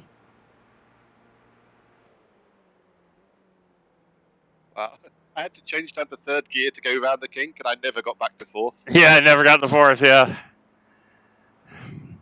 Like, we may be on, like, the 10-minute, 45-second plan right now. Not gonna lie. Blue flag. Okay, GT4 should get you here. Anything under 11 minutes I'm treating as heroic right now. Mm-hmm. Agreed. Here he comes. On your left. Clear left. Oh, he kind of messed that up, but that explains why he's in 9th. So I couldn't go any further wide there. Nope. You gave him room.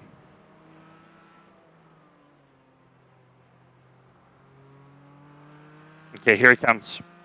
Left side. Here he comes. And click for clear. Okay, peak up at 8 and closing rapid, then big gap. The thing is, today, not only am I wary of giving people space, I'm wary about doing it in a place where they're not changing direction quickly because of all the net codes we've had. Yeah. Yeah, this has been a rough go of it.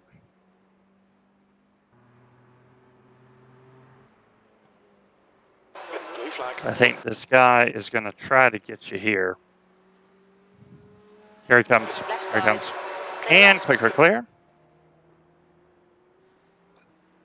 Why did you have to do it there? I've got no power to get up the hill now. I'm actually rocking backwards and forwards in my chair trying to get up the hill. I'm just happy the bonnet is gone so the engine can be cooled. Not going to lie. Okay, J-Stud still has not returned. Even the IDAC jet now is Senior. going, yeah, mate, you're not a jump. Yeah, IDAC Senior is still in the lane. So we are going to get onto the same lap now. Still no sign of 5th gear, though. Go on, give me a 5th gear. There we go. So chat, every time we get into 5th gear, there better be some cheering. Because this little car is going to have to struggle yet again with Andy having to drive it to get the 5th gear. We've gone through this before. The thing is, it's more like a Mazda now of just Just doing everything you can just to keep momentum going rather than anything else. So you have a very big gap to peak up and another peak up. The problem is you're going in a straight line, which is not necessarily ideal. Okay, so we're 15 down at the first gantry. Still no sign of 5th. So that's what the car looks like, folks. So no bonnet. The front air dam is slightly scooped in. The wing in the back's not too bad. 176. Yeah, we topped out at 176 in fourth gear. Yeah, the 86 is fundamentally broken with the old damage model. That you're not far off, Bruce. And hello to you, sir. We are looking forward to racing F3 next season with Jackknife. Great league on Friday night UK time. And if you ever want to learn F3 in the correct way and have a great league that has excellent marshalling, that's the place to do it. And for me to recommend it, you know it's good stuff. Because I'm a very tough judge. Okay, Dwayne, it's a faster class car. Okay, peek up behind you is pitting. I'm not saying we're down on power, but I think a guy just jogged past me on his recce lap. I think he did that. We're running backwards. So we did 11 minutes 6, but I think it's because you slowed down, let traffic by. So, hey, Bruce, I don't know. getting smashed by a pro real life driver, that means you learn. You learn how they do it. You can ask questions. It's not a bad thing. I think with the practice I'm going to be putting in, I'll I may sneak in with a point or two. I may be the Haas of the league again, sneaking in a point or two when unexpected. But it's definitely going to be tougher. Definitely going to be tougher because the quality is better. It's because it's a good league. What league is that? That's the Jackknife's F3 League on Friday evenings. Okay, Porsche Cup coming real quick. Clear left. And he's through. Okay, so medium big gap to 2 pickups. I've seen one race with him in it, and I went, that guy is proper. So I'm sure his data, you're like, how is this guy doing this? But no, we have our Czech Dynamo. I think Carol has signed up for it. I, of course, have definitely signed up for it. I think there's a couple others. And even our team principal, the illustrious Paul Webster, Coca-Cola 600 winner, he has expressed an interest in driving in the league. And Paul used to drive the F3 and officials pretty good. So, yeah, 4-wheel sliding, I believe it. That guy's probably like maximum limit.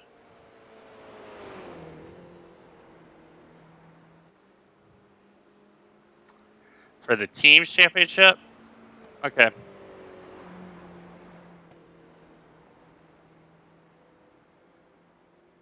Yeah, I got to think about that. It's a valid point. Because if we get 4 of us, I want to put Carol and Paul together because that's our strong lineup.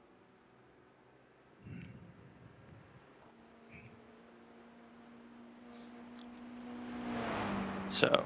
Do we know how Paul's doing? Is he feeling any better today? He did comment that he's, the chest infection is still roaring. He said concentration was a little tough, but.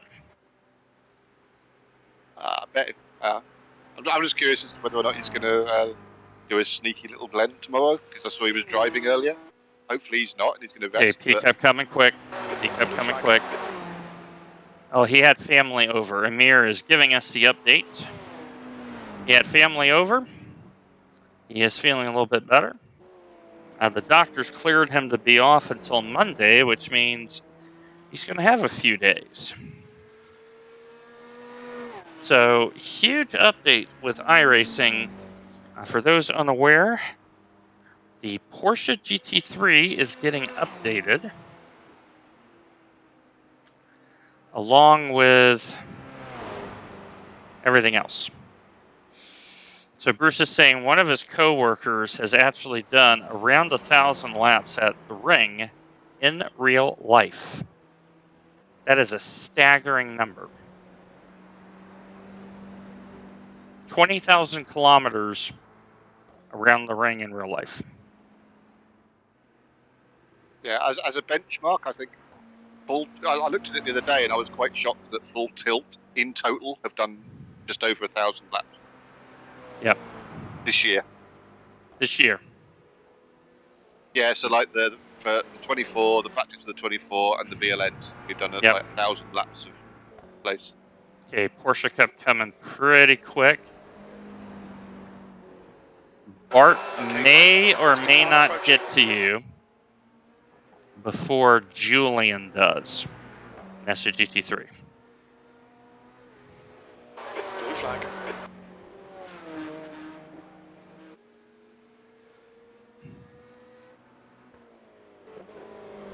Okay, and Kurt behind you is having network burps too. So give wide berth. Clear right. There we go. Hey, look, people can actually wait the extra 2 seconds there. Mm-hmm. Okay, so Bart's at 2. He's got a brand new car. And then Julian is quick coming. Blue flag.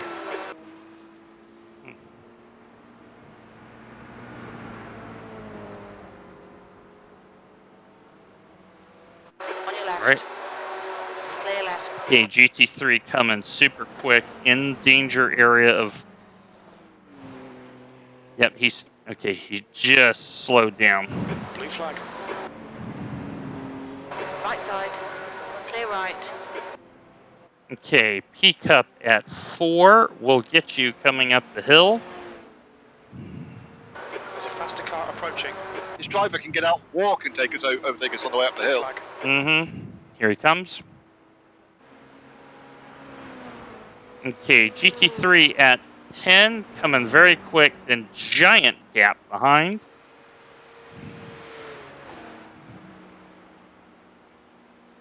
No response from J Studs. No response from IDAC. Either. Blue flag.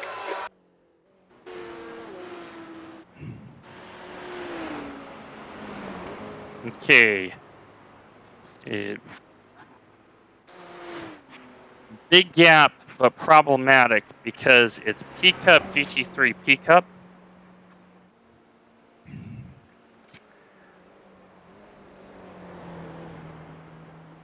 Yeah, Bravery corner right now, you can't take in 4th because it'll lose all power, and as soon as you shift down to 3rd, Mm-hmm. it's still not enough.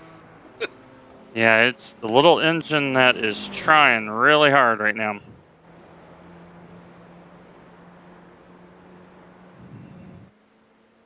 Trust me, I'm not being easy on it, but still struggling to So get anywhere near it. rough calculation, that GT3 is going to catch you in the wiggly bit before the fast right-hand sweeper. That is 4th gear normally. Before Are these official corner names? no, they are not. Oh, I wish they were. I wish the German translation was that wiggly bit before the fast that right wiggly hand. bit, yeah. Because German, the wonderful language it is, would have this ridiculous long word for it.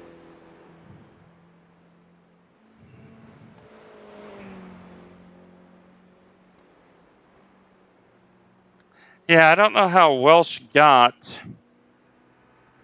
a high cluster kit, because in the US it is almost impossible to get that.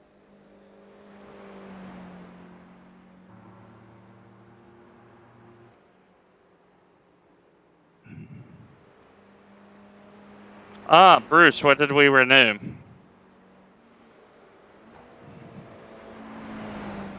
Yeah, I was saying, Amir, it's hard to get high cluster kits in the United States. It's just really hard to get the parts for it.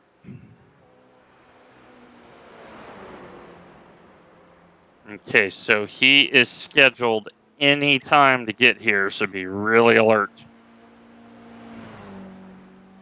Okay, Dwayne, there's a faster class car approaching. Blue flag. Car left. Clear left. Why would you take the left there, you moron? AWS, yeah. Okay, P-Cup should get you here at his current rate coming onto the dotting curve. And then the other P-Cup is going to get you in mid-flow. And so will the GT3. Cloud, nice. That's a good bargain.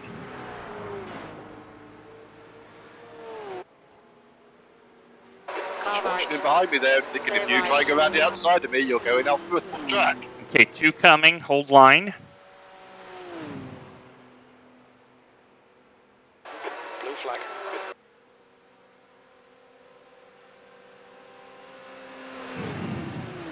Let's wave bye-bye at the faster cars together, Andy.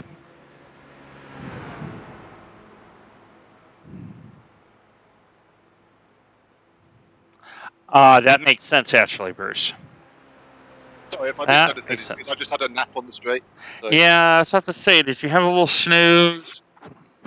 You know, have a sing-along.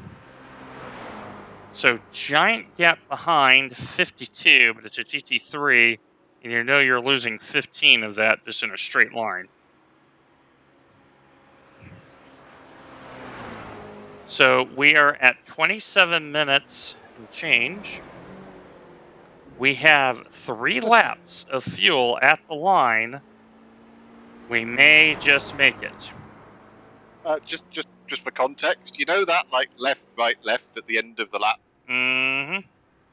Yeah, the first left of that, I'm not changing down and I'm not braking. That's how much down on speed. That's it. Yeah, that says everything, doesn't it? Okay, so we have gone up a spot. We are now in 9th. Yay, Andy! Andy's getting us spots. He's passed 4 cars in a stint. And you know what that means, my friends. That's right. I knew 47s was a solid time. A 47 is a solid time. We just not going to mention the front number. Meanwhile, IDAC is still in the lane. Now, I think they may be looking at us going, so there's the rear. Let's look at the front. The front end is still broken on that car, Andy, on the IDAC car. So that is the car that is directly ahead of us on track. There are 3 laps.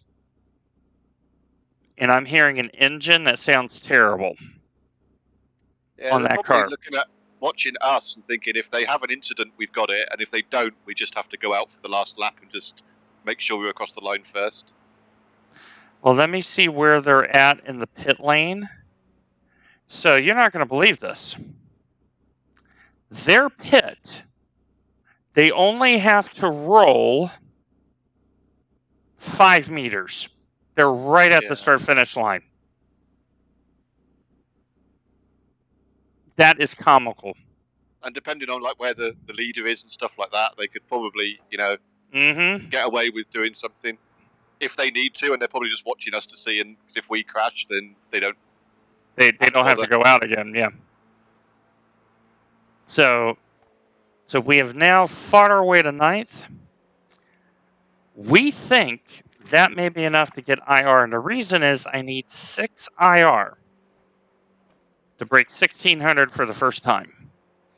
And with all the good teams out, we may get the benefit of the average working in our favor, because we were the next to last team on average. Okay, GT3 at 5 and coming hard. I say I'm pushing harder than I probably should be here. I really want you to get that IR. Car behind's a faster class. Blue flag. Okay, here he comes. On your left. Clear left. Okay, you can wait like 10 feet to the enormous straight. So if it bases it off the average, it based it off of me. Because I had the higher average, the higher IR of the 2.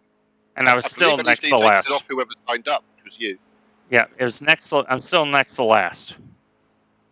So, Okay, But next if it took it off GT3, average or me, it would be lower.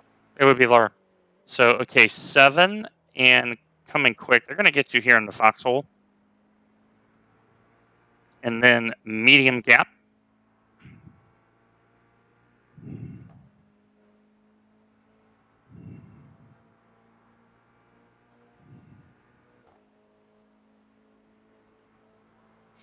Blue flag.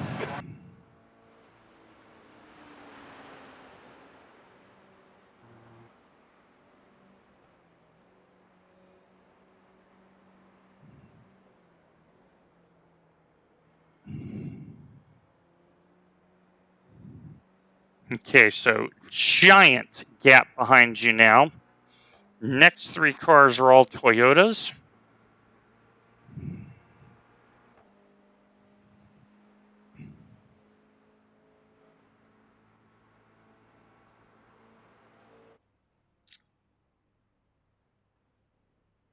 Okay, IDAC Senior still in the lane. Chamois Speed still going. So now we know that DVM Cup and above we cannot get. They're too far in front of us. We don't have enough time. So all we're looking at is Chamois Speed and IDAC Senior for position. Everyone else behind us has quit. So we've ensured 9th no matter what happens. At this point, it's going to be as much about whether the car lets us get to the end or not. Yes. It's sliding like a maniac right now. Yeah, it's the car is struggling. And it's been a tough race, but we've endured.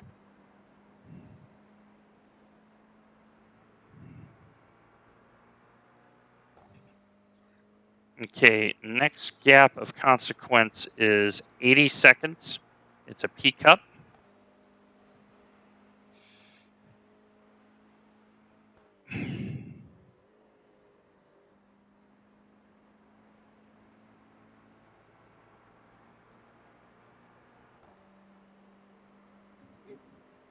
So we got just over 20 minutes left. We don't know what IDAC Senior is going to do. We think they're going to fix their damage and make sure they protect their 8th position. I would, if I'm in that position.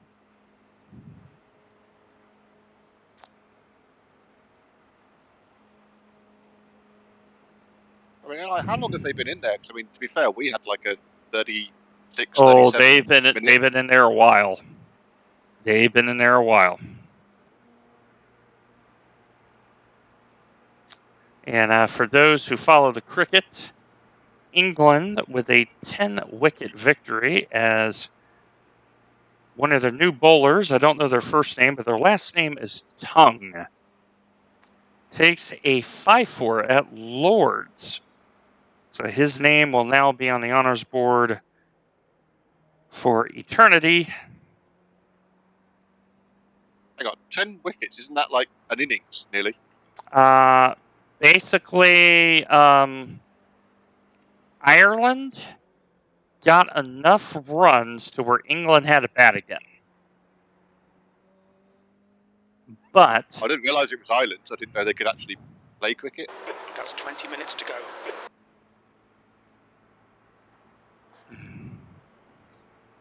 Who's just getting in on me now? this is the Toyota. This is Bread Burner in the really pretty chrome livery. I'm playing different games now. I'm sat here just trying to work out how much of the lap I can do without using the brake. Mm-hmm. And then Johannes has got himself together. But yeah, this has been a race of great attrition.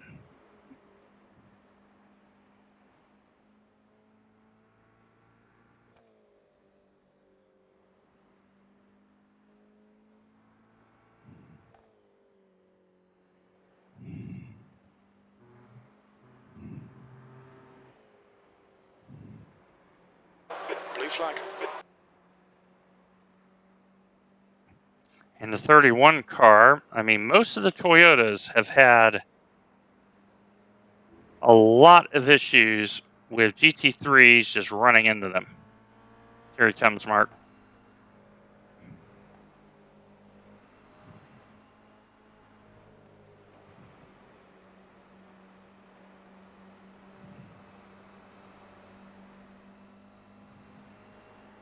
Left side. Clear left. All right. Okay, that pickup is at 24.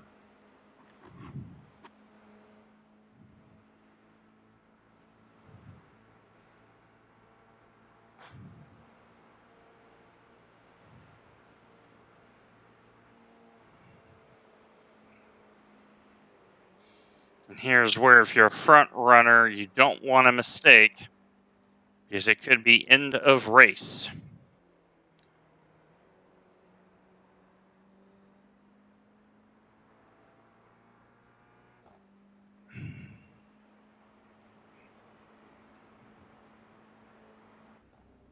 Okay, IDAC just got the bonnet put back on it, but that engine sounds terrible.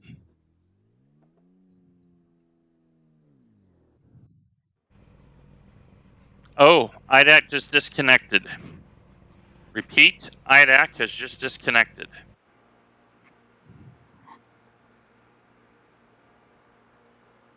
Andy, 8th is on here if they don't come back. Approaching. Blue flag.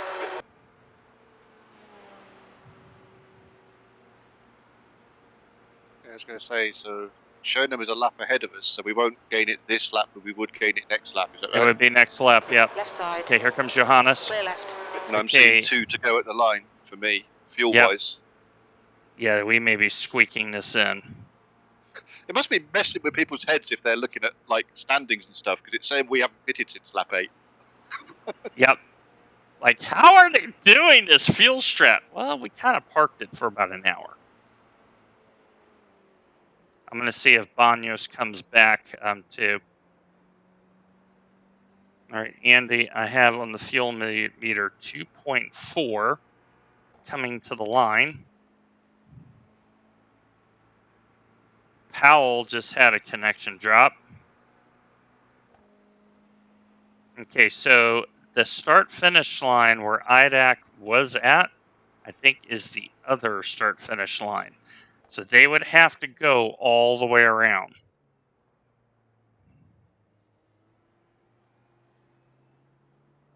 Now, where's the leader? Where's the GT3 leader? Lap times may be terrible, but they're consistent. Okay, so the GT3 leader is going up the hill right now. So they should lap us between now and the end. So they got 15 minutes. So they have at most 2 laps to go.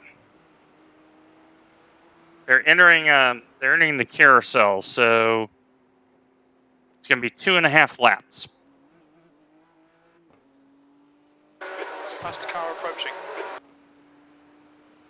So we may need to take that fuel stop after we get, like, we may pass Senior in the pit lane, put it that way. On your right. Clear right. All right, Dwayne. Don't think about the lap times. Just Okay, you GT3 got apex. 15 minutes left. GT3 coming at 9 and closing. So we may need that extra lap to pass IDAC to get into 8th, which should guarantee IR gain.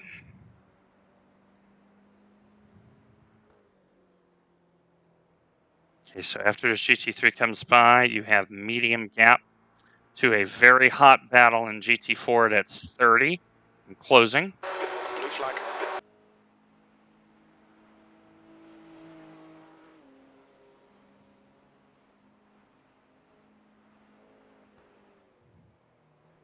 So the next 3 cars on relative, they're all on the same lap, fighting for the podium in GT4.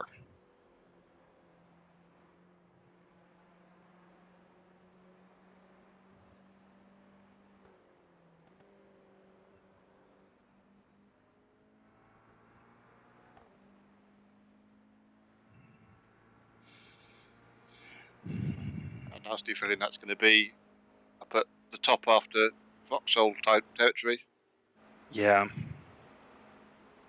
So what we're monitoring, my friends, is where the GT3.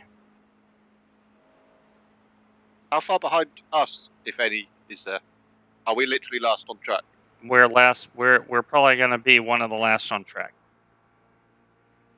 I'm But- just thinking for like situations like this. If at times I have to move over for like 5 seconds to let someone go, I'll happily do it. Well, put it this way: the leader, if I've done the math right,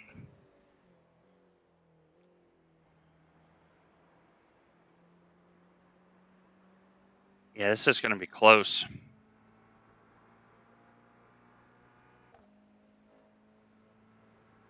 Like, I think we got to do the splash anyway. I've got it set up. Like, I got 12 liters in the car.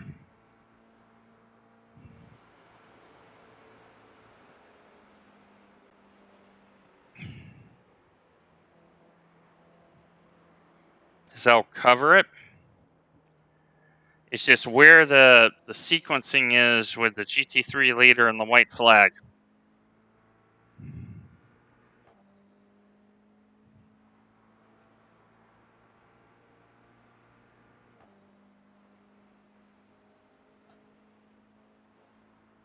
There's a faster car bearing down on you. It's their class leader. Okay, here's the GT4 leader now.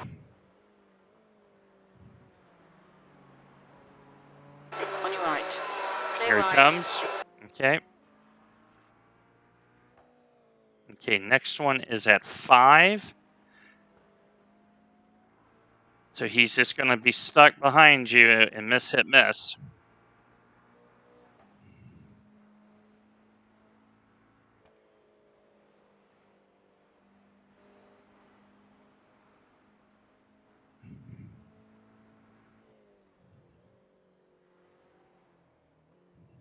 Blue flag. Okay, go ahead and give him the inside there, Andy. There you go. Here he comes. Okay. Gap at 9, 14, and 25. So they're going to get you on straighter pieces of road.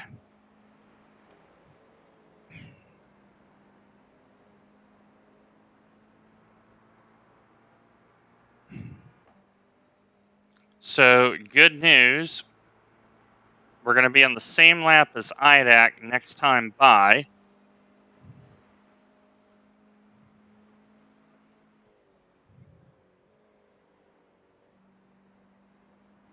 Okay, 2 cars coming. Faster cars approaching. Blue flag. The track temperature's decreasing. It's now 92 Fahrenheit. Okay, one more. Okay, gap 15 and 38.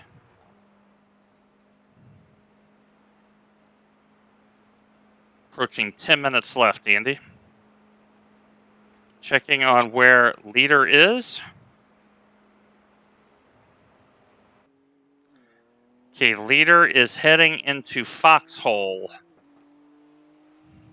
All right, Dwayne. So 10 minutes it's to go. That's 10 they minutes got left. this lap they're doing and one more.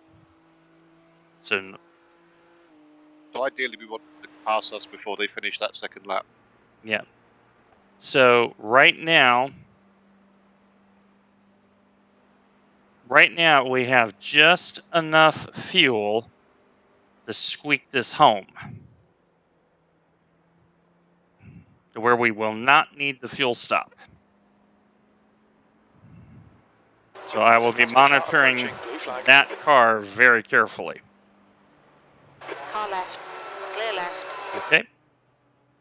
Okay, gap is 11 and 16, and then big gap.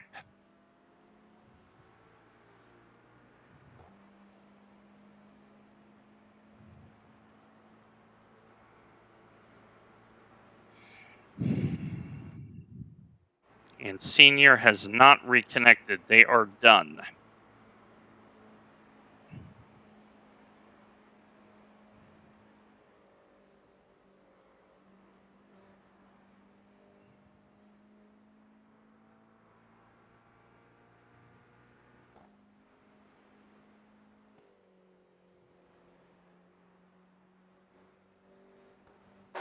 Blue flag.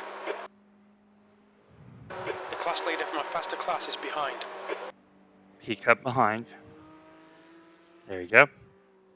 Okay, GT4 is at 6. And then big gap.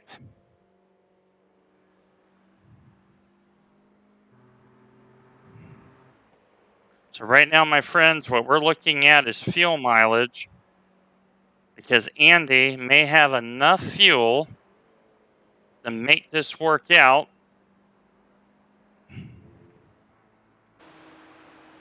Okay, GT3 overall leader is heading up the hill, Andy. Blue flag. Well, tell iRacing Paul to have better netcode because it's been terrible. Netcode has been egregiously Right side. bad. Clear right. We have sat in the lane for an hour fixing the car, and we're still fighting our way up to 8th, which may be enough for me to break 1600. Because the teams that have quit, as you see in the listing, all of them are better than we were. We're the next to last car on average at the bottom. So we have managed. Okay, overall leader is 95 seconds behind you. They are going to pass you on the next lap. Monitoring fuel mileage right now to make sure you have enough to get home. I can always drive a little bit in a higher gear. Oh, wait. I haven't got a higher gear. We don't have a higher gear. 4th is our high gear. I have the option to get to 5th at the end of this straight, but I think it would actually just hurt us more. So, No. I'm just trying to hit a number right now. I think it's been fairly consistent that I've been around about 0.3 at the line. So so right now you're at 1.5 laps estimated. So if you're at 1.2 at the line, that is enough. Okay, you're at 1. 3 would catch us even if we were at full speed because they're usually like a Mhm. minute and a half a lap at least. So you're at 1.4. So you have time to do lift and coast. So go ahead and consider that. We're making sure that we don't have to stop for fuel.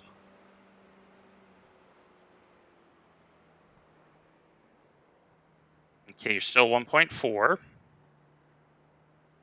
If there's nothing serious behind us, I will quite happily do a Nope.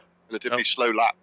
Now, all you gotta do is just get it across the line now. But that was a flat-out lap when I was still under. Yeah. Okay, so you're 1.4 at the line. That is P8. You are P8 when you cross the line next time. So the overall leader is going to do their final lap. They are 50 seconds behind us. So they're about to do their final lap. They're going to pass us, so we don't have to do the extra lap. That's 5 minutes to go. 5 minutes. And we're going to get P8. Mission accomplished. This has been I want to see you on that 1600, mate. This has been brutal, man.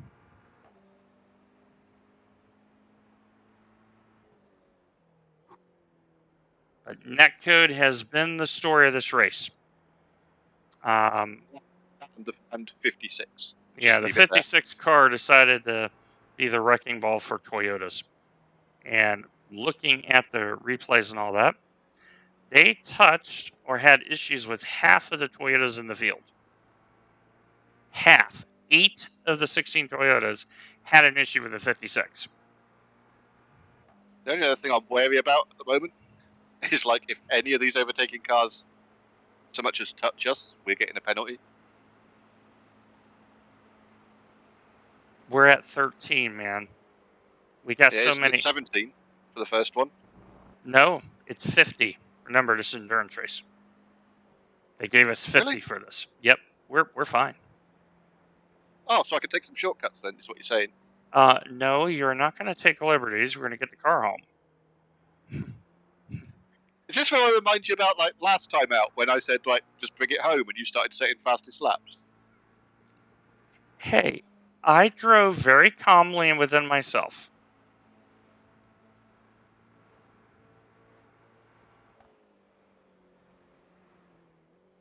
Okay, overall leader is 20 and coming. So we're going to get 8th at the line because we're going to overtake this car right here because they're not in the sim.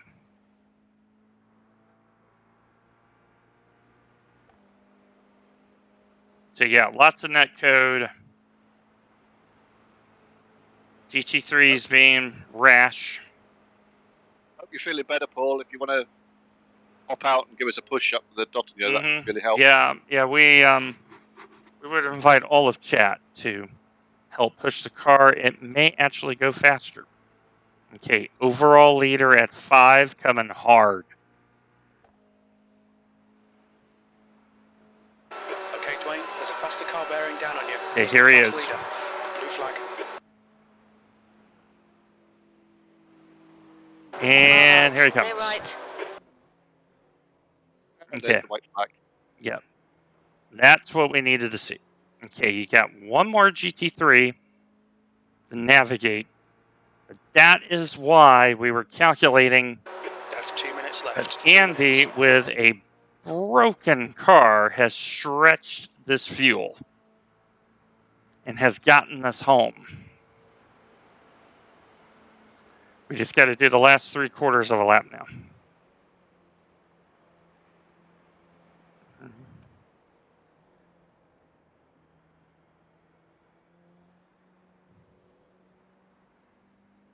Okay, GT3 is at 5, closing quick. And then small gap, There's a faster class car 20. approaching.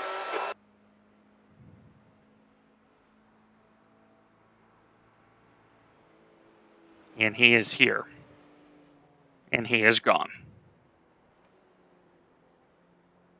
So now we just got to get the car home.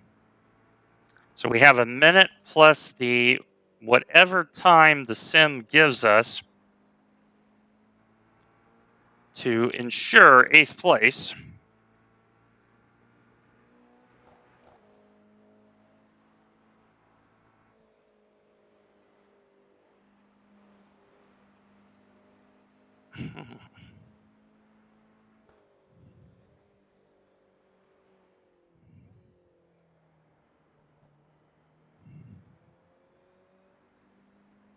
Okay, peak up at 8, and then peak up at 19, and then GT4 at 23. They'll be getting you on the straighter piece of asphalt here. Or bitumen. I don't know what substance they have here. If anybody needs a rear spoiler for a Toyota, there's a couple at Marshall stands. Yep. We'll be raffling them off afterwards. This is our 3rd rear wing we've had on the car. Okay, Dwayne, there's a faster class car approaching. 3rd. That's how hard this race has been. It's been tough, but it's been net code mostly.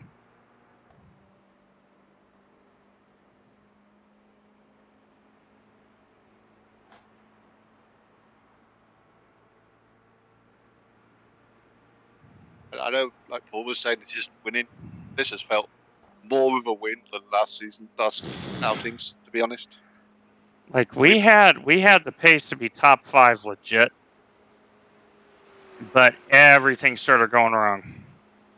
I mean, here we are battling, even though we took an hour of repair, we're going to end up in the top half of the result. Okay, at 5 and coming hard is the white GT4 Porsche.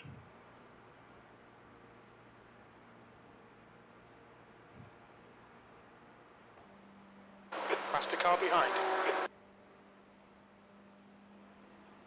Okay, here he comes. Okay, small gap 10, another small gap 12, both peak ups. And the timer has gone out.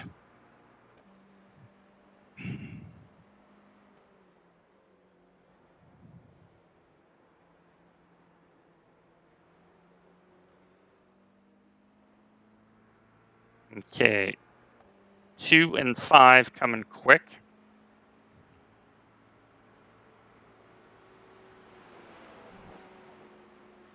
Oh, okay. That was a That little felt like he drove- closer than he needed to be, but I understand. actually looked almost like he drove through me, to be honest. Well, 4th and 5th are battling, so I can understand barely.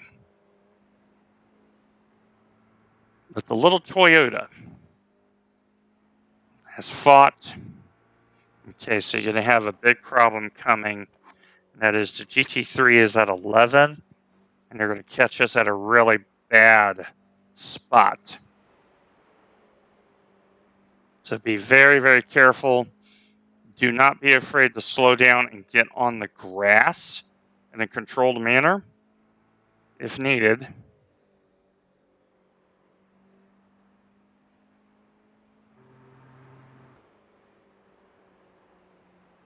So we go through YouTube corner here.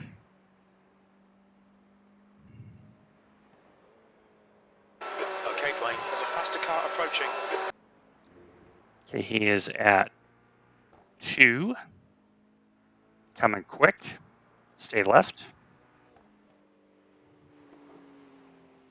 There you go. Okay, you got one more at 3. To GT4. Oh, yellow flag, yellow flag. Slow down, slow down, slow down.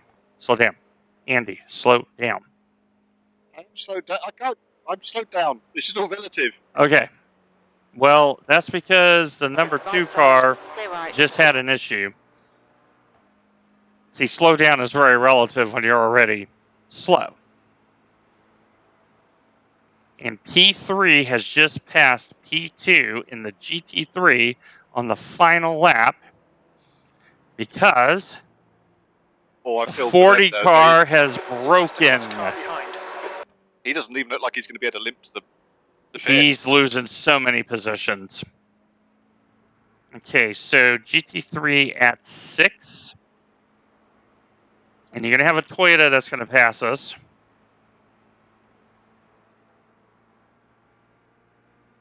Because they'll just be quicker in a straight line. Okay, so here comes Mauricio. On your right. Clear right. They've been in the wars today. Okay, and you have a GT3 and a P-Cup that may get us at the bottom of the hill. I can't even slipstream this guy. Everybody No, lean forward. there's no slipstream for you. No, there's no slipstream. Okay, here comes the Car GT3, behind's a faster class. and now the P-Cup. Okay, GT4 might get you into the complex, and that is the final car of note.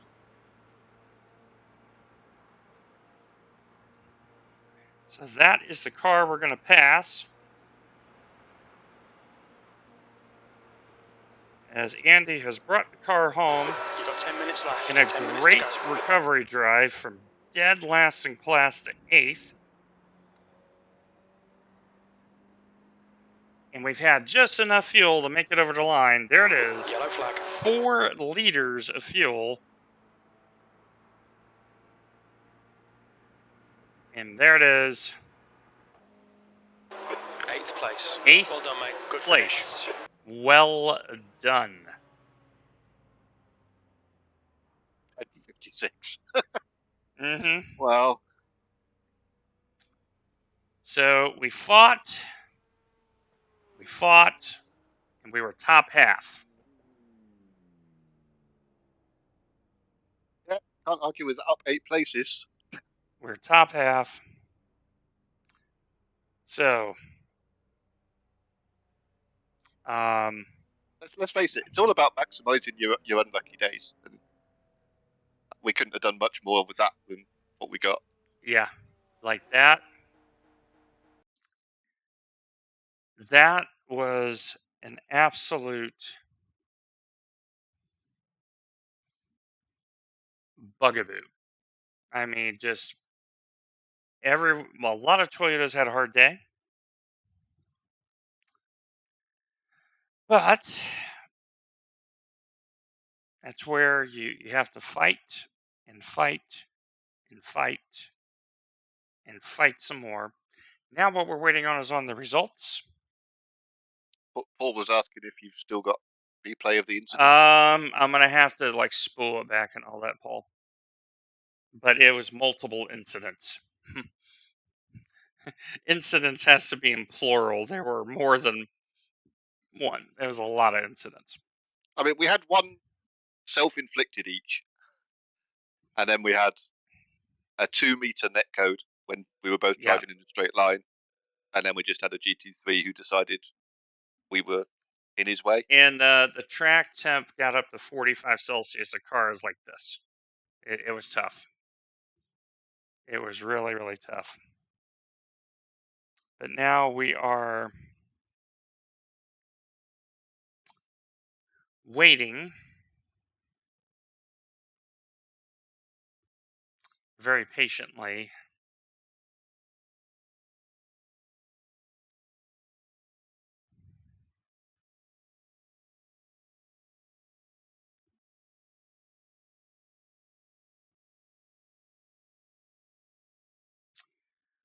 So right now,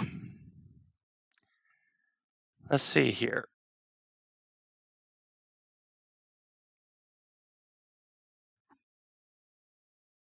Let's see. Now I want division. So I started the offering in 12th. Now David Coulson, Dan Witchick, they're in my division. They've had a good day. Patrick Sitters had a terrible day.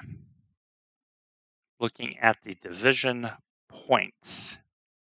So I'm just waiting for the results to be published. So, yeah, crazy day. Do you still have iRacing open? I just have the UI open right now. So just for reference, the lap where we got hit the second time was on car 56's lap 12. Yeah. Yeah, it was a doozy. So, but even on a bad day, we've managed to get some points.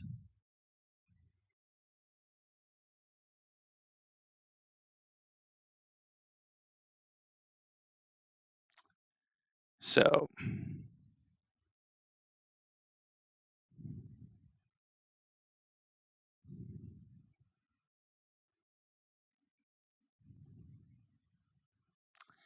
yeah, we're just waiting on the results to post. But yeah, tough day. Man, it's been for me. It's been a tough week. Right now, at work, we are still struggling replicating over a terabyte worth of data to the distributive share. So I've been checking in and just sitting here waiting and waiting and waiting because there's stuff I need to test. So let's see. I wonder if they have.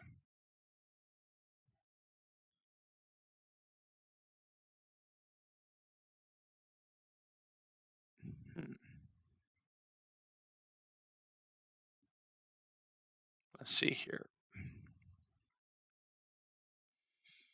Let's see if the website has posted this. Looks like there's still a few cars driving. It's a big old lap. There's 3 Toyotas still showing, and 3 GT4s. Yep. All depends on.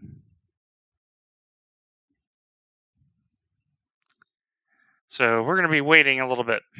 So, but yeah, lots of exciting things in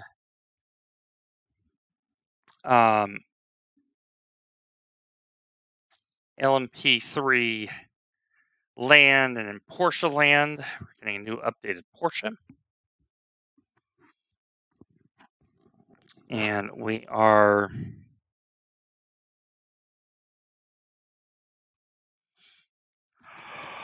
excuse me. We're going to get... and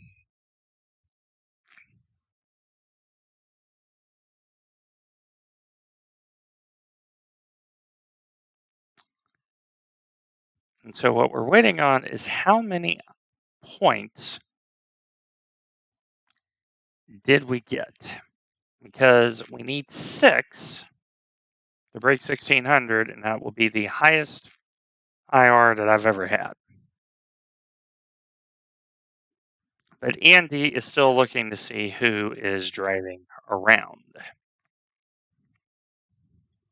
Yeah, I still see 2 Toyotas and 1 GT4.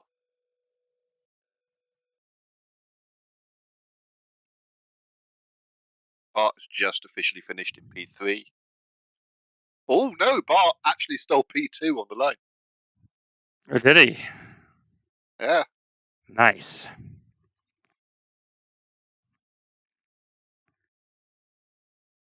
So P4 is the only Toyota still out there. And Fabio Navassa team. I still find it comedy, the fact that 4 of the cars in this split qualified under 940 and none of them made it to even like None of hour them made 2. it to the end. It's very interesting. The top 5 cars in qualification time, none of them made it to the end. None of them made it to the end. Okay, here we go. Let's switch you over to the... Oh, I don't think you can see that. I don't think you can see that. Negative. All right. Let's see. In the GR86, full tilt, Autosport. Andy Rooney, you may have maintained your 4.99 safety rating. What? How? You have gained 7 points in Wow. IR. Okay. Yours truly only gained 4. Oh, you're kidding. Because I told you should have got back in. I did 6 laps and not 12, so it only gave me a third. I told back you at 1598. Stints. I told you. So strength of field, though, 2,041, so very high strength of field. So, well, Andy, do you have any other comments before I close the stream? No, just fun as ever. I just love driving with you, dude. It's just, like I say, we've had a couple of very good lucky races and had good results. And today, we didn't have such good luck, and we still came out with a semi-decent result. So, can't really complain at that. Yep, same here. So, we will see all of you tomorrow for BMW Sim Cup. And as always, my friends, take care of yourselves, take care of one another. God bless.